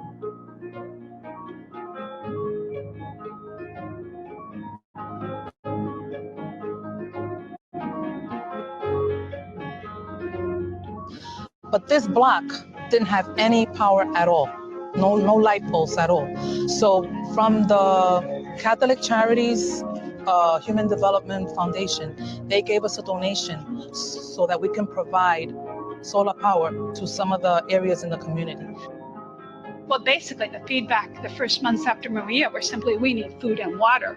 As time went on, we developed a system where when people would come in to get food and water, before we would give it to them, we would interview them. And we would say, what do you need? What's going on? This would be like maybe third week out or fourth week out, where we were kind of recovering ourselves because we were hit hard. We conducted a needs assessment, and the needs assessment revealed the needs of the elderly. First of all, they were alone. either because they didn't have children or because their children left to the States for more opportunity after the hurricane. Okay, now that we identified what their needs were, we were able to provide the senior citizens with transportation to doctor's appointments, to shopping, therapy appointments, picking up prescriptions in the pharmacy, running errands with the home visitors. We get feedback from the home visitors. As the home visitors, they visit to find out how is their life situation. So we get back that information from them, and then from there, develop other strategies to assess or to assist in their needs. The way we get feedback is because we're there and because the communication is constant.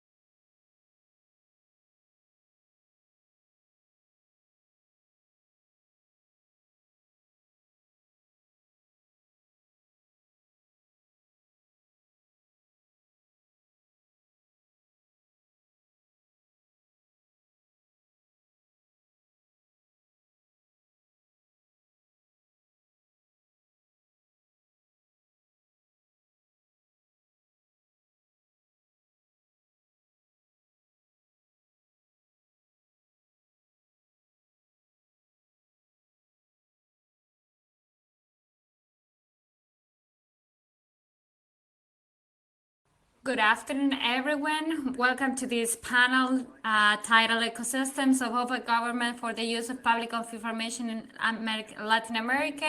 And this is presented by Universidad Católica de La Habana, Universidad de La Sabana, and Data Uruguay.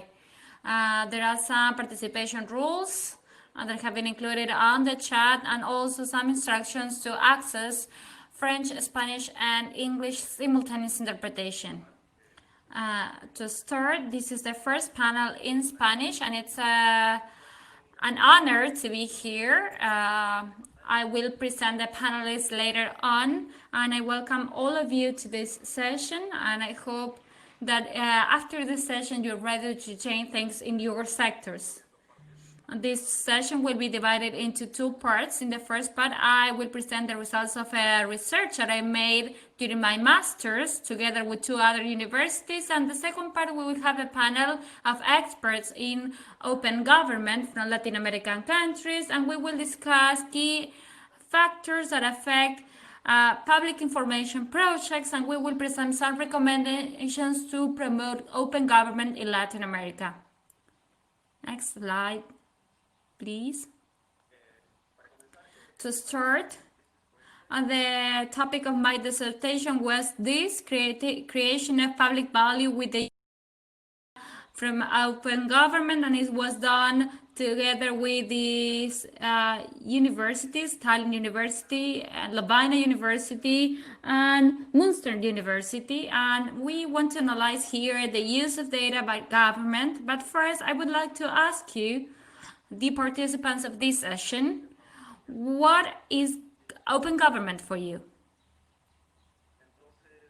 So for that, we have created a survey. So I'd like you to go to menti.com and enter the code on the screen, that is 7218405, in order to understand what you consider that is required to have an open government. Also, we will be seeing now the results of the survey. Gina will be showing them to us.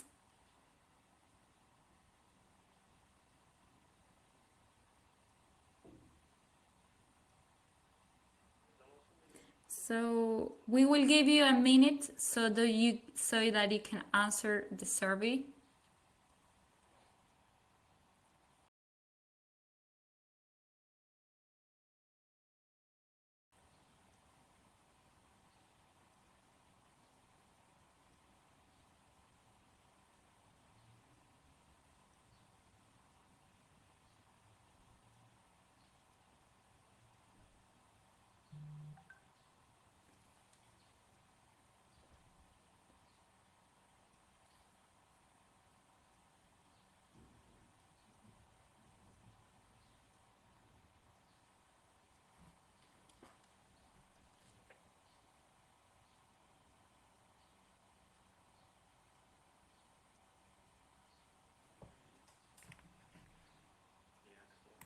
So here we are seeing some of the answers from the participants: transparency, accountability, trust, active listening, participation, collaboration, innovation, feedback.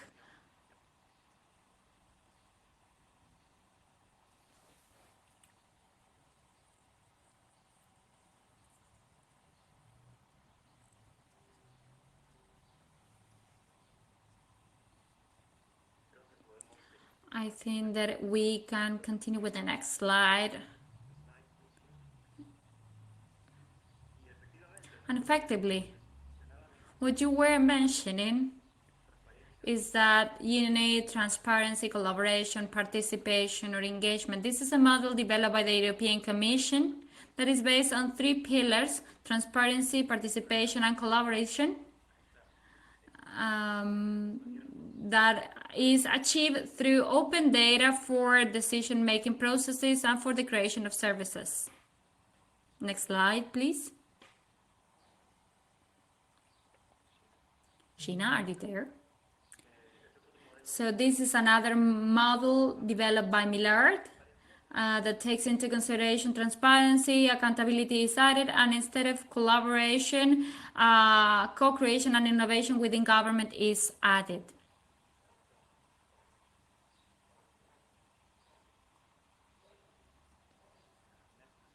The next slide, please. So definitely there is a demand by citizens and civil society organizations to have spaces of information, engagement, and collaboration. And also, it is required to have more efficiency by the public administration and by public services. The Inter-American Development Bank says that our governments have an unprecedented opportunity to create public value, and that's why open public data have created new collaboration ecosystems and are now under study. Next slide, please. In order to understand this issue of public information, it's necessary to define it. What is public information? It is information that has been published by governments, and this information serves as a raw material for creating services. Next slide, please. Governments are the largest producers and collectors of information. Next slide, please. And on the other side, we have open data. And these are digital data that can be used, reused, and redistributed freely by any person at any time and at any place. And that intersection between public information and open data is what is open governmental data. So government open data are public data that are in a digestible format so that they can be used and reused by any person or organization. And we will see that those data are not necessarily published by governments, especially in the Latin American case. These public data are published by civil society organizations. So this creates or leads to the creation of ecosystems with evolved forms or evolved ways of relating or relationships between governments and civil society and the citizens. So therefore, these are two models that explain how public value is created through technology or public data. Data need to be transformed into services with some capabilities that are technological or organizational or dynamic capabilities, and after that process we create public value. Next slide, please. So therefore we need some intermediaries that have certain capabilities in order to create public value, and these projects, services, or products are used by the public in general. But why we need to ask ourselves why these data are so important, and that's why I would like to show you an example from real life. Can we see the next slide? So here we have the Peruvian government who has published data on COVID-19, but this open data looked like this. A lot of values separated by commas without understandable information. When people and organizations have the capability to maximize or understand this data, they are able to understand deeply the issues in this crisis. So now I would like to present some projects created by civil society organizations in Peru and by Peruvian citizens by using open data provided by the government. For example, here we have a map that helps us understand where need is required, which places are focused. So we isolate here some regions. Or also we need to understand here the types of relationship between socioeconomic level and the rate of infection of the disease. As I said before, these projects have been created by civil society organizations thanks to their own capabilities, so therefore open data have a lot of potential. So we see that there are benefits of using open data. We have a lot of open data, but we need to see what the benefits are. So please go to Menti and enter the code and answer this question: which aspects are impacted when we use the existing public information?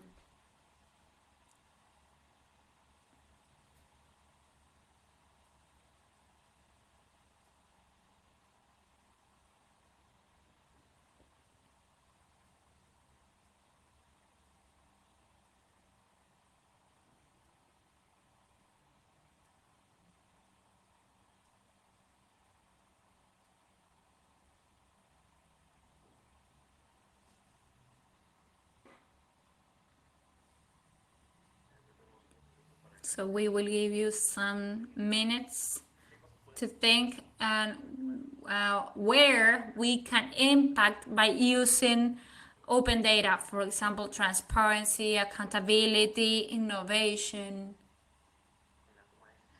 on decision-making processes.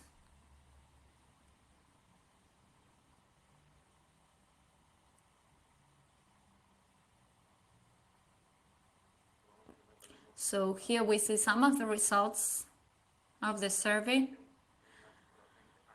Of course, we can have an impact on anti-corruption by making these processes transparent, and therefore we can have an impact on anti-corruption, on accountability, on transparency, and citizen empowerment, because when people have more information, they are able to make better decisions in public policies.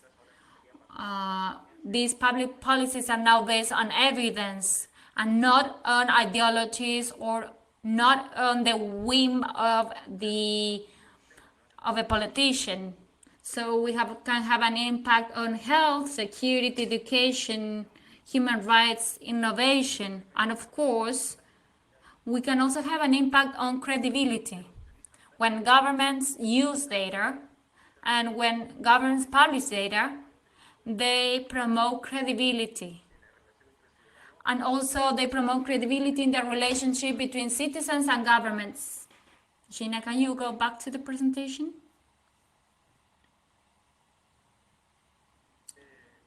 So what is the value that we talked when we talk about value from open data? This being started, there is value created in transparency and accountability and efficiency and productivity of government. Also, this leads to economic growth. This is something that does not occur in Latin America, but that occurs in Europe or the United States, that after the creation of open data for government, there is innovation in the private sector. There is, this leads to the creation and improvement of products, services, new business models. Everything is based on those data. Also, this leads to citizen inclusion and empowerment, thanks to the improvement of the quality of information that people received. This helps also decision-making processes, since they have more data and are able to maintain this ecosystem. There is a culture based on evidence that is built. So public information does have an impact on society.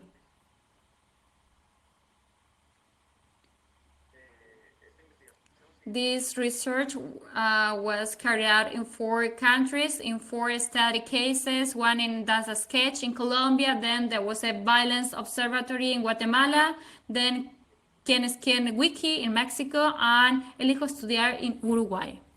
Next slide. So I would like to present the results of the research.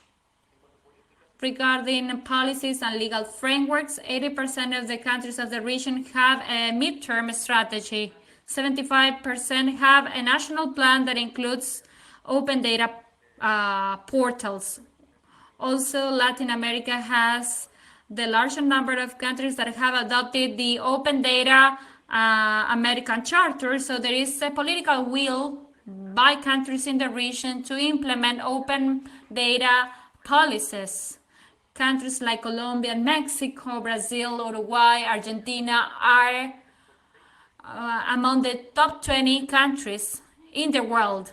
So definitely there are open government policies. However, there is an inconsistency between policies and legislation. And also these policy actions can also affect open data strategies. There is also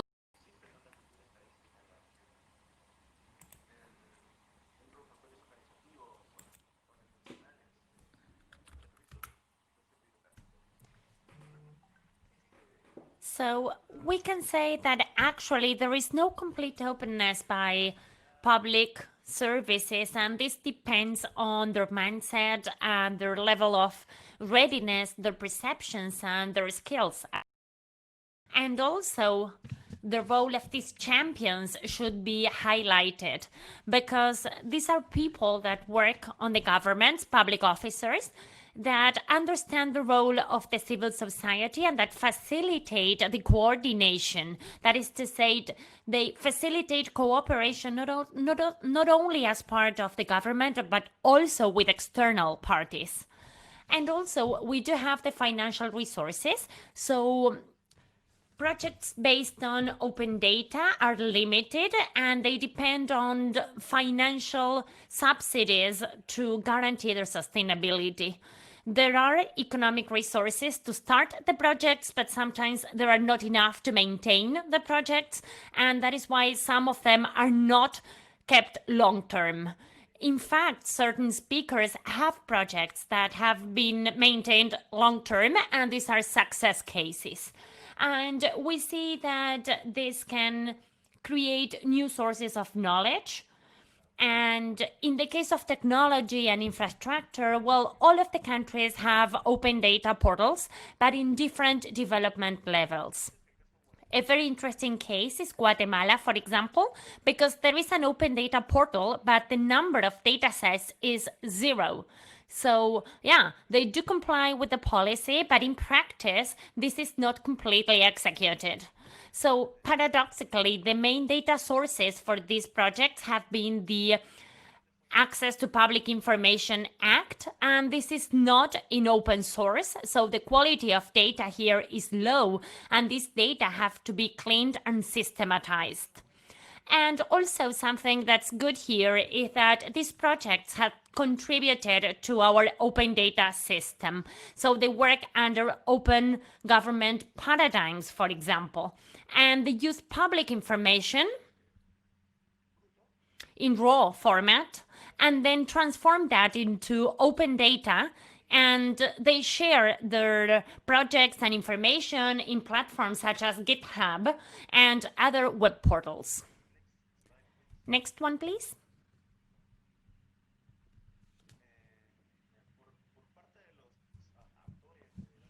Now, regarding open data stakeholders, these organizations have previous experience, whether by cooperating with other projects or maybe on something they've been working on. So this has been critical to open doors internationally. Also, there is a will to work on open data, and we can see that at 2 levels. Once in Latin America, by, for example, Social Tech, because they have promoted these kind of events which are called data and beverage. Maybe depending on the country, it could be called data and beer. So in this case, in these events, people gather and discuss open data matters and create different connections. And also we have ILDA, which is a Latin America open data project. So, well, these use these different events in several cities, and this represents a moment of change for open data. So these events have been decisive in the creation of an open data community at a national level. Now, at local level, it definitely varies. There are several countries in which this is more developed, such as Mexico, Colombia, or Uruguay, and others in which this is not so much developed, such as Guatemala and Peru.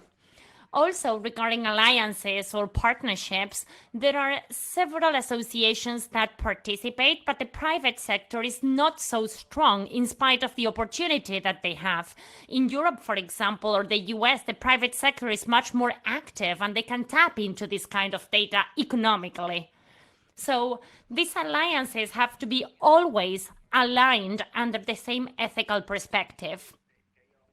it's not good to have a moral paradigm crash. Regarding problems derived from these projects is that not everybody likes this open government approach. And so there are some political problems that can affect the commitment and the funding of these open data projects. And regarding the cooperation with intermediaries of other places, well, this is key for many reasons because we can learn from somebody else's experience. There is also a distribution of accountability and responsibility based on each of the organizations. There are networking opportunities and associations for the organizational growth, also some financing opportunities. Next slide, please.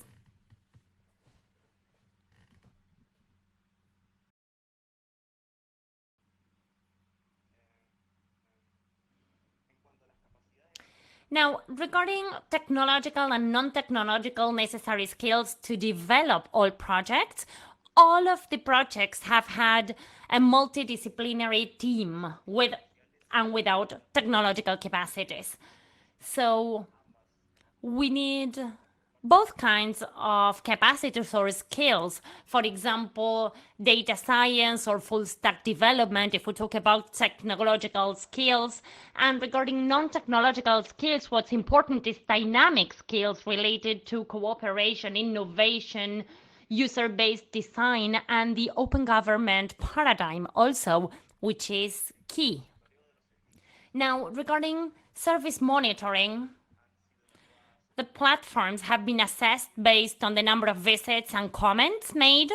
And also, we've had some intangible results. For example, the exchange of visits or the political change in case of violence in Guatemala, for example, or the community that has been created in the platform, or for example, the Elijo Estudiar platform where users ask for more functionalities. So undoubtedly, there has been a great impact of these platforms that have relied on open data. Regarding service use, well, there is definitely a challenge to involve citizens in these services. So what we need is to have a greater focus, and we need to strengthen the communication strategy in terms of these projects to reach out to more people, and especially people that may need these projects. And in terms of service enhancement, there are cooperations among different organizations to improve and enhance products and services. Next slide, please.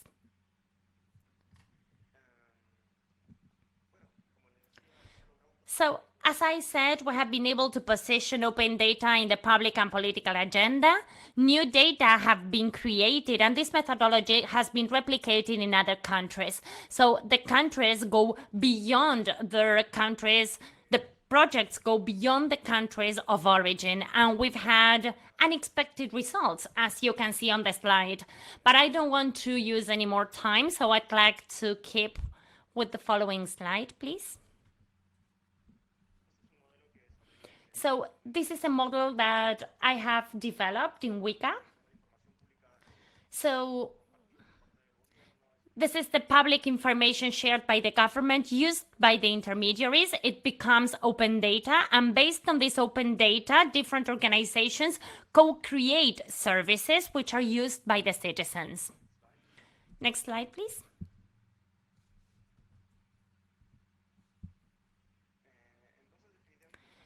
So the conclusions would be that there is a general intention by the government to implement government policies. However, there are still organizational and legislative barriers. So we still need to continue with our efforts. Public bodies as well should try to improve their databases and to improve accessibility to data sets on different topics. So this open data community has been key for the development of a national ecosystem. And definitely what is still lacking as part of these projects is, well, the economic financing, which is quite important. And well, again, I'd like to repeat that the creation of public value is not fostered for the use of technology, but rather by the government, the open government, based on transparency, participation, and cooperation. And with that, I think I can end my presentation of the results and we can move on to the next slide. I'd like to introduce you to the panelists. We have Juliana Galvez. She's a politologist with a master in digital humanities. She's a researcher of open government and access to information in DataSketch. Also, we have Maria Isabel Magaña, journalist with master in digital communication, data and visualization. She's teacher of journalism and research and editorial data. Also, we have Daniel Carranza, co-founder of Data Uruguay, organization that creates tools and also is activist for data and open government. And finally, we have Sofia Montenegro, politologist with a master in public opinion and political behavior. She also is a social investigator of dialogues. And for them, we have the following questions. Which are the key factors that have an impact on the projects based on public information? So now I'd like to allocate 2 minutes for each of the panelists for them to address these questions. So maybe we can start with Juliana or Danielle, Sofia. Okay, sure, I can start. Hello. My name is Juliana Galvez. So I'm part of DataSketch, and we deal with everything related to human rights based on open data and access to information. So we can say that the key factors that have an impact on our projects based on what we've done up to now related to public information have been a mixture of actions or factors that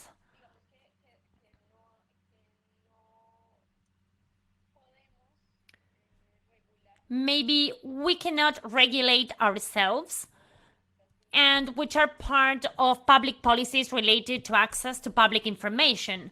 So this is something that has an impact, that has an influence on each of the countries and whose impact is different. For example, in Colombia, there is a public policy for access to information, which is quite strong, but it is not the same in other countries in Latin America. So it's really difficult for organizations that have these projects based on public information to access to this information that belongs to the citizens and should be provided to the citizens, and that in turn are regulated by the government. So this implies that we are talking about information, as we've said before, regarding anti-corruption and open data for public contracting and public expenditure and materialization of public policies, but also the availability of different sources of information that are quite new and that not necessarily are considered by the government to be necessary. For example, the publication of the officers or the different Congress persons' resumes, which, well, maybe the government does not think that this is necessary or this is not considered a significant open data piece. And lastly, just to close, I'd like to say that also there is certain opacity in access to information, which is key for these projects, because sometimes we cannot size the importance of data. And we, as part of a project team that is based on data, we try to gather this information, this relevant data for the citizens to understand the importance of this data. For example, campaign financing, or for example, public contracting. Thank you, Juliana. So, Sofia, would you like to add anything? Yeah, sure. Thanks for your presentation, Miguel, and thanks for presenting these very important topics. And I would like to complement what Juliana was saying. And in this case, I'd like to highlight how important and how difficult it is to study all of this. And I'd like to congratulate you for systematizing the experience of all of the countries, because we have lots of biases, which are quite interesting. For example, in the case of Guatemala, we do have a public information access law, and in some countries such as Costa Rica, they do not have this kind of legislation. So in this regard, we passed this law in 2008. We've had this law of access to public information for over 10 years. And it's an important law so that citizens have the tool to request data to any public institution. And we know that after this 10-year experience, we know it's been difficult to request information because even in spite of this law, there is an article that is Article 43 that says or reads that the request can be rejected if the information is sensitive or is considered sensitive. And sometimes when we are doing monitoring and fiscalization projects to monitor anti-corruption projects, for example, or when we are monitoring public bids, they can use the excuse of sensitive information in order to reject the request. This being the case, several digital media in Guatemala who are denied information, but also we as civil society organizations, we've been experiencing that scenario that is a political context. It's important to consider that we as civil society organizations play a different role from public entities. And therefore, when we try to establish a good relationship between civil society organizations and the public sector, we are used to a relationship that is very tense because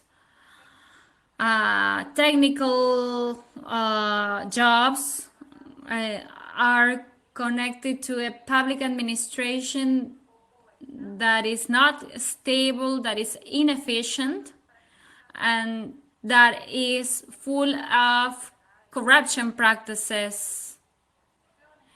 And therefore, it's complicated, and there are many experiences in this regard. Thank you for your participation, Sofia. It depends on each country. Daniel, what do you think about this? I think that the main factor is collaboration. That makes the difference. We work with database projects, and availability of data are essential for these projects.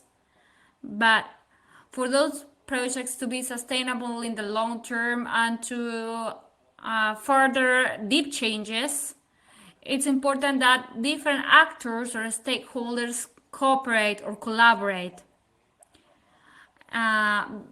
beyond or regardless of those who are in charge of publishing those data. A database project can be well designed, can work excellently, have no issues regarding technology or management, but if standards are changed, the project might fail. Therefore, in our organization, we firmly believe in co-creation and collaboration in open government. We just do not consume public information, because that's what makes the difference, and that helps us for those projects to be able to change the internal structures of the organizations with whom we work. That is essential when we prepare these strategies. in a perspective that understands open government based on outsourcing. Sometimes some actors just solve the problems that I cannot resolve. We do not believe in that approach. We believe in projects in which we collaborate and we have an advocacy on public policies through the use of public data and by co-creation of projects. That is the type of proposals that we advocate for. Thank you, Daniel.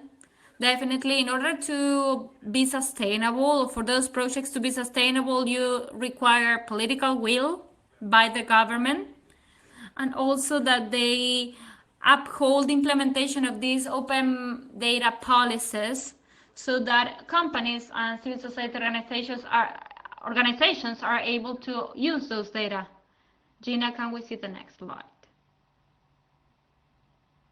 please?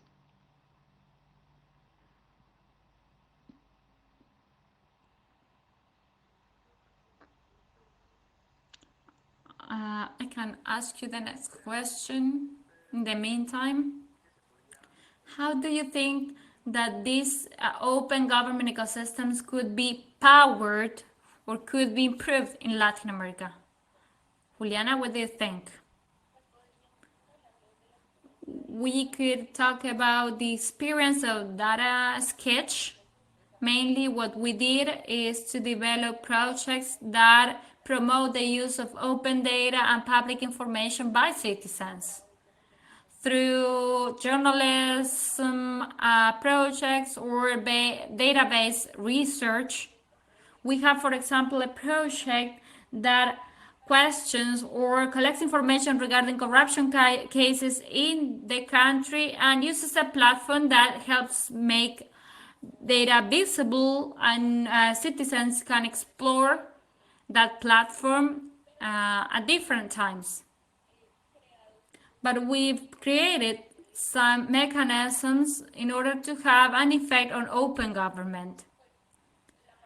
For example, we participate in government projects such as the Governance Committee for Open Government in Colombia, and there we collaborate with public entities and we provide them with our approach of civil society organizations because we work with data and we are all the time seeking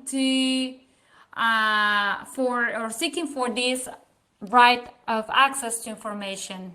So through this interaction between civil society and the government, we've been able to have an effect on public policies. And this can also have an effect on open government.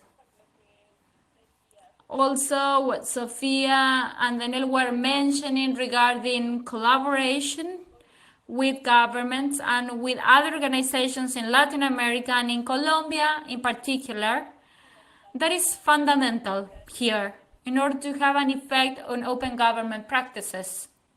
For example, we collaborate with other organizations, with journalists, we create transnational research, or we create or develop research that have an impact on the Latin American society in general. I also would like to say that open government does not only imply openness in information, but it also requires accountability, citizen engagement. This is not only about the publication of open data, but also has to do with other aspects that have an impact on citizens.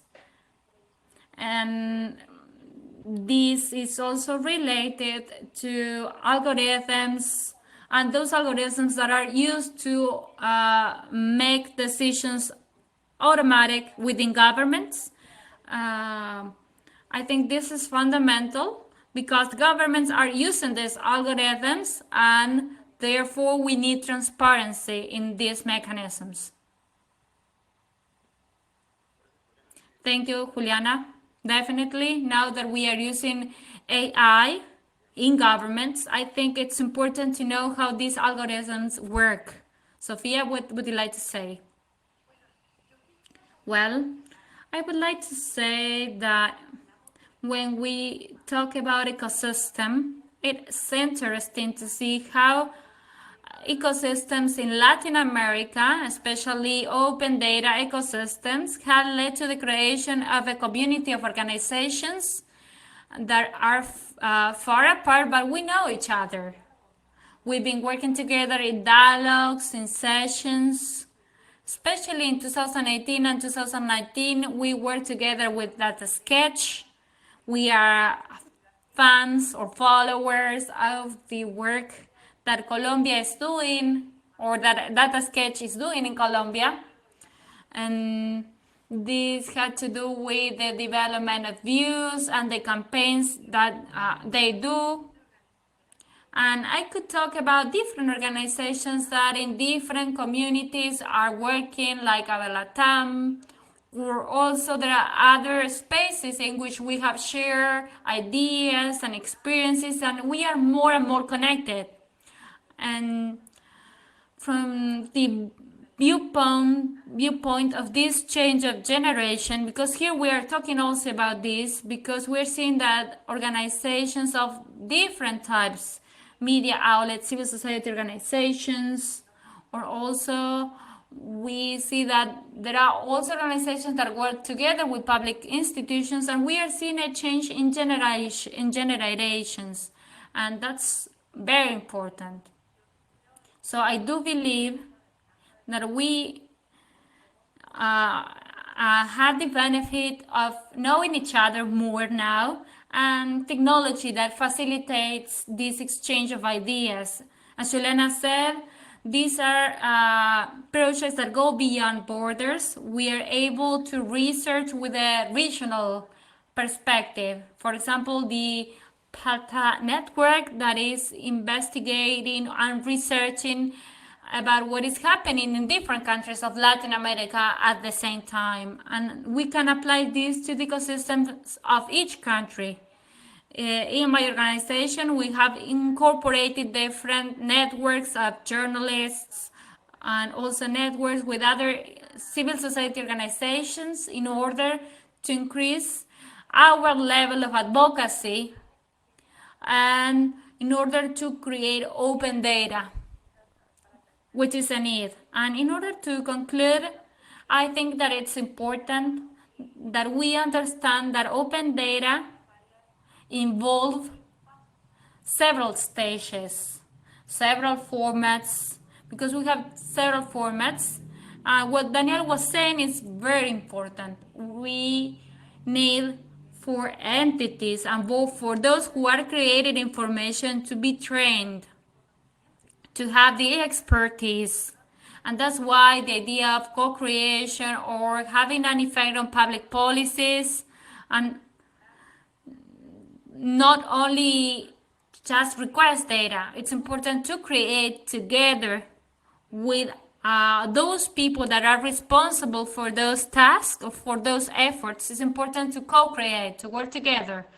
This is a change in a perspective. And I think that this requires trust, because trust is a requirement for this type of change of perspective. Yes, definitely. Open data communities are very important, are also based on trust, as you were saying. Daniel, what do you think about this? Yes, I would like to resume the topic of trust. I think trust is key. As Sofia was saying, in Latin America, we have an advantage. We have a regional community that is huge, especially with regard to civil society organizations. And I think that is easier because we all have similar goals and we work towards the same thing. But also it's important to promote this in other stakeholders that do not have the same goals sometimes. For me, that is one of the crucial things that we need to build upon. And I think that this could be done in an informal way sometimes. For example, open data events and conferences are important, but what comes after the event where people can meet and talk leads to the creation of links and relationships that could lead to bigger projects. Sometimes we use methodologies, but they have a limited reach. For example, challenges and so on, and it's okay, they are useful, but they should be the tip of the iceberg, because we need to have people that relate to each other and that establish or build trust and credibility relationships. Without that, the rest of the things are technical. And I want to say what I said before. Those are visions of open government. We can have a vision of open government where everything is technical and everything is done that way. For example, the idea of future data, it's a marvelous idea, but it's a bit of utopian, but it's too technical. I think that we need to get into the processes, to shape them, to have an effect on them, and to work together to solve and to correct problems. I think that would be the model. We cannot frictionless data model for Latin America is not possible in Latin America right now, and that's why I'm convinced that we need to work together to create trust and to align goals and collaborate.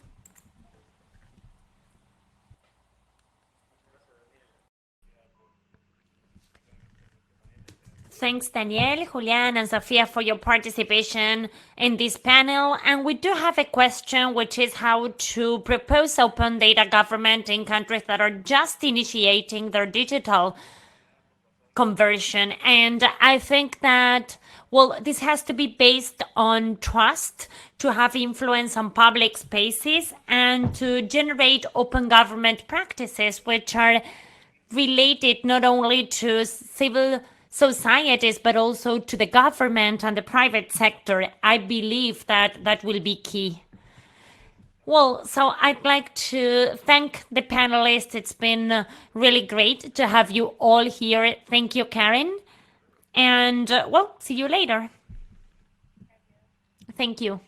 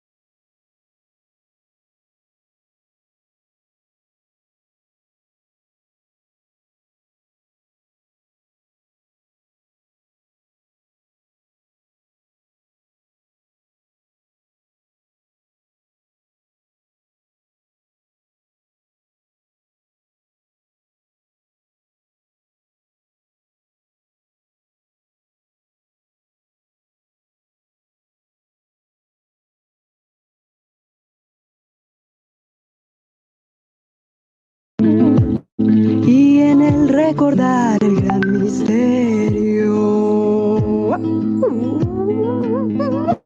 Ya hemos pasado por esto, ya hemos pasado por esto, ya hemos pasado por esto, ya hemos pasado por esto.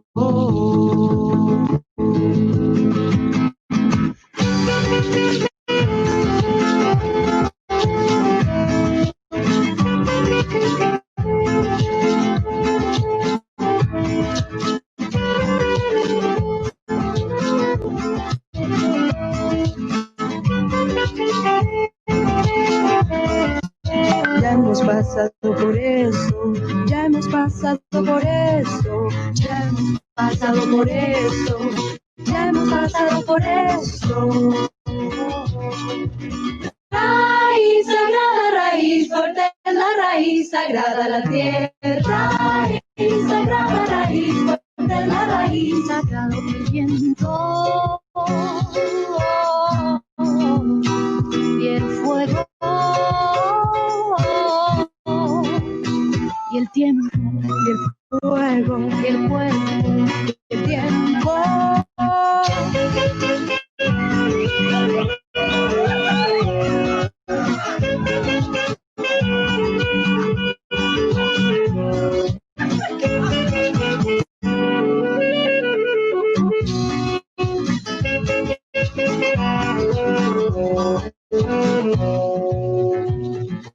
Ya hemos pasado por esto, ya hemos pasado por esto, ya hemos pasado por esto, ya hemos pasado por esto.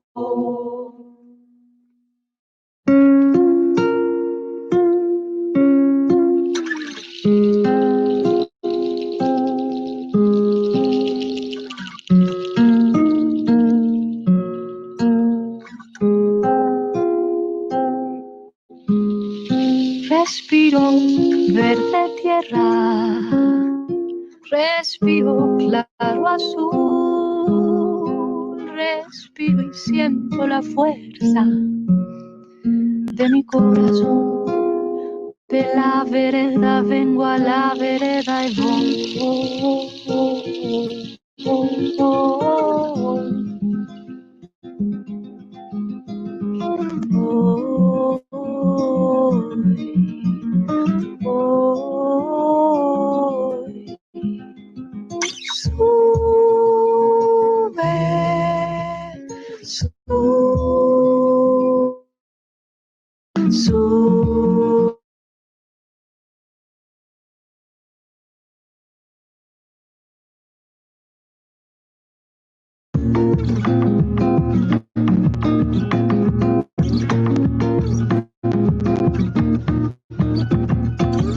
canta, pa' que no vayas a olvidar, siembra, para aprender a cosechar vida, para la tierra recordar, mira, es nuestro hogar, es nuestro el deber y el valor de vivir al lado del río. El deber y el amor de vivir.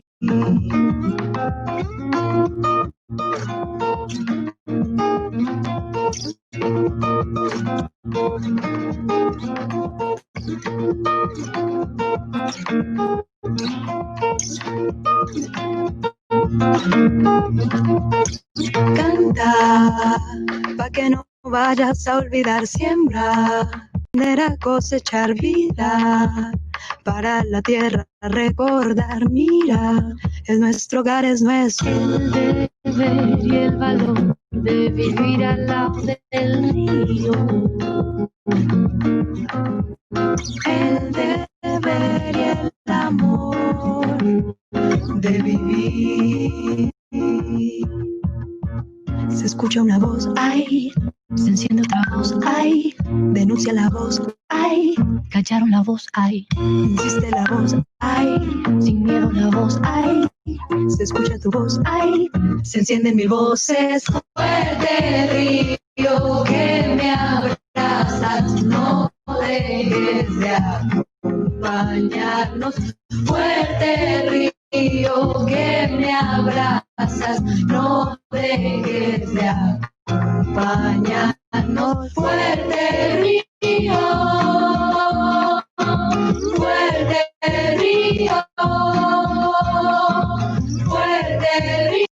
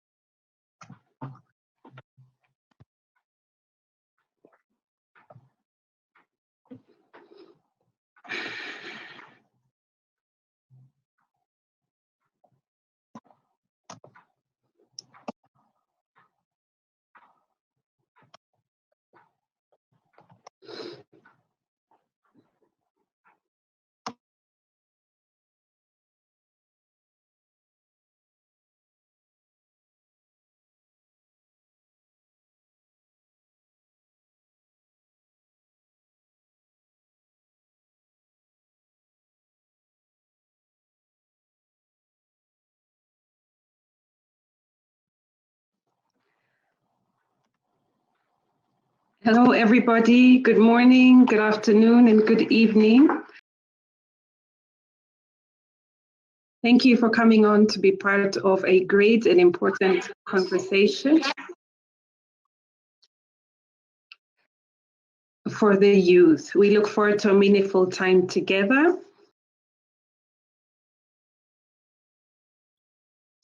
My name is Steph Mushai from HIVOS.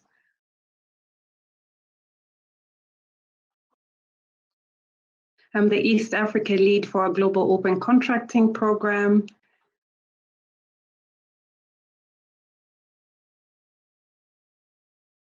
I'm also wearing the hat of steering committee member for the Open Government Partnership. So it's great to be part of this collaboration for open government.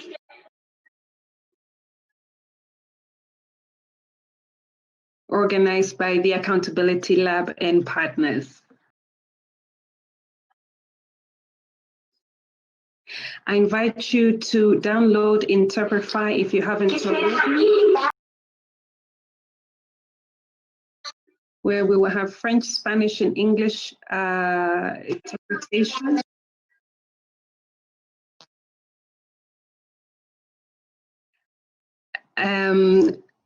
That will enable, and you're also welcome, to ask your questions in the same languages.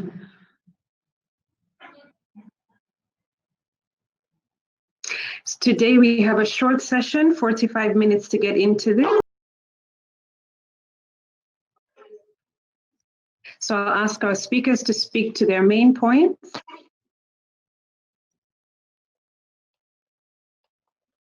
And all participants to make their interventions to the point as well.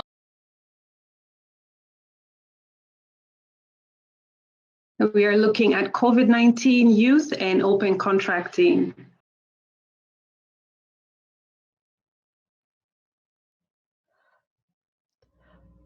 We will use the chat box to receive questions for our speakers.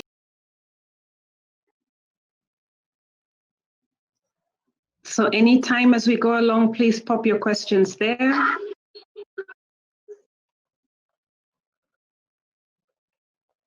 And I'll keep track as the conversation goes along.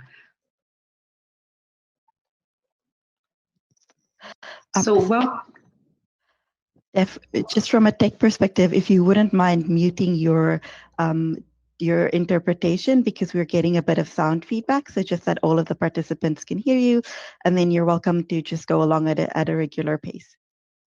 All right, apologies for that. I hope that's better. Allow me to introduce our great speakers today. We have with us Gilbert Sendugwa, who is the Executive Director for the Africa Freedom of Information Center based in Kampala, Uganda.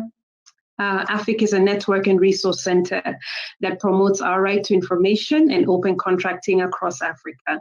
Gilbert is well known in the region for his years of leading campaigns and in his areas of expertise in the region. So Gilbert, thank you for joining us today, and we do look forward to your insights.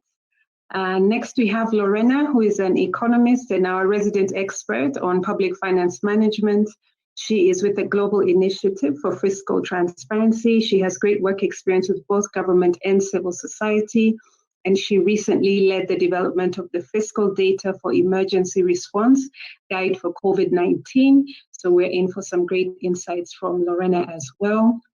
Last but certainly not least, we have Andy Ocon, who is the Community and Capacity Building Manager for the Open Contracting Partnership. She has a great background on using data for various things to build digital democracy, storytelling, and holding governments accountable. She's a fellow from the Mandela Washington Fellowship Program 2016. And when Andy's not working this hard, she does love to sing. So we may just get a ballad out of her to close the session. Thank you, Andy, in advance. And welcome to the session. We look forward to your insights as well. Allow me to just quickly set the stage now as to why we're talking about public procurement and the youth and why this is important.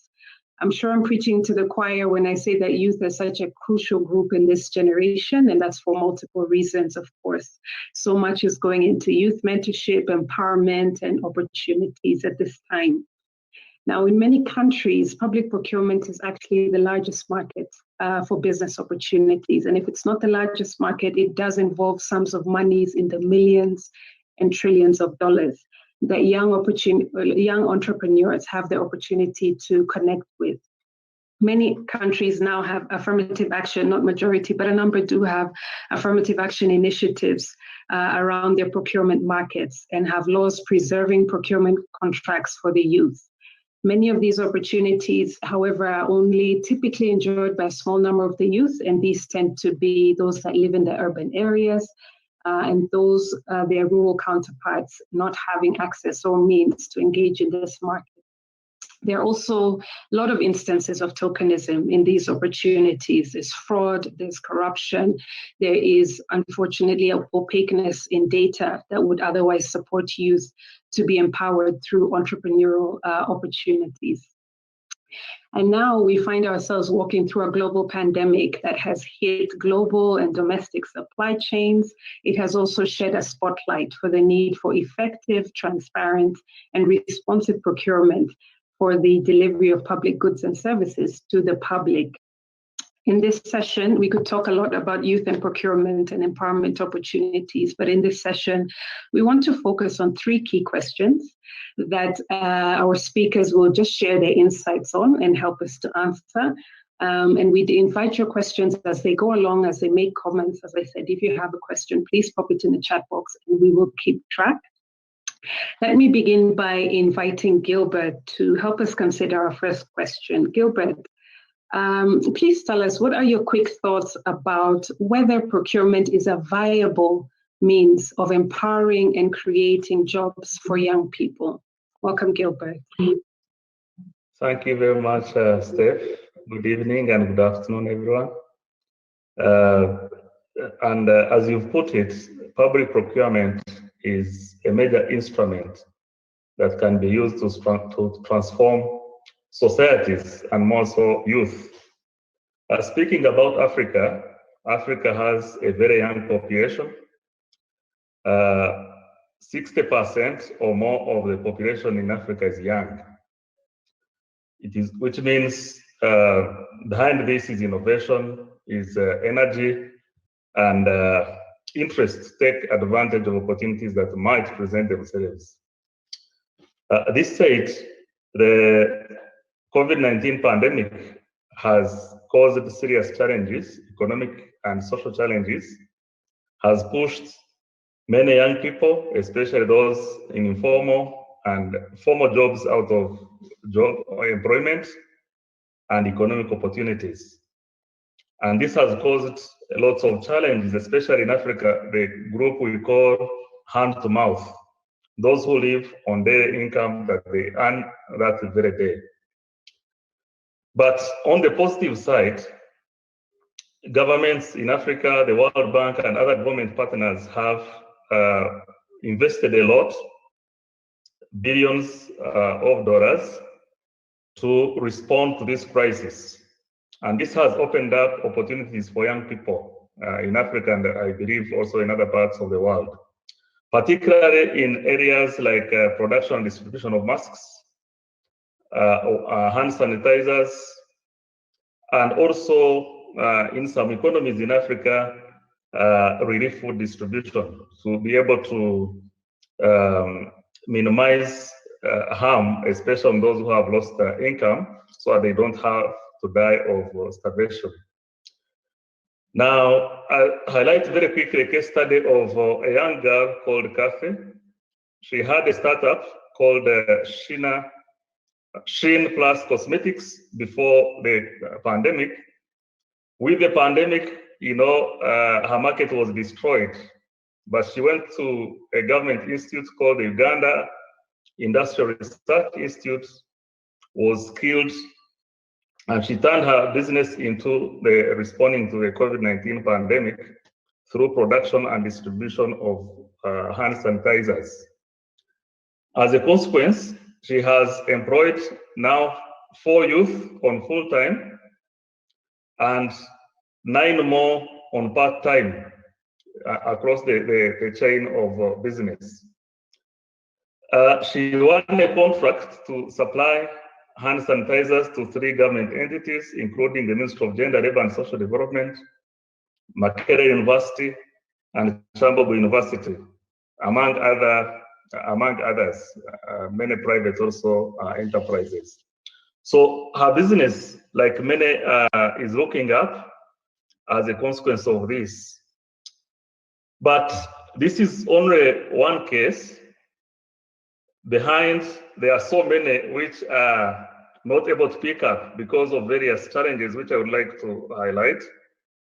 The first one is that disclosure for procurement opportunities is very weak.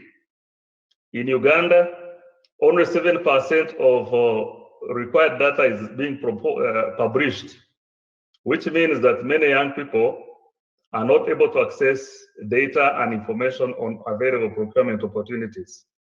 That's a major area of concern.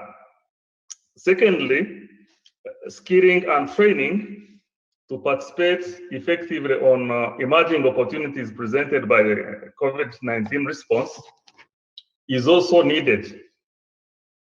And many young people in Africa do not have this.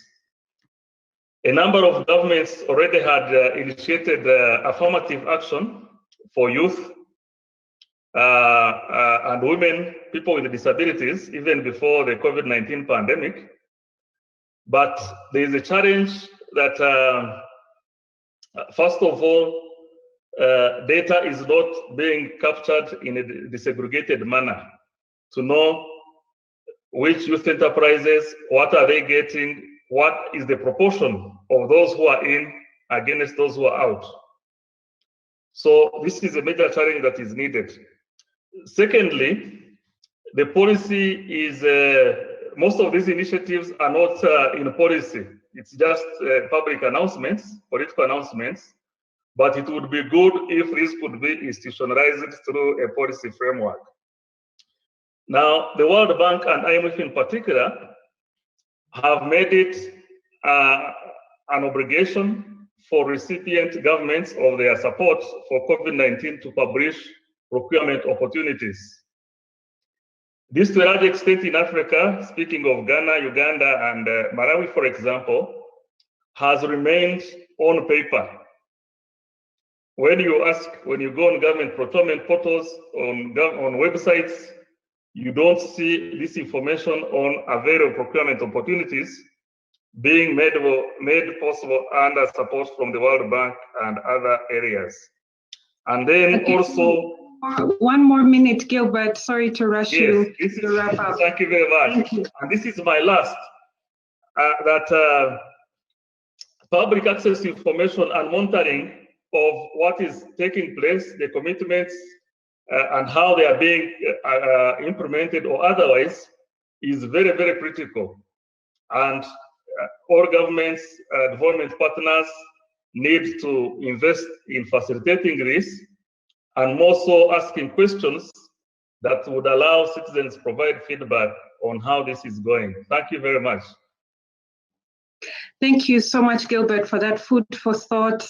Good to hear it's not all doom and gloom, where youth are converting businesses in response to COVID and even creating employment. It's good to highlight good things that are working, that 7 youth full-time, none part-time.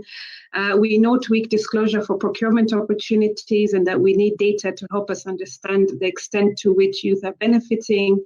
You talked about political tokenism with no institutionalization, and the gap in training and skills and access to information, and the implementation is critical. It would be great to hear from those on the call any stories that they may have on youth that have successfully converted businesses or are using information that is publicly available.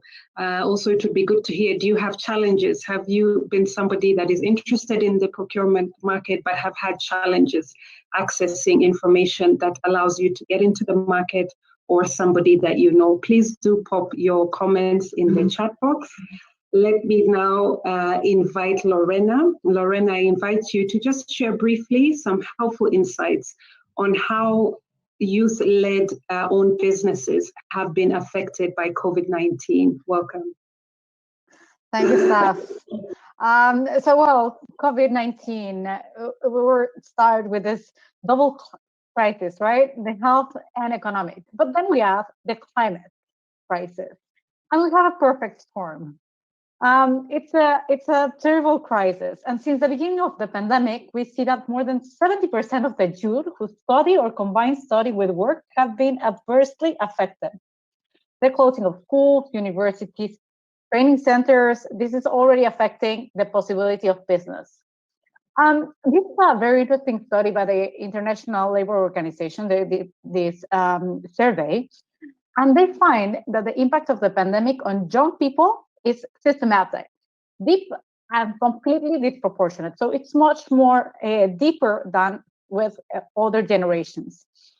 And this is particularly hard with young women, the younger and youth in lower income countries. So this has an important effect on inequality. And just a reminder, and this is hard. I was not sure if I should. I think I'm not categorized as youth anymore. But the youth and the future generations are the ones who will shoulder much of the long-term economic and social consequences of this crisis. So it's not only that they are being disproportionately affected right now, but they're the ones who are going to have to pay the debt incurred right now. So I am glad that we're discussing this because this will affect the well-being in the short term, and it has equity considerations in the long run. At the same time, small and medium enterprises and startups are often the hardest hit in times of crisis, like COVID. And this is even more marked for young entrepreneurs. So we have the youth factor and the small medium enterprise that is usually young generation has a small medium enterprise, not the big ones yet. Hopefully they'll reach that at some point. But it's usually SMEs. So they have this double impact and it puts them in this double vulnerability. Just a quick fact, as a result of this COVID-19 crisis, 35% of young entrepreneurs have had to lay off staff or reduce staff hours. 25% have had to cancel orders from suppliers. 25% have had to postpone investments, and 24% have had to reduce wages. So these businesses are harshly affected and disproportionately affected by this situation. And moreover, there's this survey, and they asked the young entrepreneurs how they are being affected and what is affecting them more. Whether it's the delay in the aggregate demand, there's no more demand, and 26% report that they are being affected by delays in progress of government business. So government, that is an important driver of the aggregate demand, it's delaying processes, which makes sense because of the COVID-19 uncertainty and the effects on the budget, are also having an effect on this younger generation led businesses. And that has a lot to do with procurement. When they are delaying procurement processes, of course, they are affecting SMEs, and of course, they're affecting the youth, and everything stalls. So as you can see, the rulemaking function and the fiscal and budgetary measures are very powerful levers at the disposal of government to make sure that this is faced with equality and that the crisis does not have more of an intergenerational transfer effect, so that the youth is not more affected in the future. And government, of course, and Gilbert was already mentioning it, the plans and the strategies to recover from COVID-19, they're mobilizing a lot of resources and they're creating a long-lasting effect, but they are usually not considering the effect on the different generations. So I just have one example from the Welsh government, and they have adopted this framework that they will be evaluating the measures that they are taking for COVID-19 with the principles of intergenerational justice. So this is the only government that I have found that is actually taking this into account in their measures and will evaluate the measures they take, the benefits they're giving to companies or to individuals, and analyzing the effects on different generations. But most of the cases, they're not making any distinction for youth-led companies, and that can be a problem for young people trying to access benefits and support from government. Because most of them cannot access loans yet because they don't have the credit history yet, for example, or most of them are still informal. And that is also found in this survey made by YouthCo on Asian markets.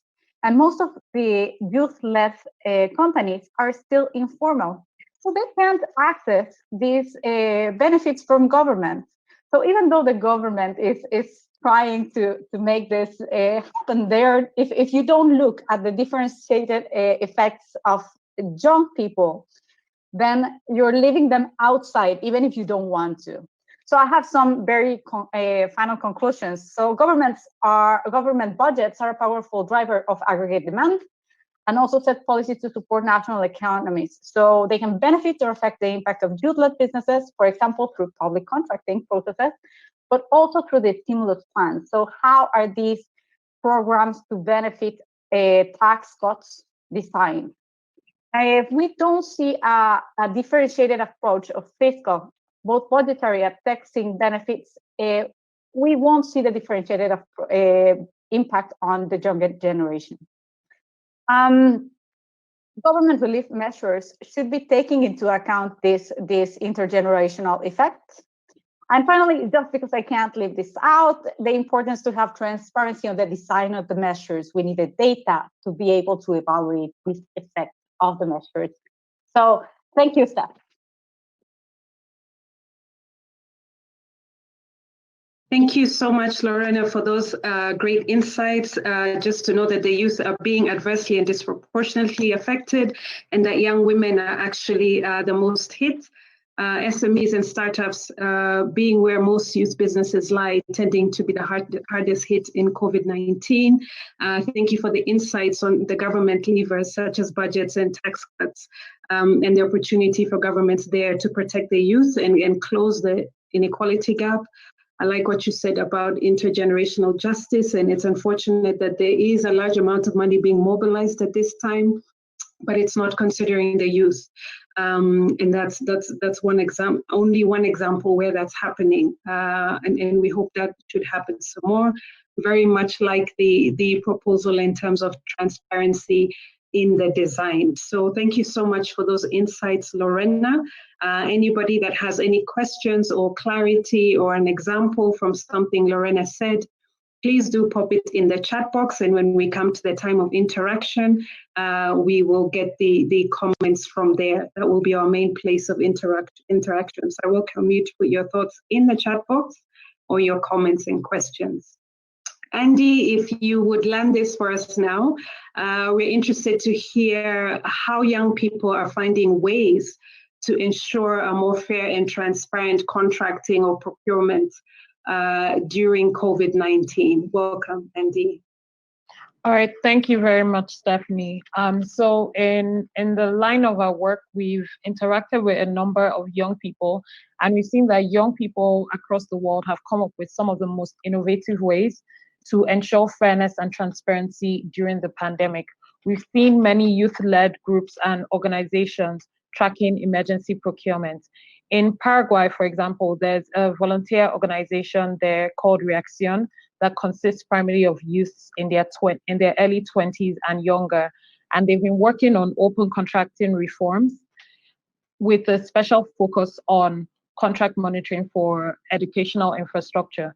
So they've been actively monitoring spending right now. So during COVID-19, they've shifted a bit from their primary focus to actively monitor COVID-19 spending, and have even taken legal action to get tax returns from public officials. And they have also led trainings for journalists on how to use emergency procurement data in investigative storytelling. Reacción has also worked as promoters of the Control Ciudadano platform, which is an open data portal available to citizens in Paraguay that helps to guide citizens on how to control public resources. And what they've done there is that they've made available to the public data on purchases made during the COVID-19 pandemic, with the goal of having more data to help exercise citizens' rights of being citizen controllers. And seeing that young people are such a tech-driven demography, I believe that building the capacity of such young people is important for them to have an impact on how they can use open contracting data to tackle some of the challenges that have been brought on by the pandemic. In Colombia, for example, OCP, Open Contracting Partnership, where I work, was part of a datathon where we trained young people on using public procurement data to safeguard public resources during COVID-19, during the COVID-19 emergency. And one of the participants was an organization called Canopy, and they were also the winners of the hackathon we had during the Datathon. And they proposed a very exciting project that was going to help facilitate citizen oversight on contracts that the government of Colombia had awarded for procurement emergencies. So their project basically helped detect early warnings, basically red flags of how COVID-19 contracts were being awarded across the procurement landscape in Colombia. And we've seen similar work from young people in Nepal and Ecuador as well. They've, and most of them are involved, we've seen, in analyzing emergency contract data. And I'd say that most of the youth projects that we've seen have worked deliberately to demystify procurement data, to make it readily available and accessible to citizens and easy for citizens to understand. And journalists too have benefited from some of these projects, as we've seen a lot of infographics and other data illustrations being used in different countries. One other example that I would cite is DataLat, which is a civil organization in Ecuador that's run by some young professionals. They too have also focused on open data and transparency. And they participated in our action research project and helped analyze OCDS emergency contract publication in Ecuador. And another thing they too have done is that they've tried to involve young people in the subject of open contracting by organizing a lot of activities, not just trainings, that would make it more inclusive for young people. And the final example I want to cite is a case in Nigeria where PPDC, which is one of the procurement monitoring agencies in Nigeria, have focused on implementation and monitoring COVID-19 contracts. It's a young organization as well. And what they've done, given that Nigeria is a somewhat low-tech region, they basically trained some local monitors, some young people in their local governments to monitor the disbursement of COVID-19 palliatives in Nasarawa and Dala local governments in Kano State.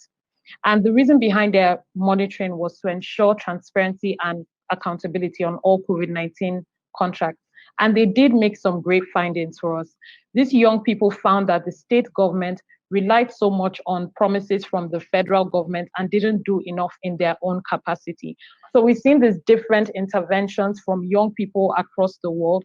And I would like to end with the point, throwing something out to the audience, that while we've seen this intervention, that the youth have taken their own steps to intervene in COVID-19 emergency procurement monitoring, I think it would be, we could do more and better in creating an explicit design for youthful activists. And I would love to hear from the audience how we could go about that. Thank you. Thank you so much, Andy. And for that question posed, I see we're all a bit shy to get on the chat box. Please do pop some question or comment there so that we can manage the interaction better rather than having everyone put on their mics on at once. We'd really like to take advantage of the chat function so that we can moderate the questions and comments or suggestions a bit better. But thank you so much, Andy. It's great to hear that youth in Nigeria, in Ecuador, in Colombia, and in Nepal are doing great things to make open contracting data available, publicized, and usable, to be able to help improve citizen oversight on procurement, and great work like early warnings for COVID-19 contracts. And great to hear that even journalists are using this information and others to monitor or to tell their stories. So that's really great. Thank you to all the speakers. So for all your food for thought, for the great examples in the background from all the different parts of the world. I think that has been really, really excellent. So allow me now to just open up a time of interaction. We have 15 minutes left for the session. And so we will get into an interactive time. I see a question from Blair that I will pose to the speakers, and any of you is welcome to unmute yourself and answer. The question is, what kind of skills do volunteers and others who hope to be monitors need to ensure open government and to monitor procurement and contracting during COVID-19? Do they need tech skills? Do they need investigative skills? What else could they need? That's open to any of our speakers who would like to take that up. I think I can start with that, since sure. I directly referenced or spoke on that. I would say it's a mix. I would say the first thing that's needed is probably just an interest in knowing what your government is doing and how your government is helping the situation. And then basic tech skills, if you can use spreadsheets, if you know how to use Office tools, Google tools as well. Those are some basic tools that you might need. And investigative skills are also great if you want to maybe write articles on it. And these are things that we are able to train on, and some of the NGOs that I mentioned as well are able to train on. What I can do is I will share links to some of the work we've done and some of the NGOs that I mentioned, some of the organizations that I mentioned and what they're doing. And anyone that's interested in that can always reach out to us on what support we can provide. Thank you so much, Andy. Please do provide a link maybe to OCP for those that have not maybe heard of OCP before today.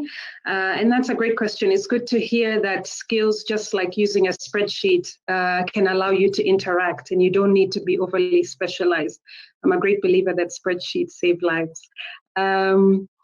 So I will pose a question. If there are no questions in the chat, I did have a question as I heard the speakers go along, and then I will come to Blair's questions. If I may, he has a second question. I beg your pardon? If I may, on this same one. Sure, Lorena, sure. From our side, from GIFT, we've seen many people that do not have knowledge of Excel or data, and that can get involved in monitoring. So what we see is whether it's monitoring, for example, of a construction of schools or hospitals. Right now, that is very important, that part of monitoring, and sending the feedback through the correct channels. So sometimes that is just about enabling the correct channels for this feedback to be closed. We see some great work going on with Budge IT in Nigeria on this and monitoring this process, or for example, in South Africa, that we have our partners that have this platform, Boleka Mali, made by government and civil society, where you can track the infrastructure projects. And that is, then you don't even have to be a tech expert. So it's just, do I want to monitor what's happening surrounding where I live? And then that's possible when you create the correct channels for this to happen. Thank you so much, Lauren. I hope we take up that encouragement. You don't need to have specialized skills to monitor, and as part of our roles as citizens for this accountability for our public goods and services and how they're procured. That's a great encouragement. Gilbert, any input on that one, or can I pose the next question to the speakers? Yes, thank you very much for the great question, Brea. We've done extensive contract monitoring, and we see that red flags happen at every stage, whether it is at procurement planning, tendering, award, or actually in the execution of contracts. Now, at each of these phases, you need different skill sets and probably also different players.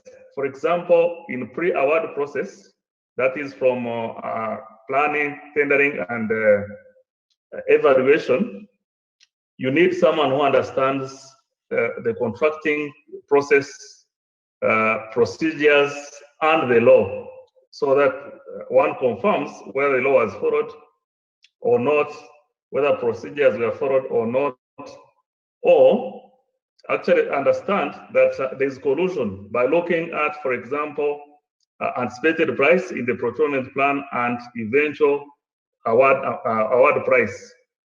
If it is within 1% margin, it is an indicator that there is collusion. Now, after award, during execution, I think here you need local people, the local monitors. At least we have used that, because the red flags we find here are things like ghost projects, ghost contracts, shoddy work, and among others. And then using substandard materials, among other things. And here, when local people are informed of what is expected in the contract and are given a checklist, like we do, they have given us very good feedback. Thank you very much. Thank you. Then also, finally, the reason for monitoring is to improve the performance of that individual contract, but also to inform decisions that would prevent similar occurrences from happening. So you need good skills and understanding on how to communicate what you find, to whom, and the desired impact that you need. So to that extent, therefore, you need, I think, different sets of skills and probably different actors in the procurement monitoring cycle. Thank you so much. Thank you, Gilbert. Different actors, different skills, which means there's a place for most, if not all of us, in the various skill set and actors. Final question to the panel, or I see one from Katie. Maybe Accountability Lab will allow me to take the question from Katie, which is the final one as we're running to the close of this session. Katie asks, some people who benefit from a corrupt system say that corrupt governments and contracting systems is good for business, and so they do not want to fight the system. How do we make arguments that corruption is actually bad for business and that we need a more transparent system? Great question, Katie. Who would like to kick us off in response? If you could keep your response as concise as possible. We only have a few minutes to the end of the session. Lorena, I see you're unmuted, so I'll give you first go. Actually, fortunately, I think we have enough studies by now researching the impact of corruption in many aspects of the economy. For example, in the availability of competency and a good market. So this is actually something that has been measured. There is a lot of research behind this, real data. For governments, for example, the access to better credit ratings, it is linked with combating corruption. So that is all benefits of combating corruption and having a better market. So having a better market will give better prices and therefore will create better conditions for the economy. So I would really encourage you to look at research that has good analytical correlations on this, and we have a couple of them. I will share a link right now on this linking fiscal transparency and corruption with better credit ratings, for example. Thank you so much, Lorena. Just 1 minute maybe for Gilbert and Andy to just respond to that, and then we will close out. A thank you from Katie. Yeah, go ahead, Gilbert. Thank you very much. So corruption is not good for business because everyone is paying. If everyone is paying, then no business will be sustained. In our monitoring, we look at different indicators like competition, corrosion, inflated cost and efficiency, among others. Now, what we find is that any of these, perpetuates corruption and ends up eating the business which was paying bribes. So the best way is to say that a good, clean environment is good for business. It encourages business to invest because they know that only their capacity and the quality of their tenders will assure them of jobs. If it is not like that, you have a situation here in a number of African countries where we work, that because for a long time business decisions were being made under the table, companies did not develop capacities. Now governments are crying that they don't have firms which can do jobs, especially infrastructure project jobs, because for a long time companies were investing in relationships rather than capacities, and it has hurt them, it has hurt governments, it has hurt the citizens, it has hurt the businesses as well. Thank you so much, Gilbert. Very true. As I give Andy an opportunity to have a last word, I just want to encourage us to go to the chat box and see all the great links that have been posted before you get off the call. You may need to just quickly copy paste them to be able to have a look through them later. Andy, welcome. All right, thank you, Steph. So a lot of what Gilbert mentioned resonates with me in the sense that even the question says it's some people benefit. It's not, so it clearly shows that there's already a number of people that do not benefit from the system. And it's such a small number of people. And what we found with open data, open procurement, is that it allows for competition. It allows that more people can participate, actively participate, because you're able to identify open beneficial ownership to see who benefits from government contracts. And this is what people don't want. And also, in many parts of the world, we see that many people have leverage on their relationships rather than the value that they are adding to businesses. And it's the government that is losing out. That is why there's so much dissatisfaction with citizenry, because government has not been able to complete a number of projects that will be beneficial to the citizens simply because they want to oil certain people's pockets. They want to satisfy certain people. So in making the argument, I would say that transparency allows for us to expose those people who say are recurrent recipients of government contracts, showing that there isn't fair play in government contracting, and also making a case for it would be that even for the government, there's value for money in making your data open, in making your procurement processes more transparent, so that you don't feel indebted to anyone in particular, and you can run efficiently, and you can see wins for your citizenry, and even for the work that you do, the service that you render to citizens can be very evident in the work that you do. Thank you so much. There are wins for government being transparent instead of corrupt. I hope this has been useful. Great question. Corruption is something across the board. I would very much like to thank Lorena, Gilbert, and Andy. Thank you for your great insights. I think we can see that you're great folks in your field, and we're really glad that you could take time with us today. And I'm sure the participants have really benefited. So great session, everybody. Thanks to Blair and his team at Accountability Lab for putting this together. Our contact information, if you need to get in touch with any of us for further information or any query, is up on the screen now. So please do get in touch for any further information. We have up now other activities. You can access these at the participant map. The link is up there now. You can fill out also the participant matching form by going to that link, where there is a program to help you develop your skills and teach others. So if you have a skill that you want to teach others or you want to learn, please go to that link so that Accountability Lab can match you. We have, to finish off, a social media challenge. Please answer this question using the hashtag Digital Youth Summit, OpenGov, and Youth Power. What innovations or stimulus plans do you think your country should consider in order to support the youth during the pandemic? What innovations or stimulus plans do you think your country should consider in order to support the youth during the pandemic? Please get on your social media, share a short video on your thoughts.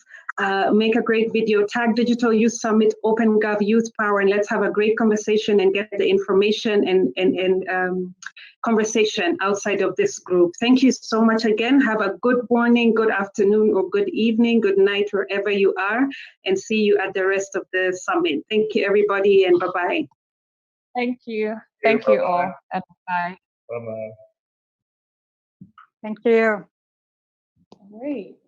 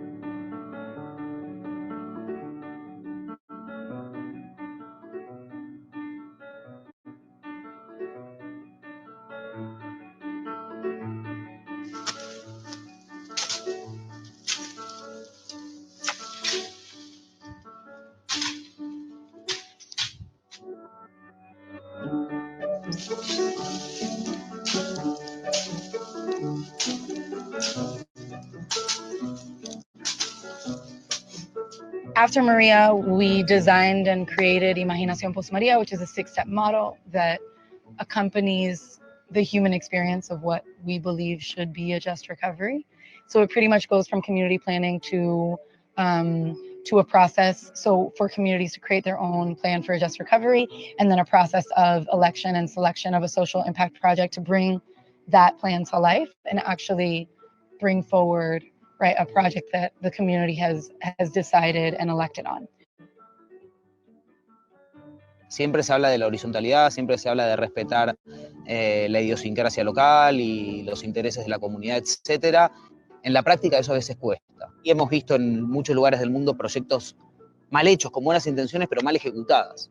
Porque en algún momento la lógica fue, bueno, vamos a ser eficientes con los números, y empezaron a respetar menos cómo adaptarse a la comunidad y más cómo poder ejecutar el proyecto. Y así ha habido proyectos de vivienda con viviendas abandonadas, organizaciones que se han pisado y han atropellado comunidades por hacer tal vez varias cosas a la vez.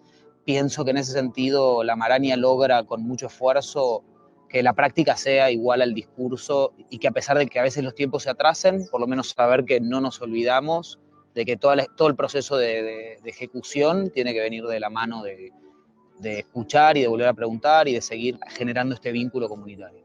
Siempre apelando y siempre usando los recursos locales. Y con el correr del tiempo, el proyecto también haya sido como que adoptado y absorbido por las familias de la zona.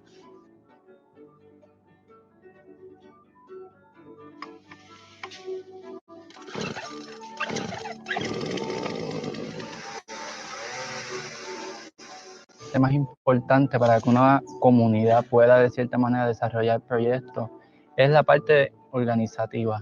Puede ser de manera formal desde lo que es una junta comunitaria, líderes comunitarios por sectores, o de manera informal que sean momentos de reuniones clave. Yo pienso que la Maraña ha promovido esto, que de cierta manera la comunidad se reúna para ver las problemáticas, sus necesidades y así en la eventualidad ir imaginando lo que son unos proyectos comunitarios, partiendo desde esas necesidades como ya la comunidad lo había planteado.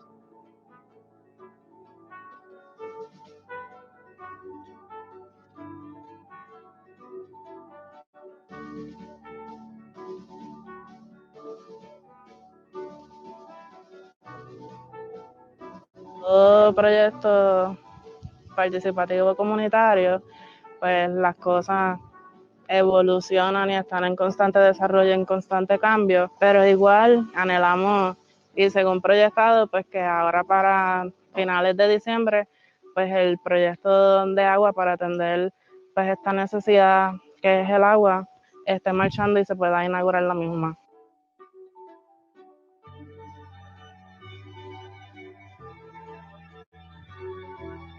It's incredibly difficult to expect communities to take on a just recovery within the level of austerity that we are currently living. When you go through the community meetings, you realize that the problems are there's such a myriad of problems. They're so incredibly overwhelming. And at times I question how sustainable it is to expect a youth-led, woman-led, community-led organization to take on the recovery of a country when there is no actual support for that. For a community to dream of taking over a school is one thing, but to then not only do it, it's incredibly difficult and at the same time aspirational and beautiful.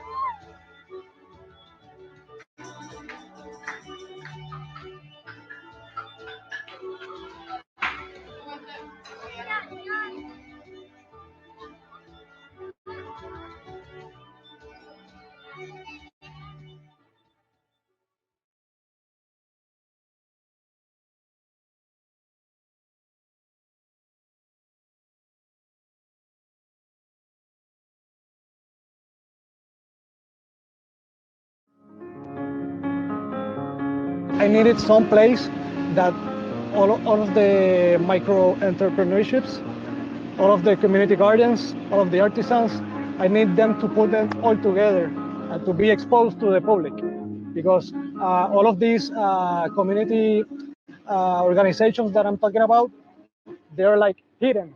So we need to expose them. So I talked to them about this idea. They wanted to do it. And then we had a reunion talking about this. So each of them participate in how they wanted to do it, how they want to reconstruct the area, the soil, the columns, the entrance, everything they did it, the community.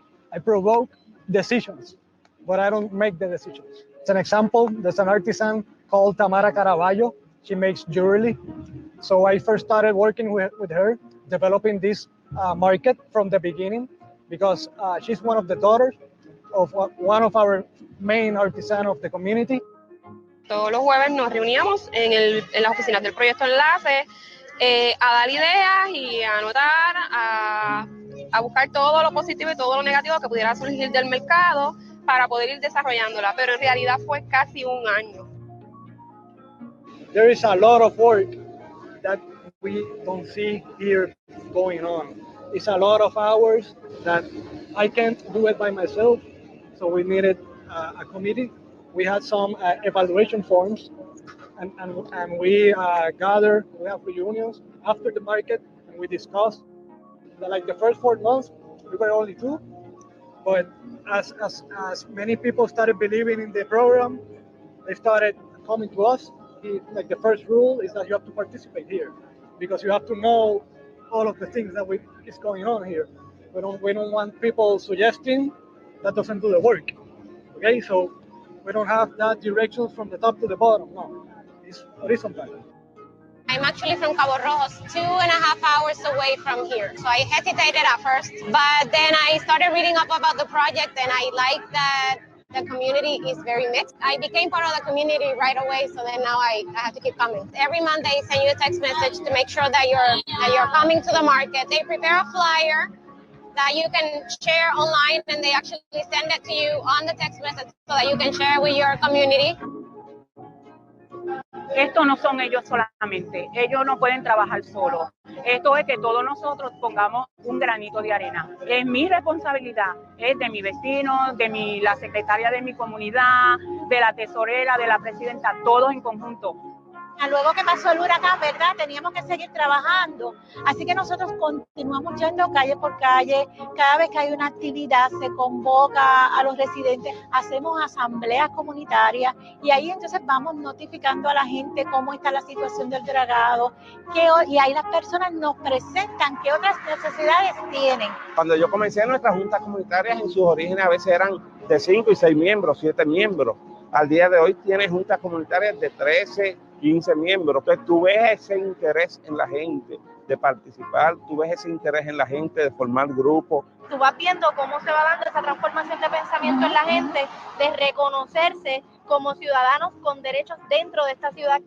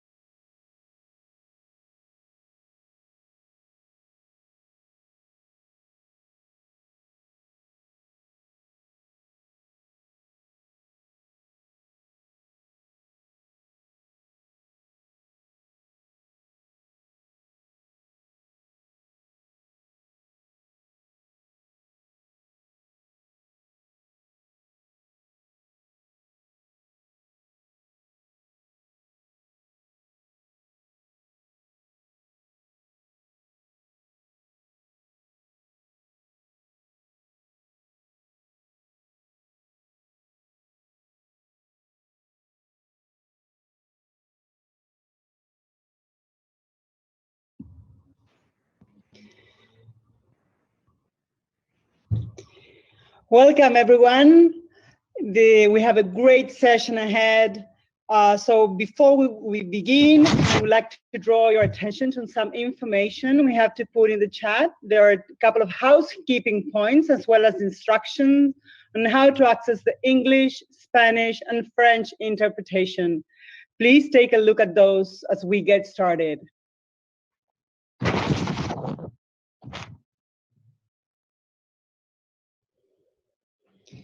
We have Bruna with us, joining us. We have Emmanuel, and I hope Sarja is also joining us.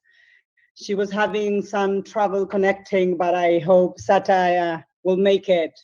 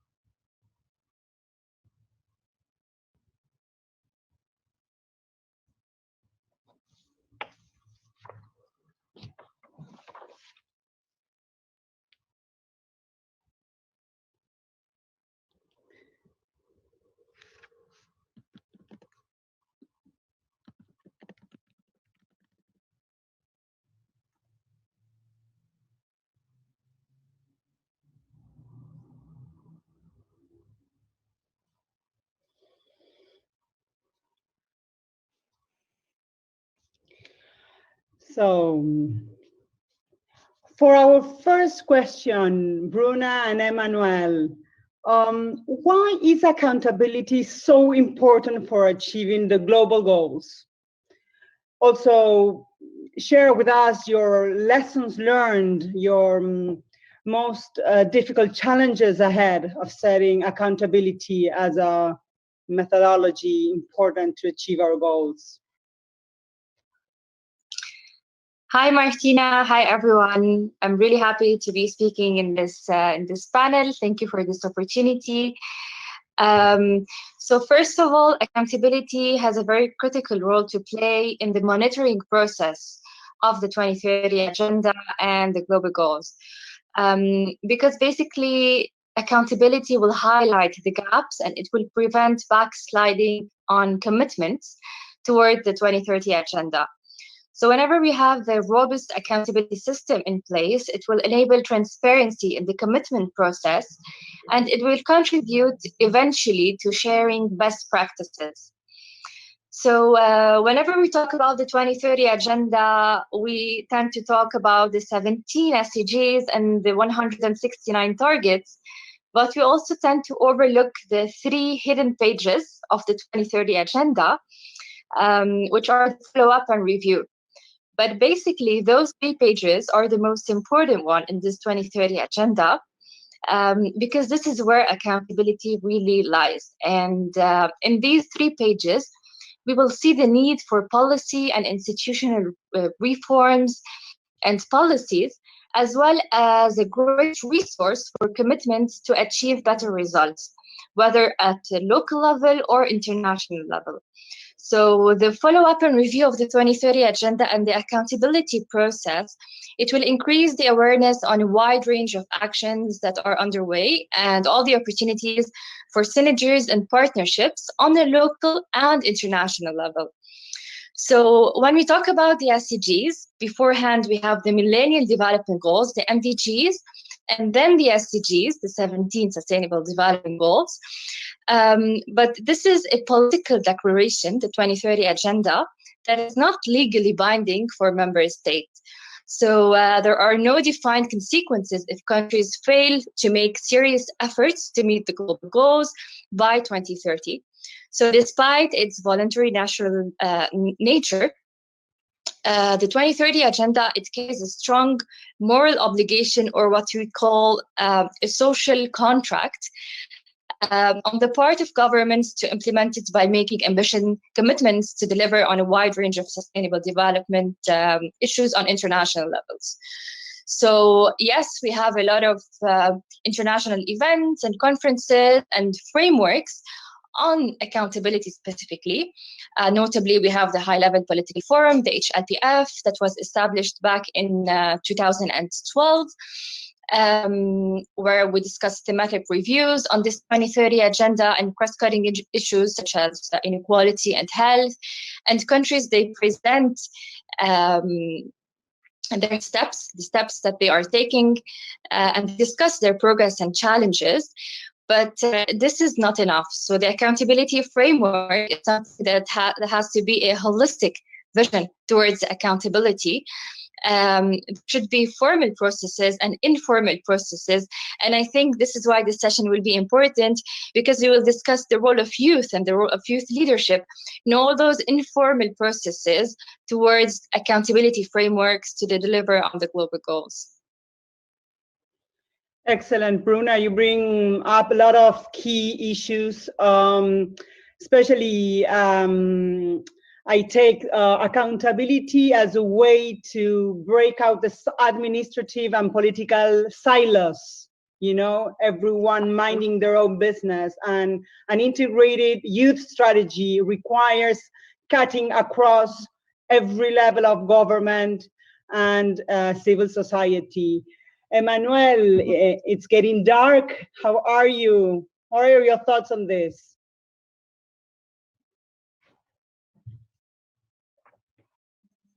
Thank you very much, and a good evening from Ghana. It is my pleasure to be joining you. Yes, as I said, my apologies for the dark video as I've been on the road. It's a very busy moment here as we prepare towards hosting an event next week. So my apologies for the dark video. But let me just say that taking it from where my colleague Bruno left, I think she has really provided a very good framework when it comes to what accountability.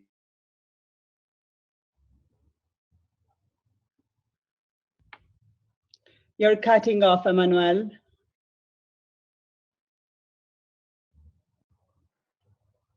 Hello?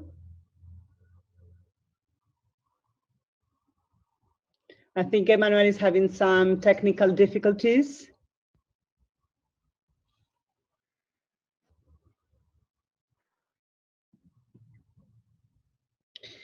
I think Emmanuel is going to try to get back into the session.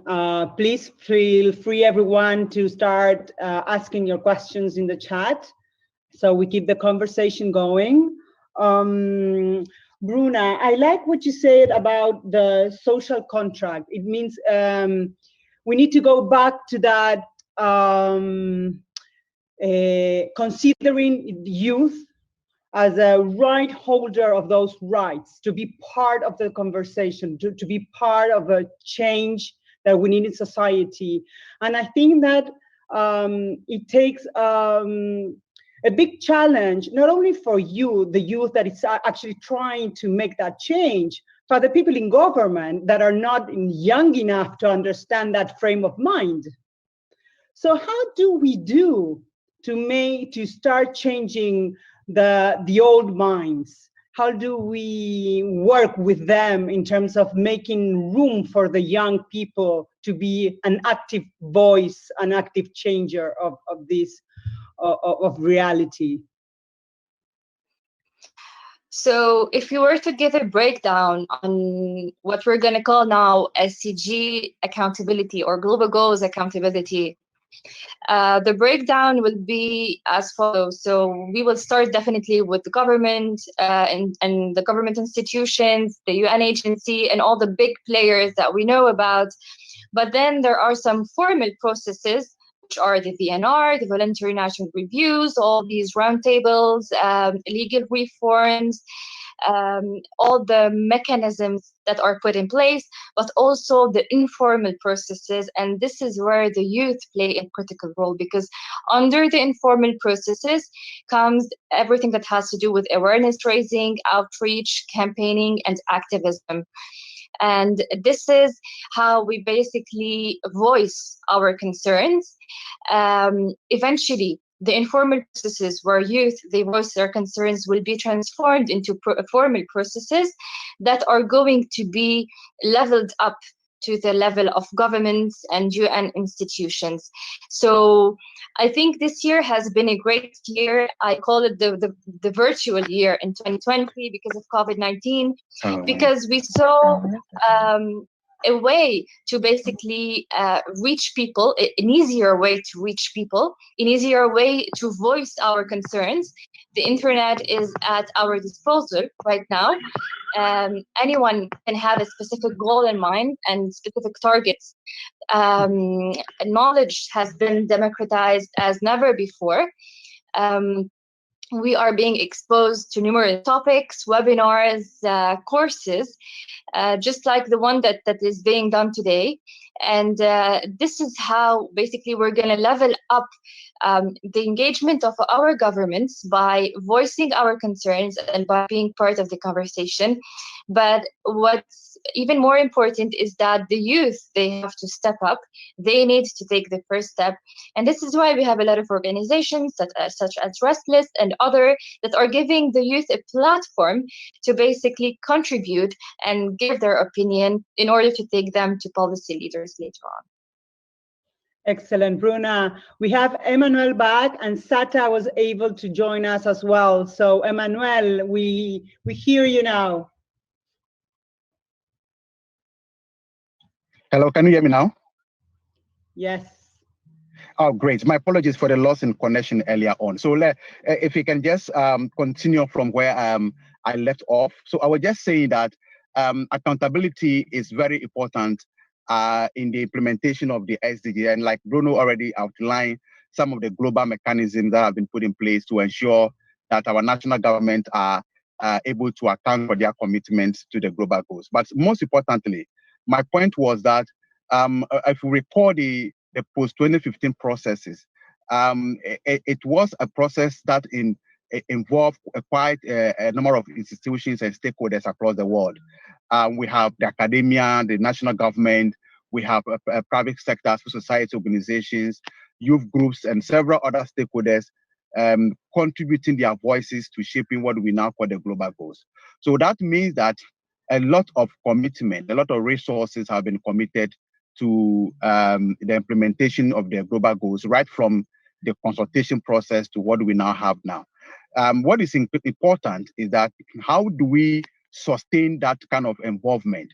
How do we ensure that we are able to hold ourselves accountable and that the resources that have been committed are used judiciously to the benefit of the ordinary citizen? So accountability will allow us to assess ourselves, to examine the progress that we are making, and to see what are the gaps, what are the achievements, what are the challenges even, and how do we collectively shape the future going forward. Another thing that is very important is the fact that accountability will allow us to ensure that we don't fail the next generation. As we know, the next generation is counting on the commitment that all of us are making today.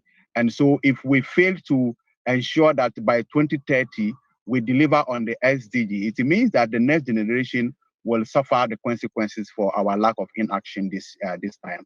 And so accountability is very, very critical. But for me, what is also important is that how do we ensure accountability at the local level?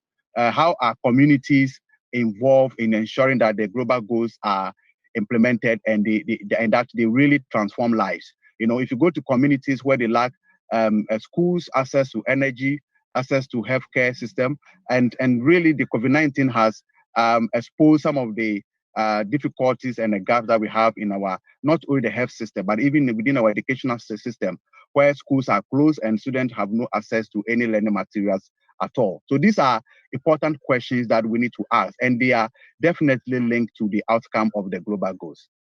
Thank you. Excellent, Emmanuel. I like what you said about this generation, making sure we do not compromise the next one. I think it's an excellent summary. We have Sata with us. Sata, can you hear us?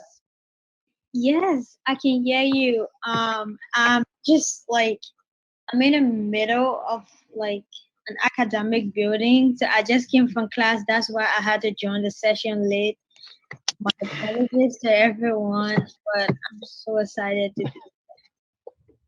It's a pleasure having you. I have a question. Maybe Sata, you can jump in first. Okay. What are some examples of informal processes in which youth can become involved? How can we encourage more youth or empower them to become involved in these processes? So I think it's important that a lot of time when people tend to involve young people into peace building or conflict resolution or human rights related issues, they usually just involve young people at the implementation stage.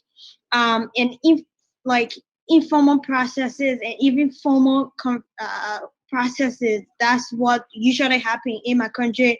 We will wait for, like, let's say at the children level for the Day of the African Child or the International Day of the Gay Child before we involve young people, or the Youth Day, and then we say, oh, today we will give young people the platform to speak about issues affecting them.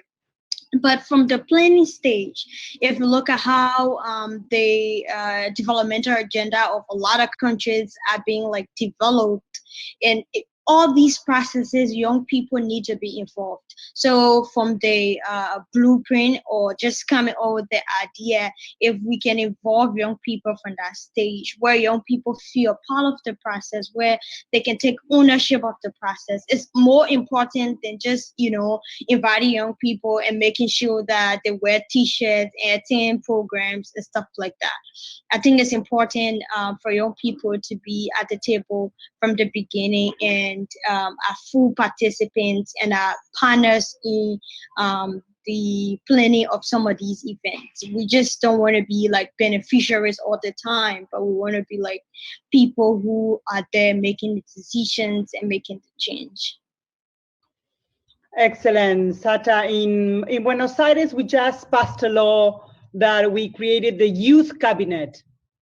So the mayor of Buenos Aires will now have a youth cabinet, or with two public servants under 30 sitting at the table.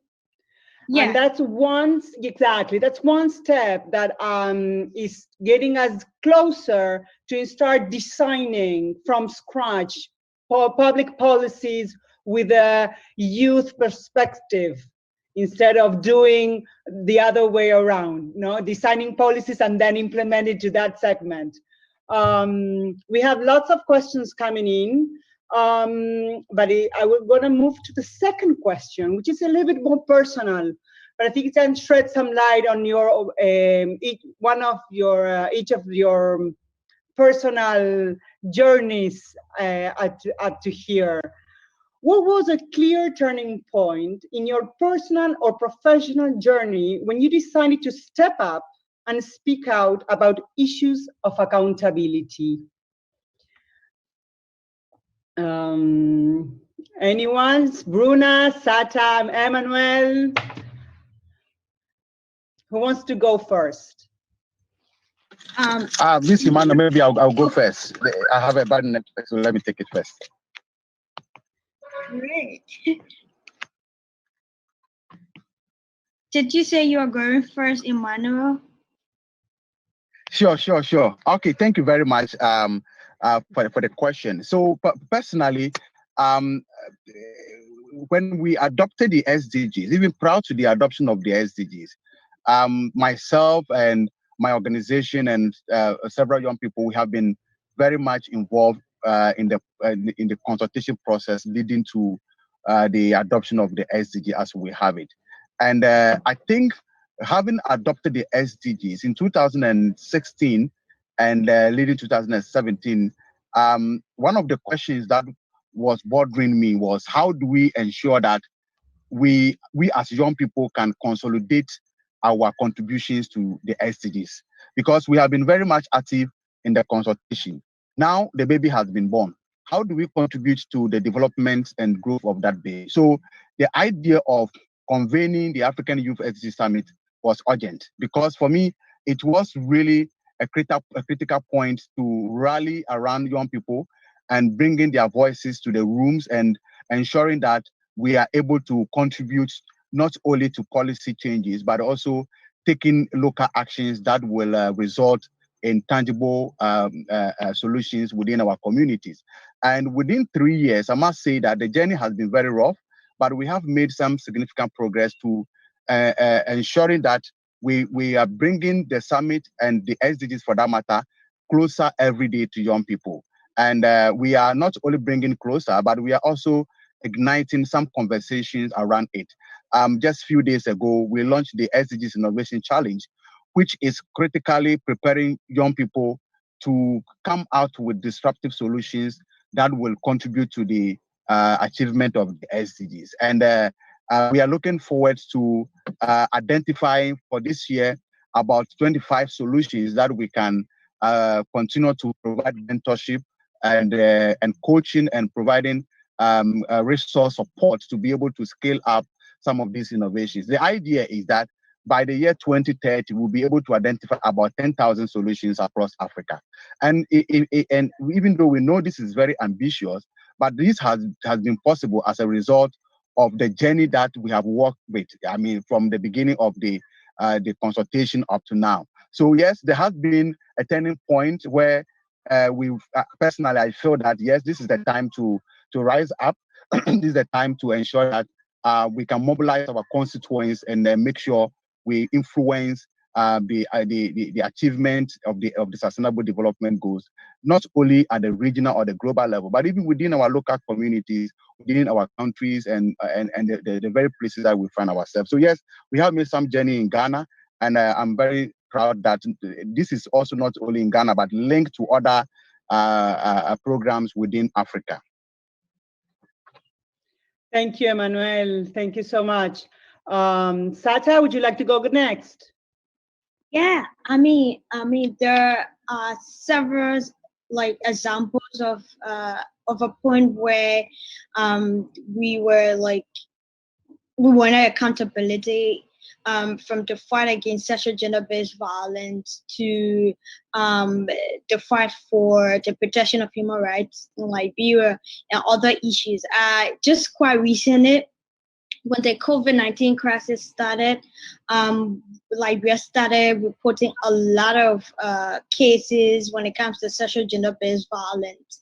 And so, I mean, because the number of rape cases was increasing and even domestic violence as a whole, I mean, the young people of Liberia felt that one of the reasons why rape cases are increasing or sexual gender-based violence is because a lot of the institutions that are working to ensure that women's rights are protected, though we have issue about communities encouraging sexual violence, but specifically institutions, government institutions that were like responsible to ensure that, you know, rape cases are reported, sexual gender-based violence cases are being handled, and you know the pathway was working smoothly. It was not active, it was down and stuff like that. I remember personally from Action for Justice and Human Rights, we had to release like a statement calling the Ministry of Gender attention to talk about how important it was for the Ministry of Gender to continue to work during the COVID-19 crisis.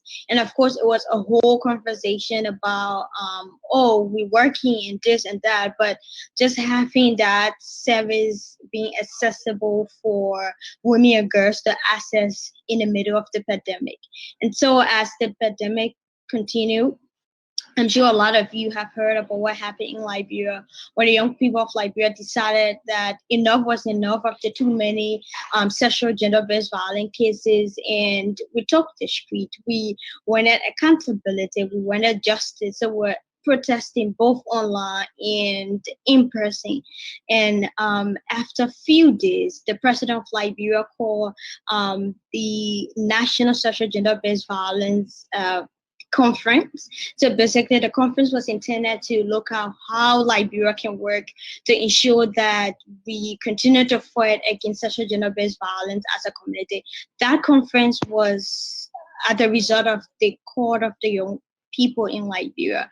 And after that, the president of Liberia declared rape as a national crisis. So that was like a turning point, at a point where, you know, everyone, before the president could declare rape as national crisis, everyone was like, the young people are troublemakers. The young people, they're just on the street. I mean, there was all these, you know, concerns being raised, and at a point in time people are like, you guys don't have to do this. There's not even a lot of sexual abuse cases and stuff like that. So I feel that was like a major turning point.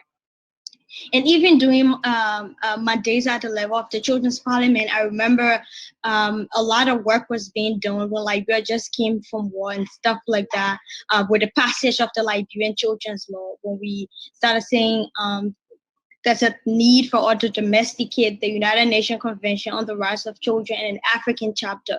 So when the Liberian Children's Law was passed, that was like a major turning point as well. So this whole work about young people working and calling for accountability, young people working and raising their voice every day, it's not in vain. There will be result, and I'm just proud of the work that the young people in Liberia are doing for accountability, for justice, and human rights. So, I mean, that's one of the points that really inspired me to continue to do this, because I feel like, you know, with all that's happening, at the end of the day, you will get result.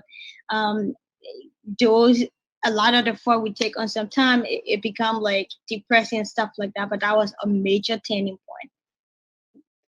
Thank you. It seems like history is changed by troublemakers, which are the change makers. Yes. No, it's easy to say they're troublemakers because everything that it's new, that it's disruptive, it takes us out of our status quo. No? Yeah, I remember saying to someone that, you know, anger brings about change. Like, we gotta be angry about something. If something is not being done to change it, a lot of people gotta see that it needs to be changed. And so when they get angry and call for change, that's how change comes about. So whenever someone say you troublemaker by doing this, that, I feel like, at least I'm a good troublemaker. Exactly. And you're getting a response. So probably if what we are doing as young people is making you uncomfortable, then we're doing it right. That's our first purpose, is to make you uncomfortable, because the things as they are now, it's not working. So we need to change it. And in order to change, we need to go into this uncomfort zone. Bruna, what are your thoughts on this?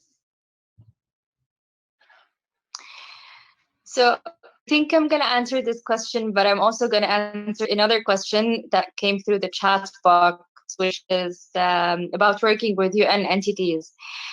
Because myself, I've been working at the UN Global Compact for the past 4.5 years. And this was exactly my turning point, if I may say. So whenever we're talking about accountability for the global goals, obviously we're going to talk about the year 2017, because 2015, 2017, it was all about raising awareness and discussing about the global goals and talking about it and just raising awareness and more awareness. But then for me in Lebanon in 2018, when we had to draft the first VNR, that was a little bit shocking for me, because I realized that there are a lot of just drafts and talks about the global goals and projects that aim to contribute to this 2030 agenda, but there isn't any proper mechanism to do so, and the youth are not really part of the discussion. And I remember at the end of this process, which I had the absolute pleasure of contributing to, but I told myself that, and I promised myself that on a personal level, I'm going to do something about it. And by the end of and then in 2019, I basically started my research about everything that has to do with for advocacy for the global goals, and eventually joining the Youth Power Panel in 2020 this year. So basically, the turning point happens whenever you see that the progress and the work that is being done is not really on track. But again, working at a UN agency, you have to be one of the catalysts within your organization. Yes, it's a very robust one and it's a very democratic one. But at the end of the day, you're one of the staff and you're part of a youth group, and you can be the one making the change and leading this change. So it's very instrumental to learn from those UN agencies, but it's also very essential to have your own path and your own thoughts and your own vision, and then to take everything that you learn and everything that is so rigid at UN institutions and then translate it into your own language, hold yourself accountable, and the local communities around you accountable. Change happens in your very small community. So whether you're working at an agency, at an NGO, whether you own your own startup or SME or whatsoever, this is where it happens, and it's within the direct context on a very daily basis that you can advocate for the global goals and contribute to the success of this 2030 agenda or not. Thank you, Bruna. I like the concept of starting small. You can be the troublemaker in small communities, start local, and then go global.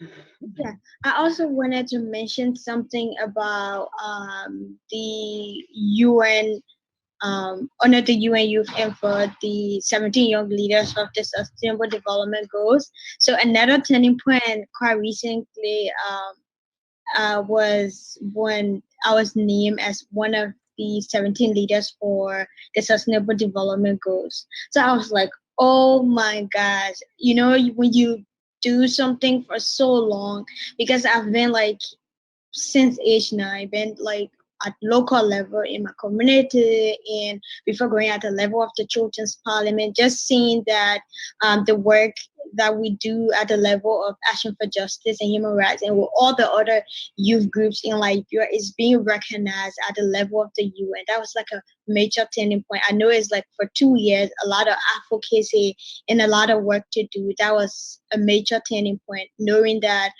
this work is not just going to be limited to Liberia, it's going to be for the inclusion of young people into the implementation of the Sustainable Development Goals. That was a major turning point. So I just wanted to mention that as well.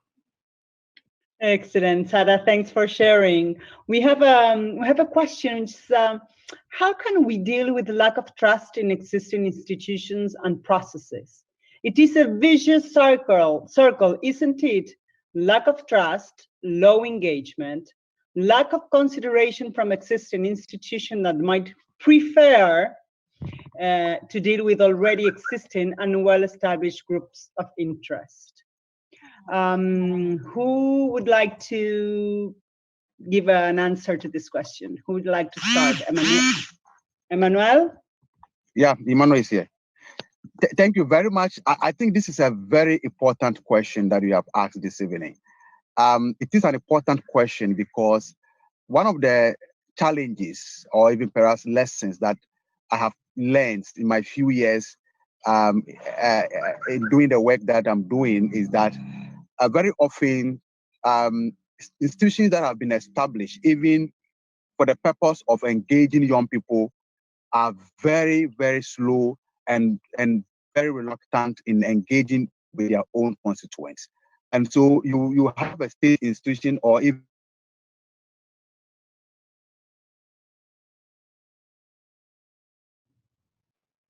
Emmanuel? No. Hello? Hello, can you hear me? Yes, you cut off a little bit, so if you can backtrack a little bit so everyone can get the entire idea. Right. So, so what I'm saying is that the issue of trust is really a big problem, not only for state institutions, but even for the UN agencies, the AU, the African Union institutions, and even our own civil society organizations. So let me give you a very, very sensitive but a very practical example. A few weeks ago, we wrote to some big institutions around the world, and these institutions are already established, and they have seen the work that we are doing at the African Youth Education Summit and Youth Advocate Ghana. They have been partakers of our work. They have followed our work for some time. But very strange enough, even though we have written to the institution, they have refused to respond to our requests. And for me, this is very, very disappointing, because if you consider the work that we have done at our level, and you have a situation where institutions are not responding to you, and they give you a lot of excuses for their lack of engagement, then you realize that even the ordinary citizens, the ordinary grassroots organizations may miss out completely in able to engage with some of these institutions. So I think that it's particularly a problem. It's a problem, a rare problem, even within the African context. You know, some of the African Union agencies have been established. To what extent are they engaging and working with their own constituents, which is youth, by the way? You know, so those are some of the critical things that I feel that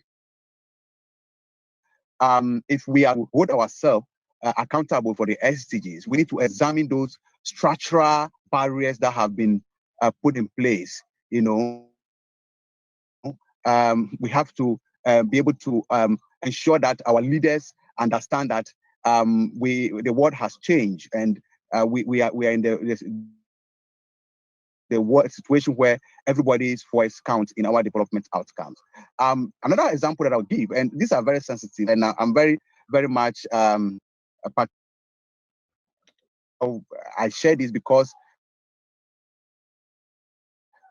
within the work we do, we feel that at the top level, our leaders make proclamations that they support youth, they support young people, but they don't match their action, or they don't match their words with action. And that is very, very a big challenge for young people, for youth organizations. And I believe that if we all can raise our voice, we'll be able to change this for future generations, now and for future generations. Thank you very much.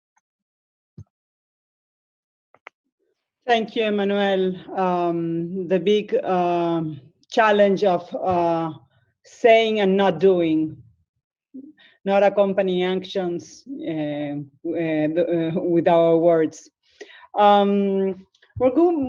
We have only like 6 minutes left, so we're going to move for our last question, which is for you, Bruna, Sata, Emmanuel. For the young people watching, what advice would you give to anyone who wants to do more to ensure decision makers are delivering on their promise of the global goals?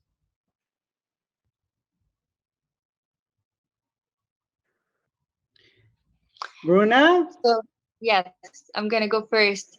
So I would say that this is an unmissable opportunity this year. Although it has been a very critical year and difficult year, let's just not ignore this fact with COVID-19 and everything that is happening around the world.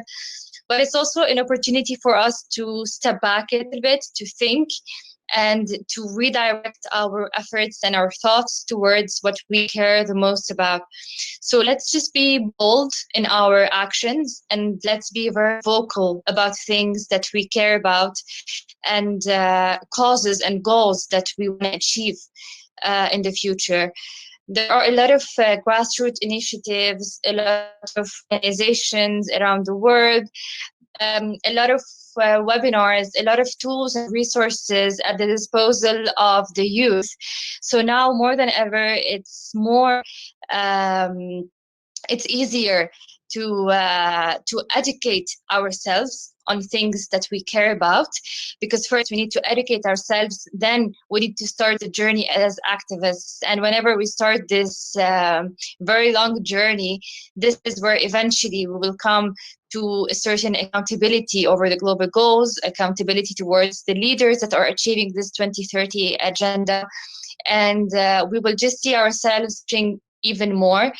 I will also tell them to find within their local communities, or even on an international level, groups of people who care about the same causes. For example, me, when I joined the Youth Power Panel, when I was selected to join the Youth Power Panel, it was one of the best experiences for me because I was sitting with like-minded people who care about the global goals, and all our efforts eventually led more accountability towards the global goals and create examples on the ground.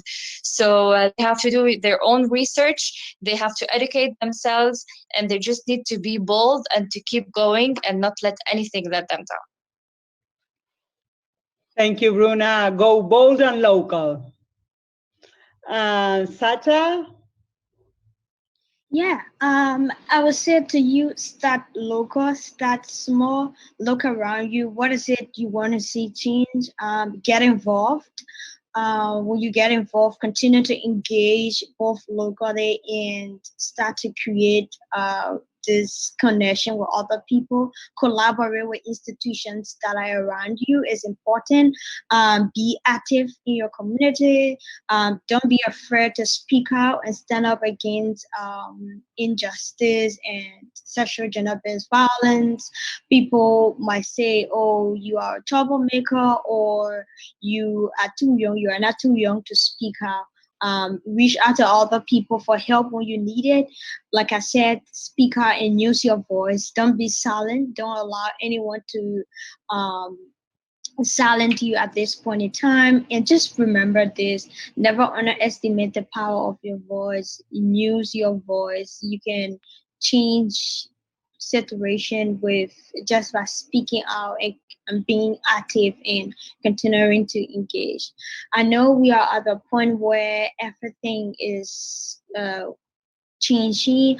A lot of things are kind of happening, and people are afraid, how do I continue to engage or to be active during COVID-19?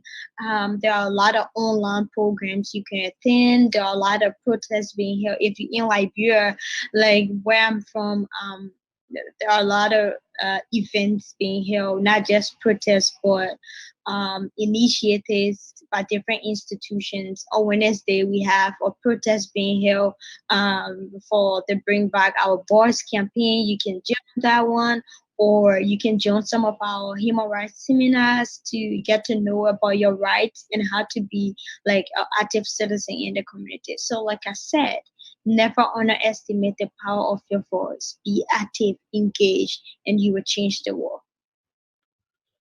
Thank you, Sata. Great message. Strengthen your local network and use your voice. Excellent. Emmanuel.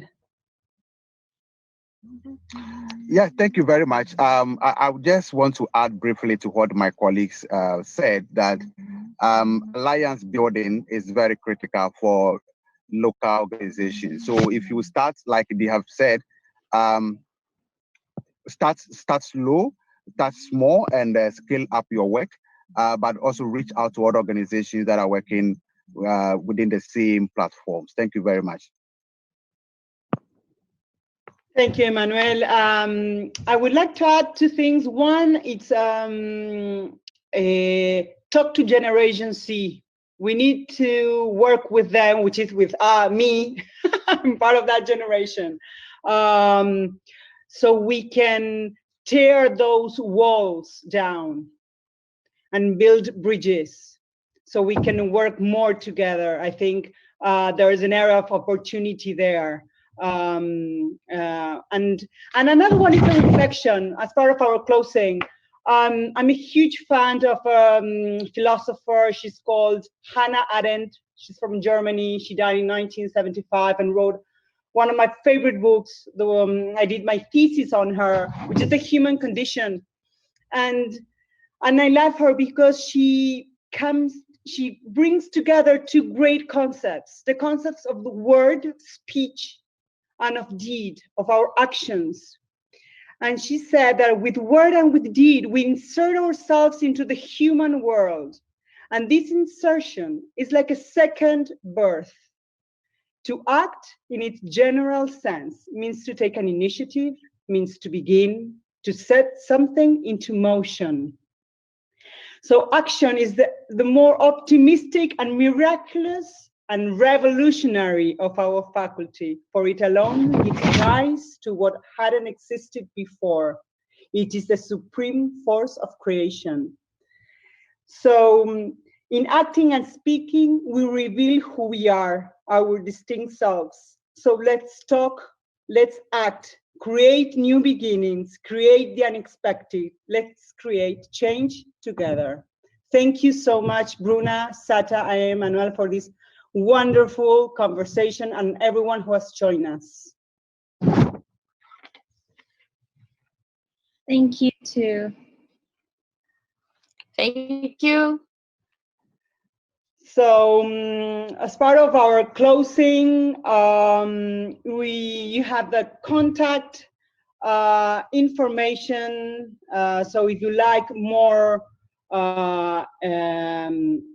information about today's session, please reach out to Freya Seth, our Senior Advocacy and Influence Manager at Restless Development. And we also have some ancillary activity slide. So more things you can do to keep on changing the world. So the summit is offering 3 ancillary activities for participants to engage and connect. First is the participant map. So for those who filled out the summit registration form and opted into sharing your information, you are now a point on the map. If you want to see who else is working on open governance issues in your country, or if you want to connect over LinkedIn with participants around the world, check out the participant map. Second, there is a participant matching program that connects participants who want to develop skills with those who want to be willing to teach those skills. Fill out the form with a skill you like to develop and a skill you would be willing to teach. And the summit organizers will pair you with one of 2 other participants. Third and last, there is a summit social media challenge. Participants are encouraged to share a short 1-minute video max on social media on what innovations or stimulus plans you think your country should consider in order to support youth during the pandemic.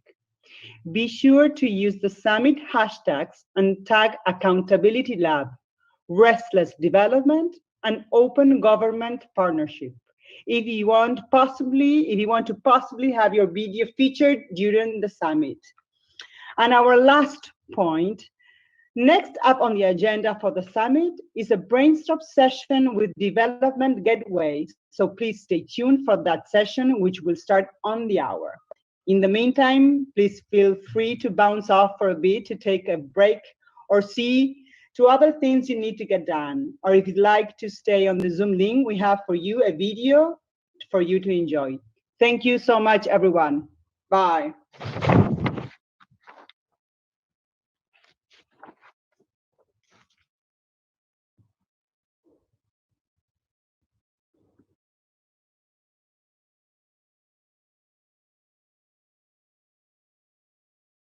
One, no poverty, gotta be done. Comfortable living for everyone. Number 2, no hunger, food for all. Number 3, good health, fund hospitals. 4, good quality education, accessible information for every nation. 5, gender equality, freedom of identity, no bias, just treat others how you'd want to be. 6, clean water and sanitation. I'm sick of hearing my mates unable to pay for malaria medication. 7, renewable energy. Fossil fuels are finite. Put your oil rigs away and let the wind farms take the limelight. 8, good jobs and economic growth. One feeds the other. We can do both.